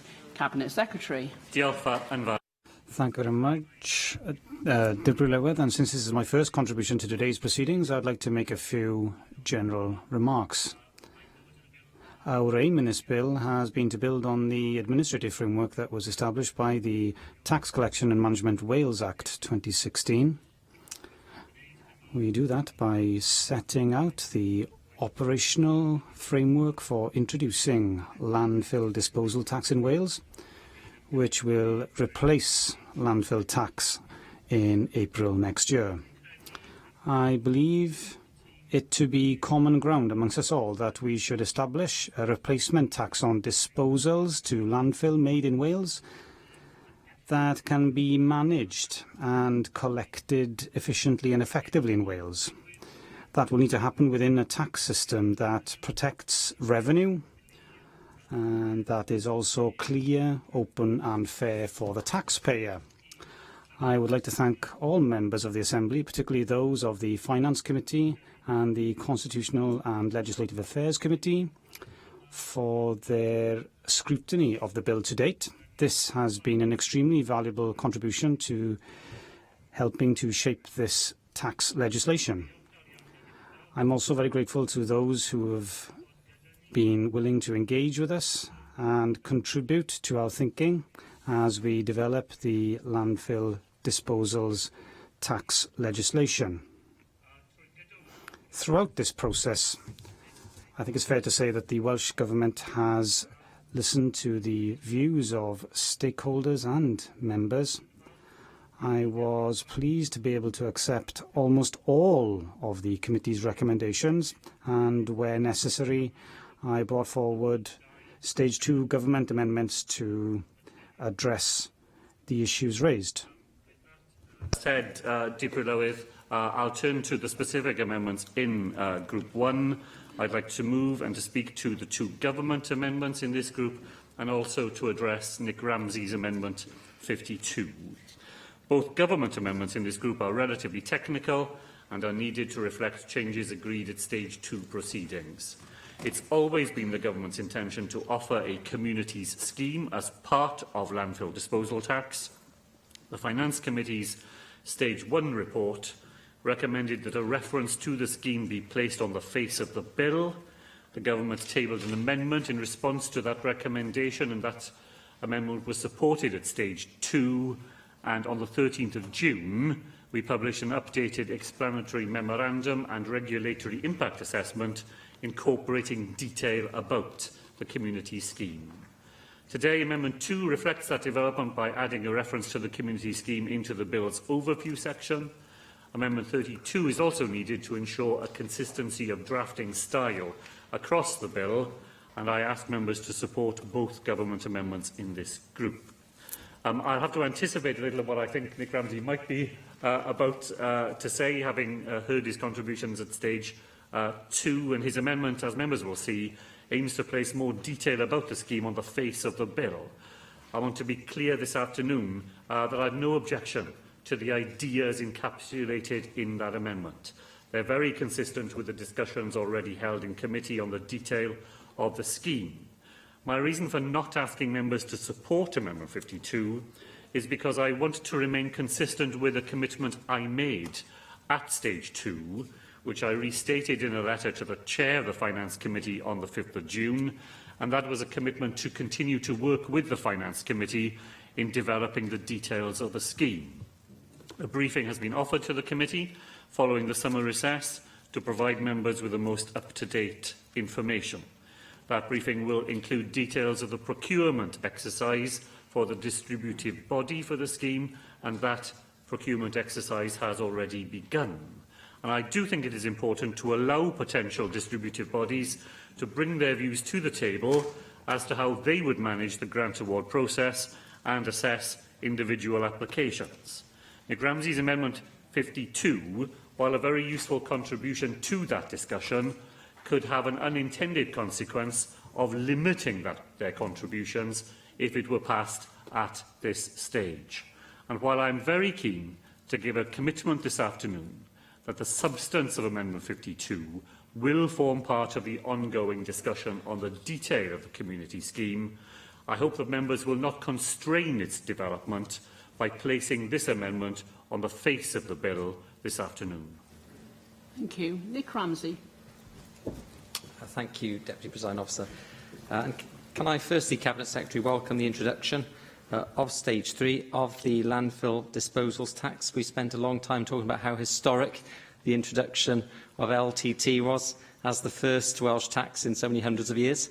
And this is clearly also historic. The second, I suppose, the Buzz Aldrin to Neil Armstrong, if you were looking for a space analogy, which you might be, of course, or might not be. Finance Committee has, I can see Mike Hedges like that analogy anyway. Finance Committee has welcomed your close cooperation during the previous stages and indeed working with your officials, and I've had a number of meetings with your officials and yourself and support staff of the Welsh Conservative Group have as well, and that's been very beneficial. We know that this tax, like LTT, is essential in that in April 2018, its UK equivalent, which we've been operating under to date, and up until April next year, will be switched off. So there's no doubt at all that this tax is needed. Turning to Group 1 and the community scheme, which you rightly say is very important, we will be supporting the lead amendment in the group and indeed the second government amendment as well. Turning to the more controversial amendment, our amendment 52, which you did pay credence to. I recognise that you do think there are good things within that amendment. You are quite right to say that we did have a fair amount of discussion about this at stage 2, the committee stage, and the views which I expressed at that point for placing this on the face of the bill do remain. I believe that Amendment 2 narrows the criteria for applications down slightly on the bill's face. There's no mention of the eligibility criteria themselves on the face of the bill. Although this will be a scheme separate to the traditional Landfill Communities Fund applied in England and Scotland, which is based on vouchers, there is the need to narrow down the criteria, I feel, for eligibility, which is based in existing legislation and which would guide the committee's work on the scheme. Currently, Scotland has the Scottish Landfill Communities Fund, which has a number of detailed points about eligibility to the fund, which are outlined under Part 7 of the Scottish Landfill Tax Regulations 2015. Including protection of the environment, community-based recycling, reuse and waste prevention projects and conservation projects. This amendment also clarifies the position of local bodies when applying for a grant under the Landfill Community Scheme. Furthermore, when looking at the provision of grants and the ability of smaller local charities to bid, it's essential that clear guidance is available so that they have an equal playing field. For example, Community Foundation in Wales has provided accessible guidance for organisations, including their financial information and project description. As I say, we did have a fair discussion about this at Stage 2, Cabinet Secretary, and I do appreciate your reasons for not wanting your hands tied, as you put it, by putting this on the face of the bill. I do, however, still believe it is useful for us to have an amendment in this place at Stage 3, so that, well, firstly, you can make your points forcibly, which you have done so, and which I'm sure many members will agree with, but also so that we can set out our reasons for wanting this information clarified as soon as possible. One way of doing that would be by placing it on the face of the bill, so I would still like to push this, proceed with this amendment, although I do understand fully understand the Cabinet Secretary's reasons for opposing it. And if this amendment does fall, then hopefully Finance Committee can continue with the process of working with you to develop a reasonable, acceptable and sustainable alternative. Stephen Lewis. Thank you, Deputy Presiding Officer. Very briefly, just to say that we on these benches are very supportive of the principle underpinning Amendment 52 in the name of Nick Ramsey, namely to ensure that a community fund works for the benefit of communities. But on this occasion, we will abstain on the vote because we do think it's important that we keep the Cabinet member to his word that he wants to collaborate with the committee before the summer and to bring the relative organisations at the community level into the negotiations as to how we can take forward a community fund for the future. But we have nothing against the principle underpinning Amendment 52 in the name of Rick Ramsey, but we didn't want to limit at this stage what we could do in future with better negotiation between all parties involved. Thank you. Simon Thomas. Diolch, Tipper Lywydd. Dwi jyst eisiau... Thank you, Deputy Presiding Officer, and I just want to express my thanks as Chair of the Finance Committee on behalf of the whole of the Finance Committee for the Cabinet Secretary's willingness to work with us on this bill. I do think that the bill is improved by the scrutiny that it went through at committee stages, but I think there is an element of joint legislation in this bill. And as we look at the possibilities for new taxation, innovative taxation, and new ways of using the powers that we have, then I think the precedent underpinning this bill, and to be fair, the previous bill which related to land transaction taxes, is a precedent that we hope that not just the current Cabinet Secretary, but all Cabinet Secretaries of any government, of any party, would wish to take forward jointly with this Assembly as we develop into a Parliament. And the Cabinet Secretary said that he had accepted all of our recommendations in one way or another. That is true. And it's good to see that evidence gathering, discussing that evidence and bringing the evidence forward is a means of persuading the government to look anew at their bill. Having said that, it wasn't a particularly poor bill initially, and we need to be clear about that. We have scrutinised it and we have noted a few things that were missing and a few things that were erroneous. And in the context, particularly of these amendments, something that hadn't been included in the initial phase, but in bringing persuasion to bear on the Cabinet Secretary, there is a specific commitment in the bill as it is taken forward that there is to be a communities or a landfill disposal tax community scheme, and that's very positive for those communities affected by landfill sites or waste transfer sites, which can be a plague for certain communities. Now, as Stefan Lewis has just outlined, we're not quite willing to accept the amendment in the name of Nick Ramsey as a party at the moment. I think the principles underpinning the amendment are important guidance, and I would want to see the Finance Committee taking those things forward to steer our discussion between ourselves and the Cabinet Secretary. Thank you. Call on the Cabinet Secretary to reply to the debate. Thank you, Deputy President, and thanks to those members who have spoken for their indications of support for the government amendments in this group.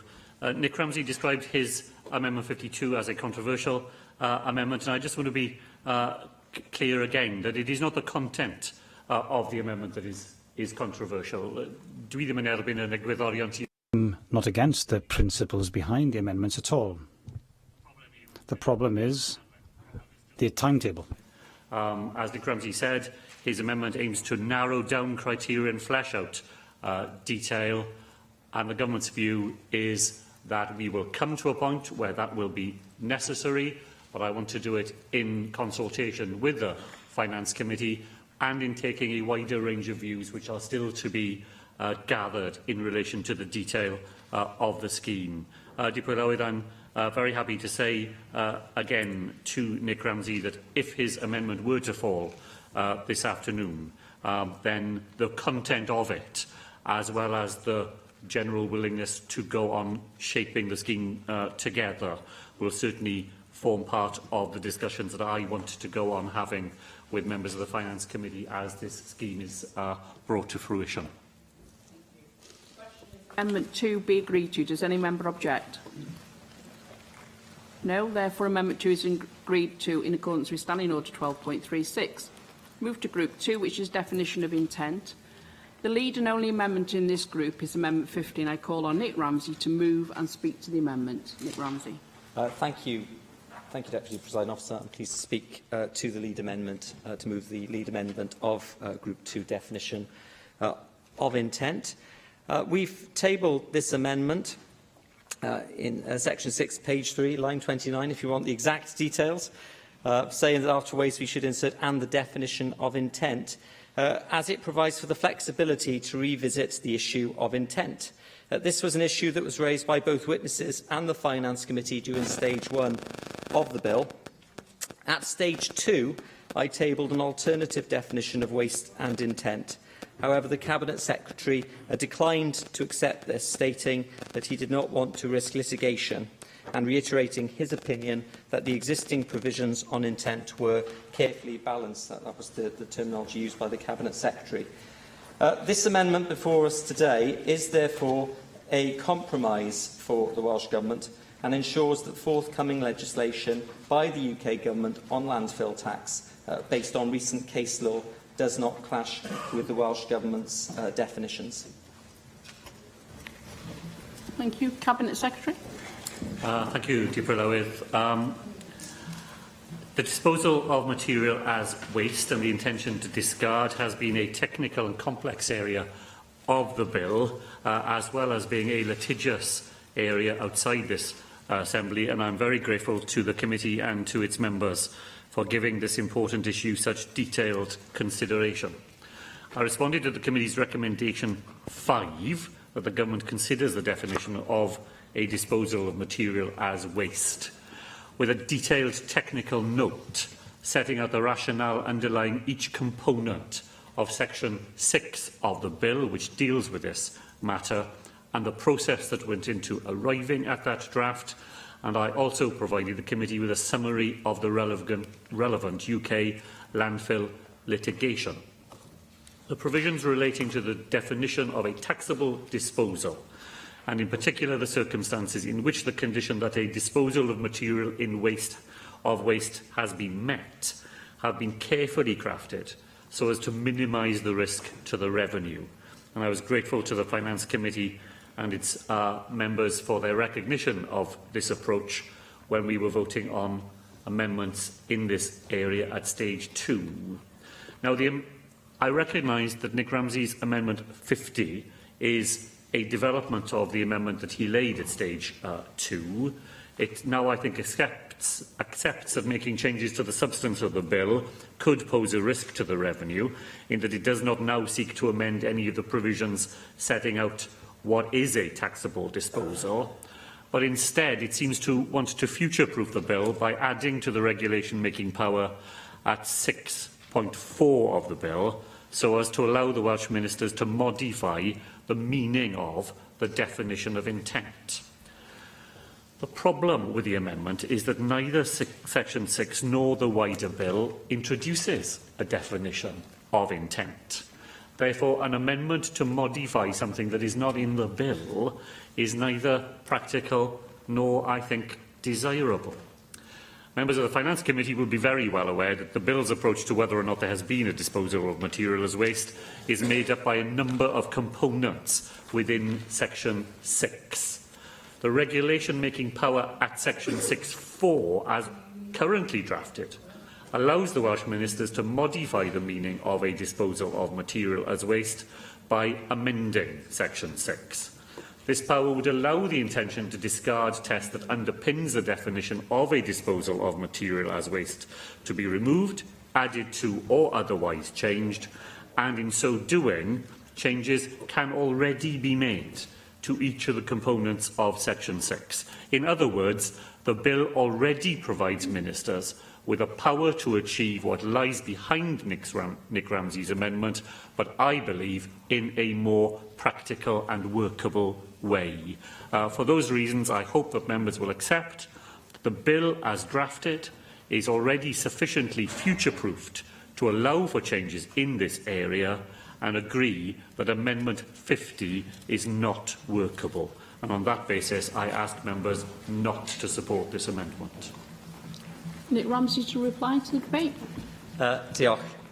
As I said in opening this group 2, and moving this amendment This amendment is actually a compromise on the original amendment tabled at stage 2, a point recognised by the Cabinet Secretary, and merely seeks to clarify definitions and ensure that Welsh Government legislation does not clash with UK legislation.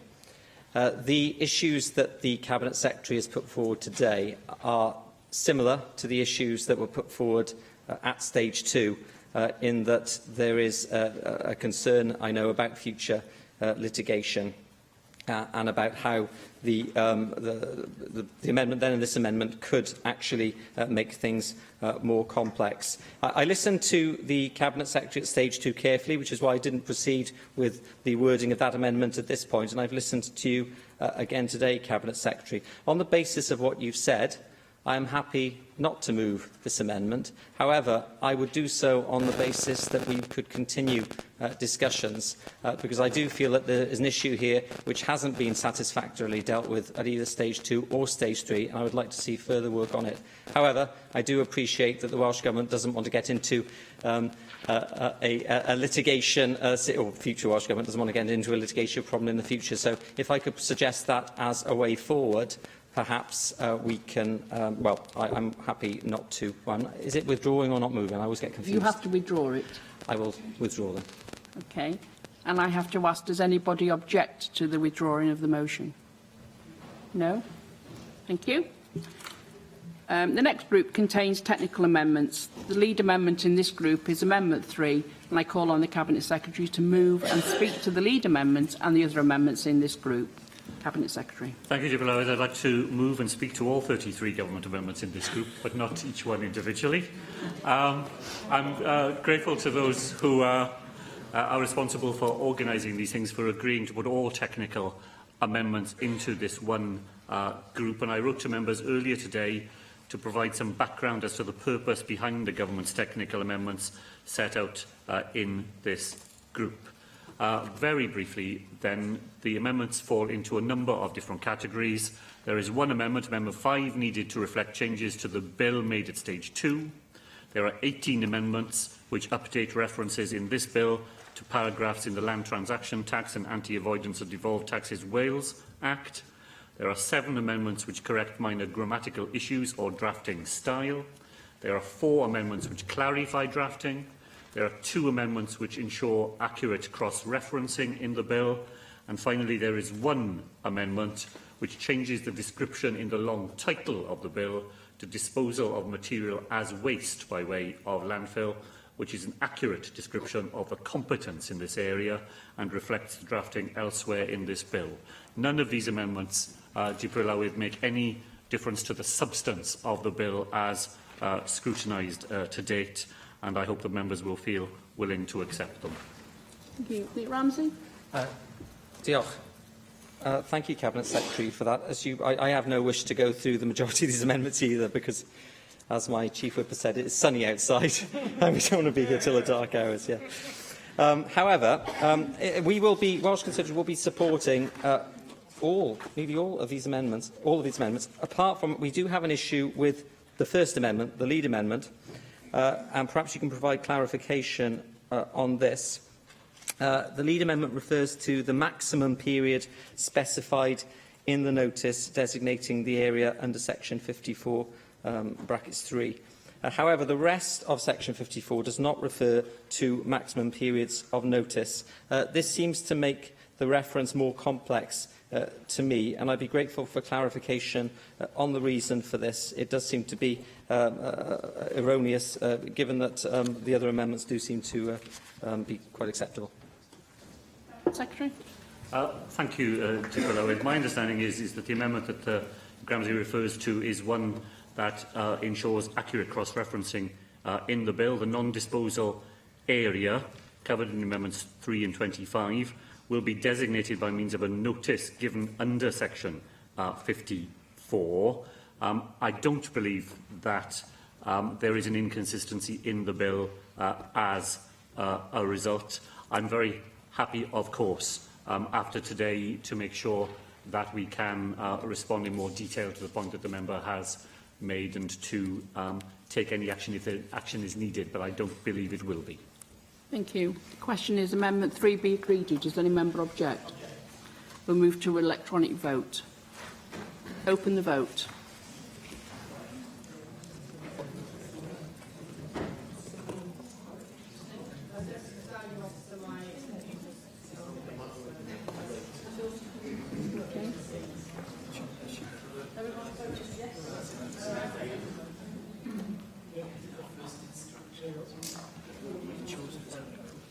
Does it? Okay. Does it show just one? Do you want to just go and check it?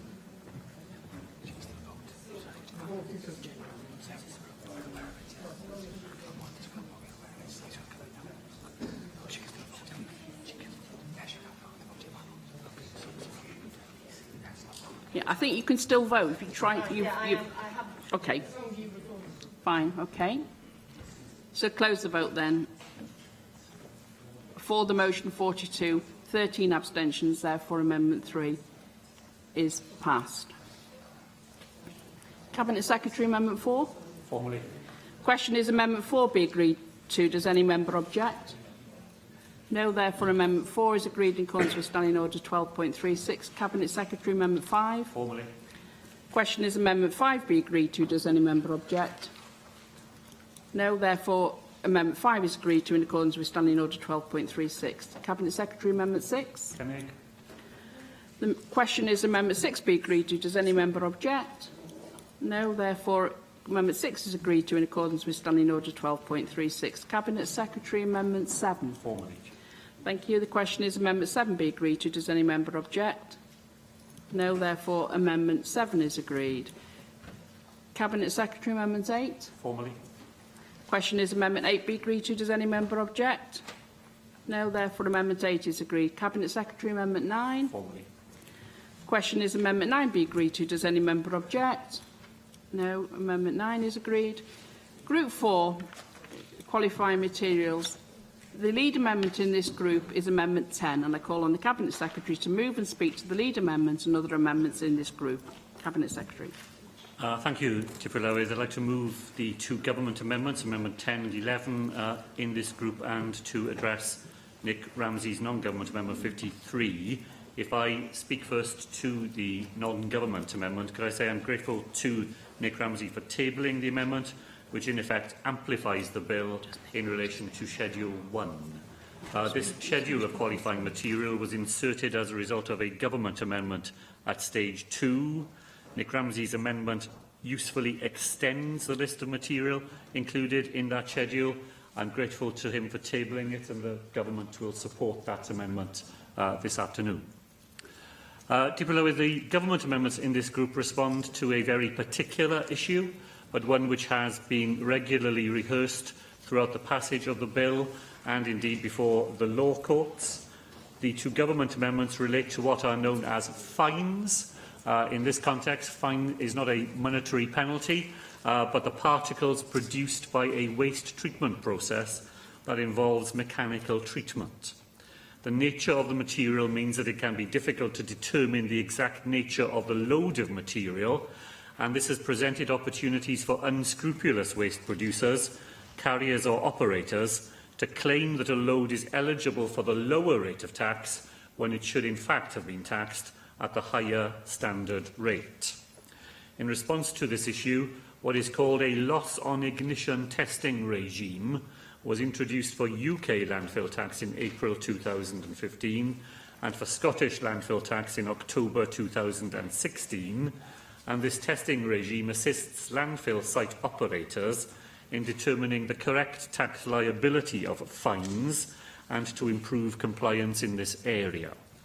As I explained to the Finance Committee earlier in the bill's process, I have been keen to ensure that we are able to learn from the implementation of these testing regimes, both in Scotland and the United Kingdom, before introducing our own arrangements in Wales.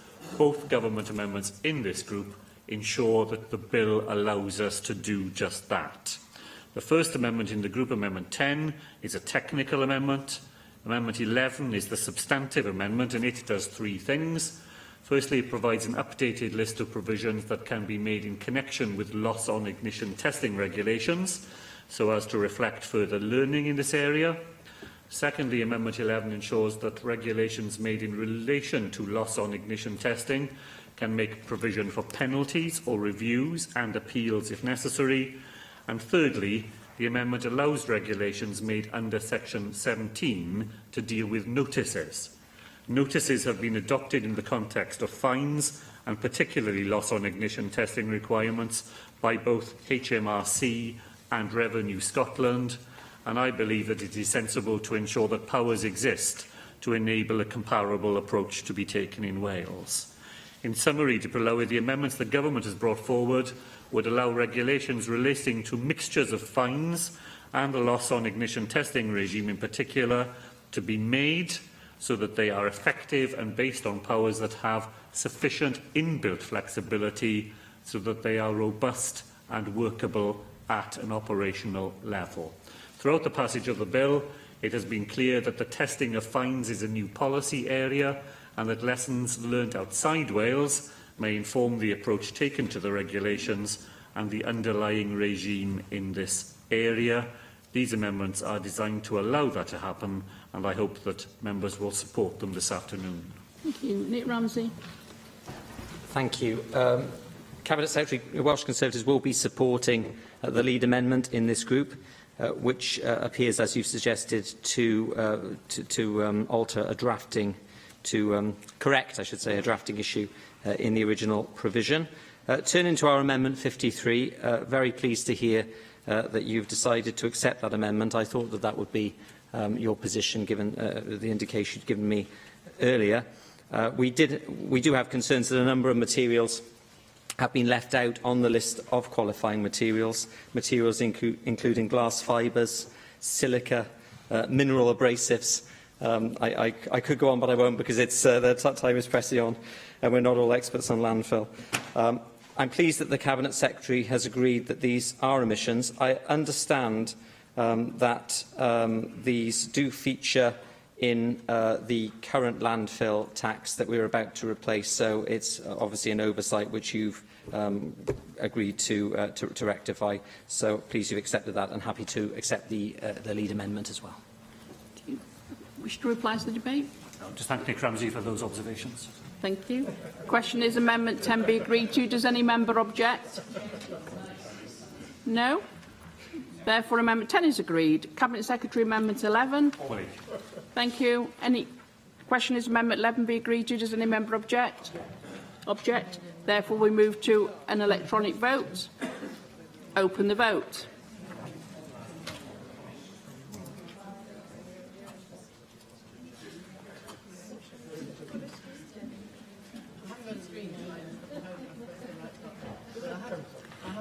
Close the vote. For the motion, 42, no abstentions, 13 against. Therefore, Amendment 11 is agreed.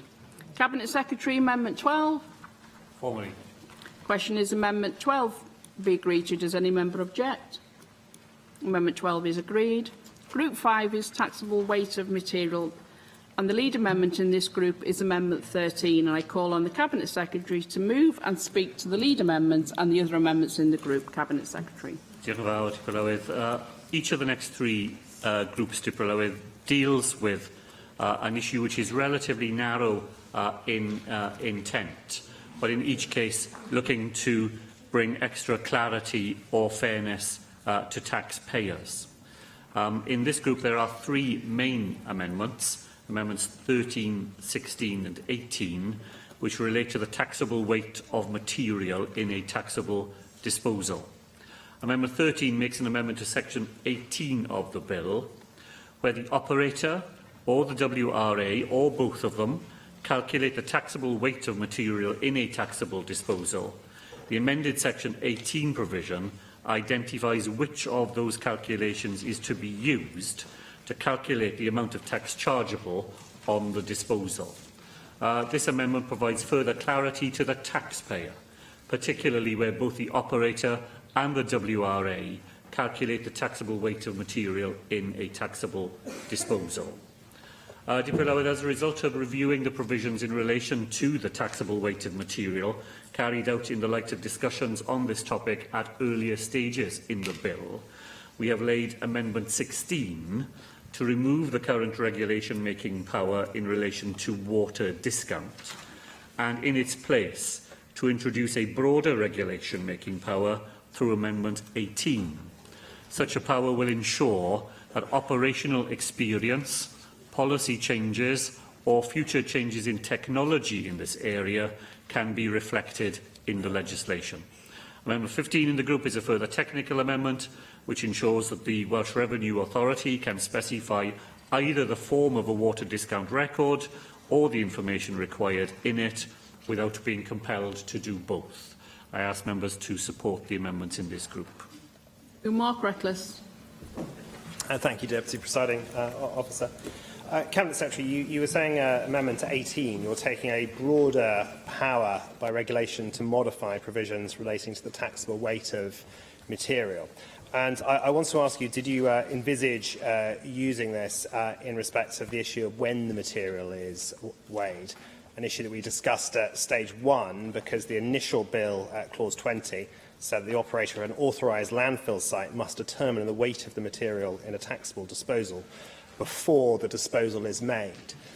When the Finance Committee visited the Lambie Way site, we discovered the practice there was to weigh the material on the laden lorry as it went in, and then weigh the empty lorry on the way out, the difference then being determined to be the weight. Now that the amendments at stage 2 have been made, we have at 22A that the material is weighed on the weighbridge before the disposal is made.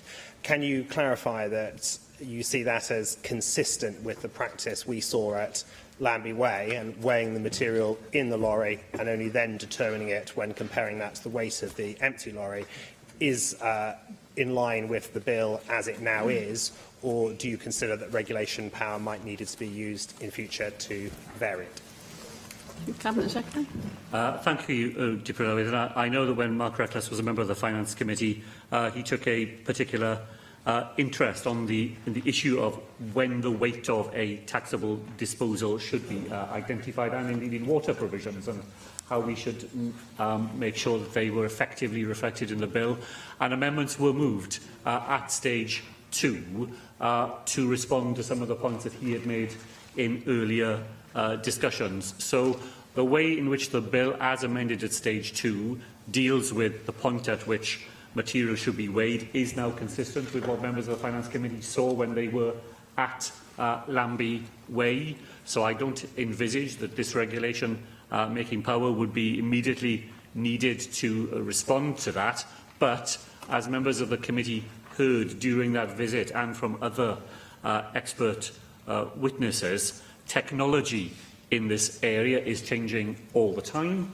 And it may be that in future some other and more accurate methods of weighing material to be taken to landfill will be devised, and this regulation-making power would allow ministers to make sure that the way in which the law operates in Wales will be consistent with the best practice in the field. That's why we are hoping to take the amendment through the Assembly this afternoon. Thank you. The question is Amendment 13 be agreed to. Does any member object? Amendment 13 is agreed. Cabinet Secretary, Amendment 14. Formally. The question is Amendment 14 be agreed to. Does any member object? Amendment 14 is agreed. Cabinet Secretary, Amendment 15. Moved. The question is Amendment 15 be agreed to. Does any member object? We will proceed to an electronic vote. Open the vote.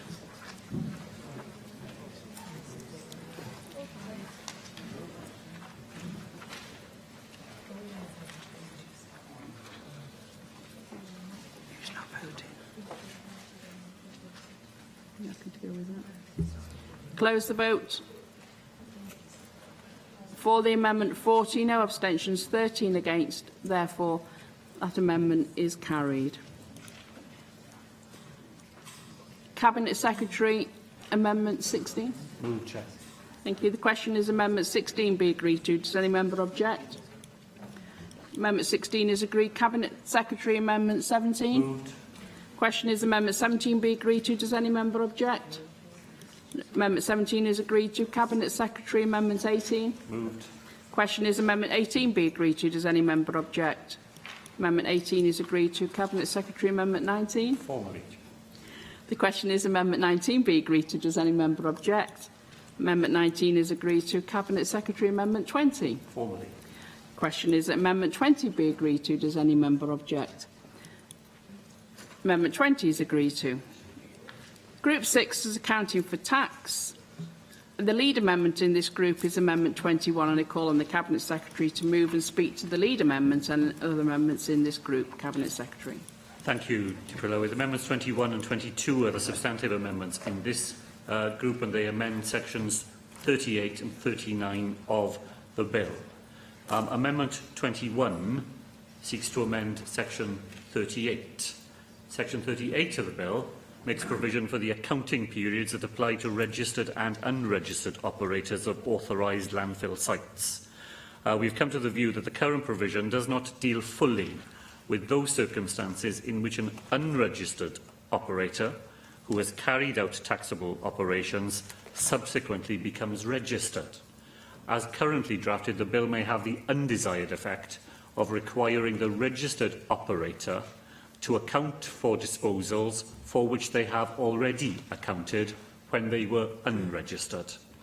Government Amendment 21 clarifies that position by ensuring that where an unregistered operator subsequently becomes registered, they will not have to account for any taxable disposals for which they had already accounted while they were unregistered. This amendment also clarifies the filing date and accounting periods that apply where the Welsh Revenue Authority has varied the dates or the periods under section 39 of the bill. As a result of the consideration given to sections 38 and 39, we are also seeking to remove section 39(3)(b) of the bill to ensure that the WRA are able to issue a variation notice in respect of filing dates generally, and this is achieved through Amendment 22. The other amendments in this group, Amendments 33, 34 and 37, are all consequential on Amendment 21 and make amendments to Section 94 and Schedule 4 of the bill. Llywydd, at stage 2, as a result of the Finance Committee's recommendations and ongoing engagement with experts and practitioners in this very specialised field, a number of government amendments were laid to strengthen the fairness to the taxpayer in the practical application of landfill disposal tax. The amendments in Group 6 are further efforts to achieve the same outcome, and I ask members to support them. Thank you. Question is Amendment 21 be agreed to. Does any member object? No. Amendment 21 is agreed. Cabinet Secretary, Amendment 22. Formally. The question is Amendment 22 be agreed to. Does any member object? Amendment 22 is agreed. Cabinet Secretary, Amendment 23. Moved. The question is Amendment 23 be agreed to. Does any member object? Amendment 23 is agreed. Cabinet Secretary, Amendment 24. Cynnig. Question is Amendment 24 be agreed to. Does any member object? No, therefore Amendment 24 is agreed. Cabinet Secretary, Amendment 25. The question is Amendment 25 be agreed to. Does any member object? Object. We will proceed to an electronic vote. Open the vote.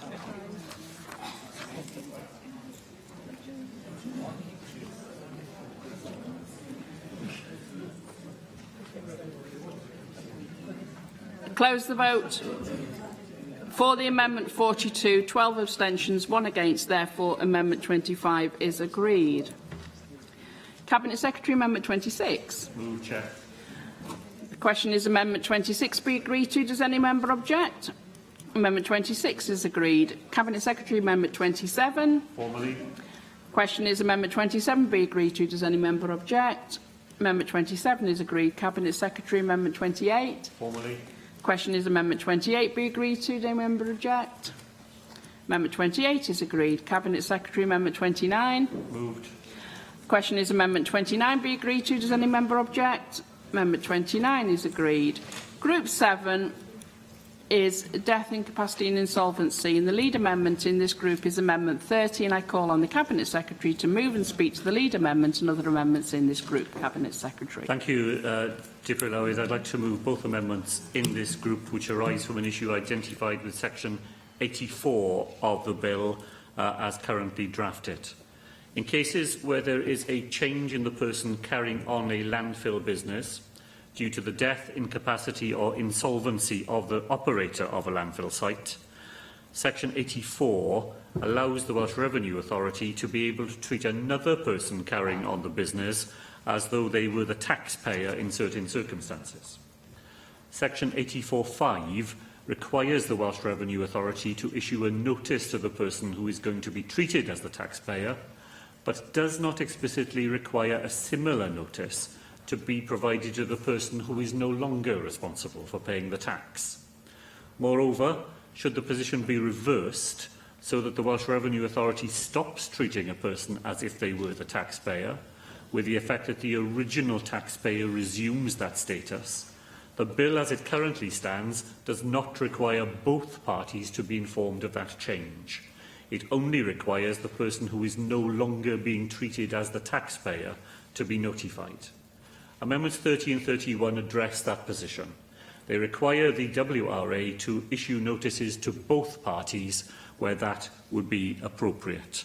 I believe that these amendments ensure fairness and transparency for the taxpayer, and I ask members to support the government amendments in this group. Thank you. Nick Ramsey? No? Thank you. The question is Amendment 30 be agreed to? Object? Amendment 30 is agreed. Cabinet Secretary, Amendment 31. Moved. The question is Amendment 31 be agreed to. Does any member object? No, therefore Amendment 31 is agreed to. Move to Group 8. The next group relates to Welsh Ministers' exercise of powers and duties under this Act. The lead and only amendment in this group is Amendment 49, and I call on Stephen Lewis to move and speak to the amendment. Stephen. Thank you, Deborah Lewis, and I formally move. Amendment 49 puts the stated objective of this bill, which is to reduce the amount of waste going to landfill on its face. From its introduction, this bill has been described as having an environmental purpose rather than a fiscal one. So the Cabinet Secretary has said that the bill is intended to help the Welsh Government achieve their goal of a zero waste Wales, a goal that we share.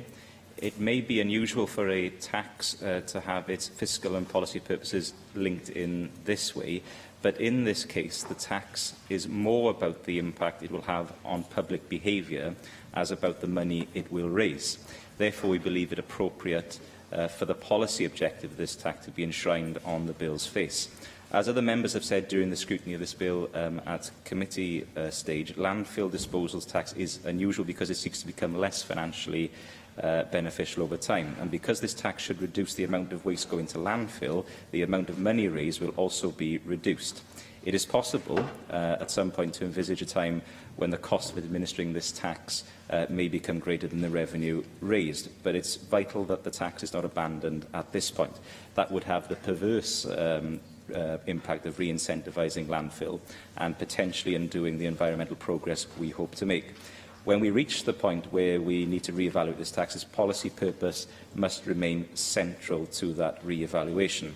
I understand that there may be exceptions in some limited circumstances, so Amendment 49 does include provision for Welsh Ministers to have regard to other matters as they think appropriate when exercising their powers under the bill, in addition, of course, to the primary environmental objective. And by ensuring that the environmental objective is preserved on the bill's face, we can be certain that the landfill disposal tax will continue to have an environmental objective both now and in the future. And it's important to future-proof this legislation so that any future government that might seek to abandon the environmental objectives will require a change of the law and the approval of the Welsh Parliament in order to do so. Nick Ramsey. Thank you, Deputy Presiding Officer. And Welsh Conservatives support this amendment in principle. However, Steffan Lewis has, I would say inadvertently, but probably advertently, hit upon an interesting aspect with the way that this tax proceeded, and in committee at stage 2.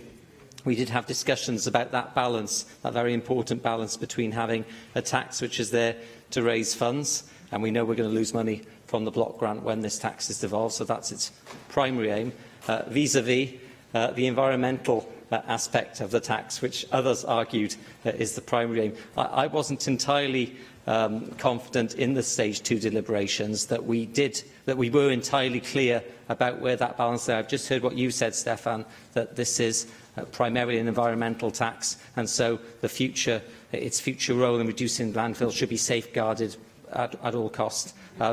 I'll give way to Mike Hedges. Well, when it was first brought in as landfill tax, the reason was to stop local authorities just dumping, to make it no longer economically viable for them to just dump, and the additional cost meant that people started recycling, and it had a huge effect on recycling. So when it first came in, it was, under the Government of Westminster, the aim was almost exclusively to try and change behaviour. Yes, you're completely right. When the UK tax was brought in, that was the reason. But, of course, this is a devolved tax, and we're losing money through the block grant once it's devolved. So, over time, as the tax diminishes, then clearly that amount would diminish. Now, I'm not saying that that's not happening at the UK level. Clearly, there is a fall-off in the tax. But we have got... and the reason for me speaking on this amendment is because I'm not saying we're opposing this in any way, Stefan Lewis, but we do believe that it does raise a number of interesting issues about the way that a devolved tax operates and the way a future government might seek to use it. There is a revenue implication to this, and this is primarily a tax bill. It is not primarily an environmental bill, and I just think that it would be helpful if, moving forward, when the Welsh Government does bring forward future taxes, because you have the right to develop your own taxes in the Welsh Government, independent of those. We know that that's part of the original, the current settlement, that these sort of issues are resolved in the future. But we are happy to support. Thank you. Call Cabinet Secretary. Thank you, Deborah Lowith, and other members will have had a small flavour of a wider debate that's gone on in the Finance Committee ever since this bill was first introduced. And it's a bill, I suppose I would describe it as a tax bill with an environmental purpose at its core. Stefan Lewis introduced an amendment to this effect at stage 2.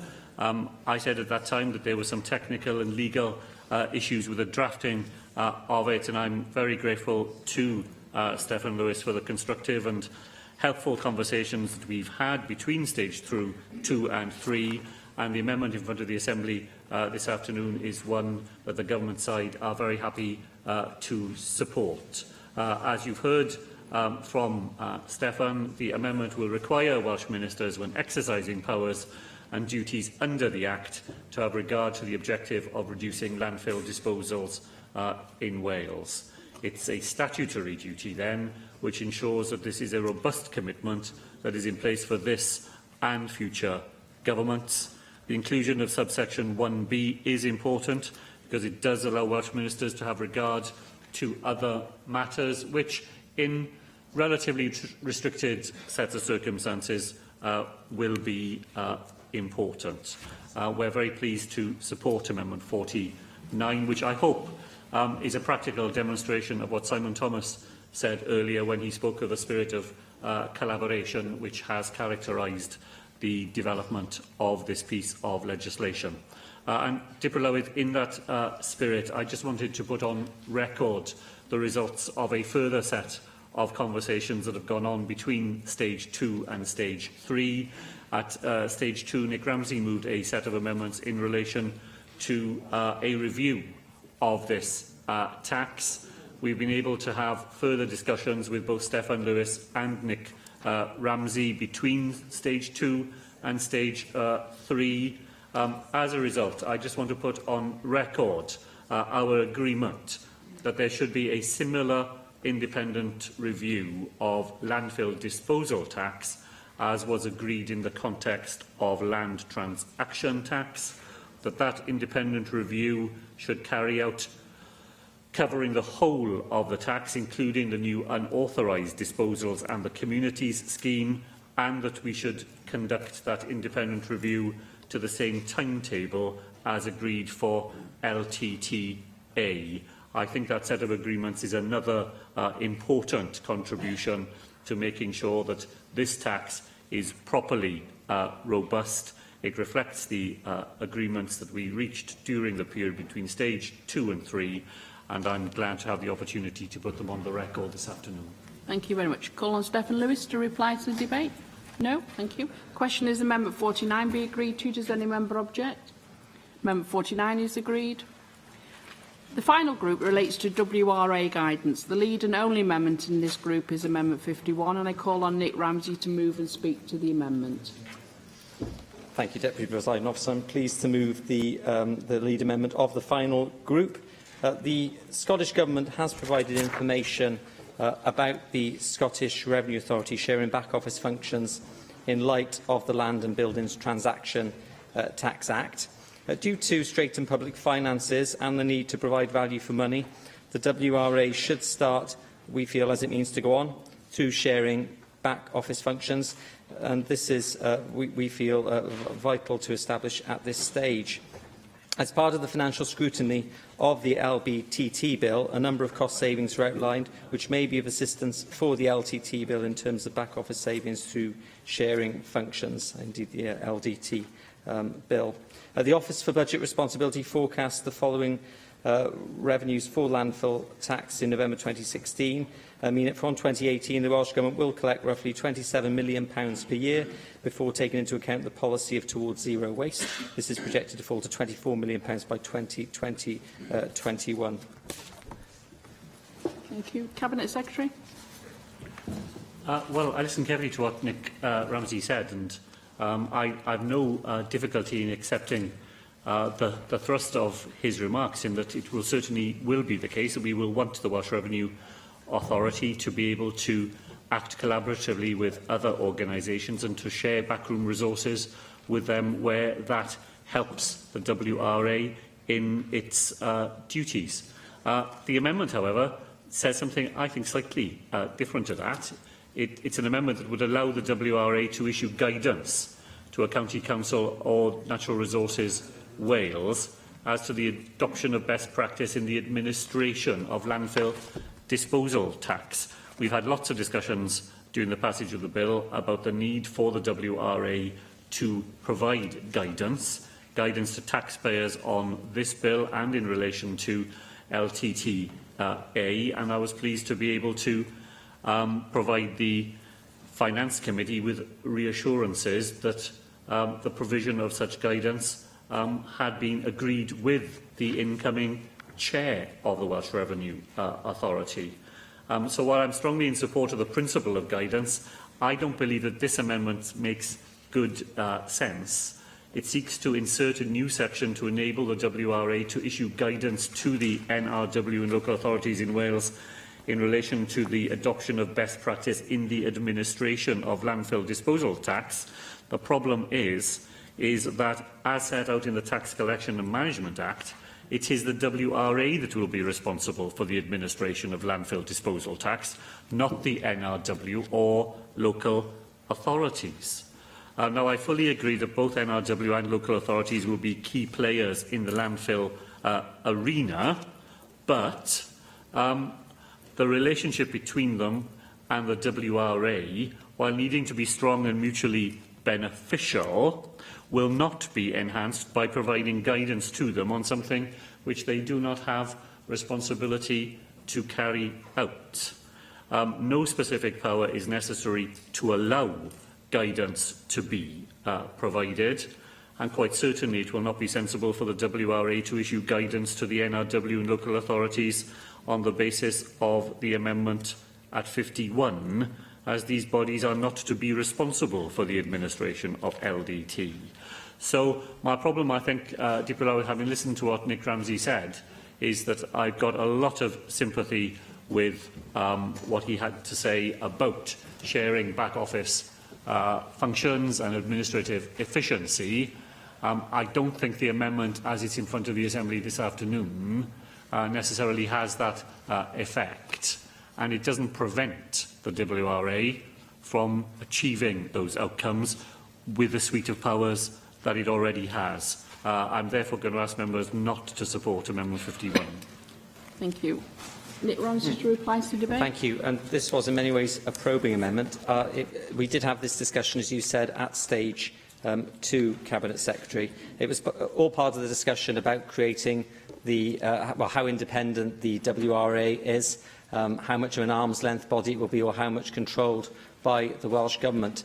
As I said with the previous amendment that Steffan Lewis tabled, I'm not entirely sure that we've reached a satisfactory conclusion as where that balance is between being guided by the Welsh Government and allowing the WRA that necessary independence or autonomy. But I do recognise that what you said about we don't want to be too heavy-handed with the WRA, particularly at this early stage. So if you are willing to give a further commitment that as the WRA is developed and the new taxes come online, that the Welsh Government will be monitoring the situation to ensure that this is working effectively, and it does so in the absence of guidance, which I understand your reasons for not wanting to issue, then I'm happy to withdraw this amendment. But as I say, I do think that we need to keep a watching brief on this. Thank you. Does anybody object to Amendment 51 being withdrawn? No? Thank you very much for that. Cabinet Secretary, Amendment 32. Moved. Question is Amendment 32 be agreed to. Does any member object? Amendment 32 is agreed to. Nick Ramsey, Amendment 52. You moving? Are you now? Yep. You moving? Yep, Moving. Question is that Amendment 52 be agreed to. Does any member object? Object. Therefore, we proceed to an electronic vote. Open the vote.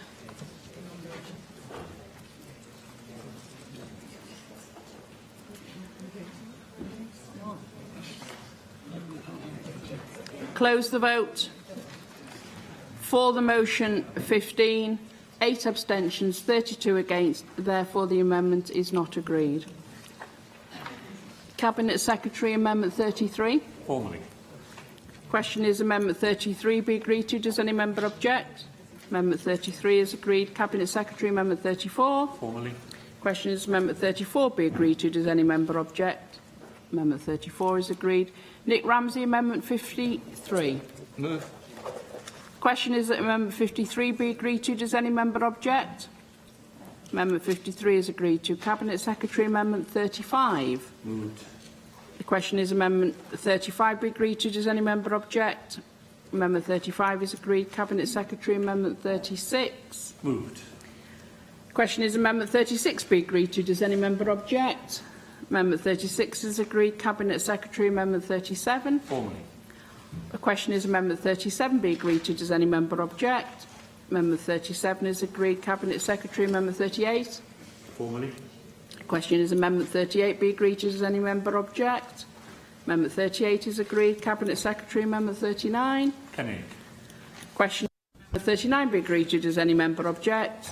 Amendment 39 is agreed to. Cabinet Secretary, Amendment 40. Kenny. Question is Amendment 40 be agreed to. Does any member object?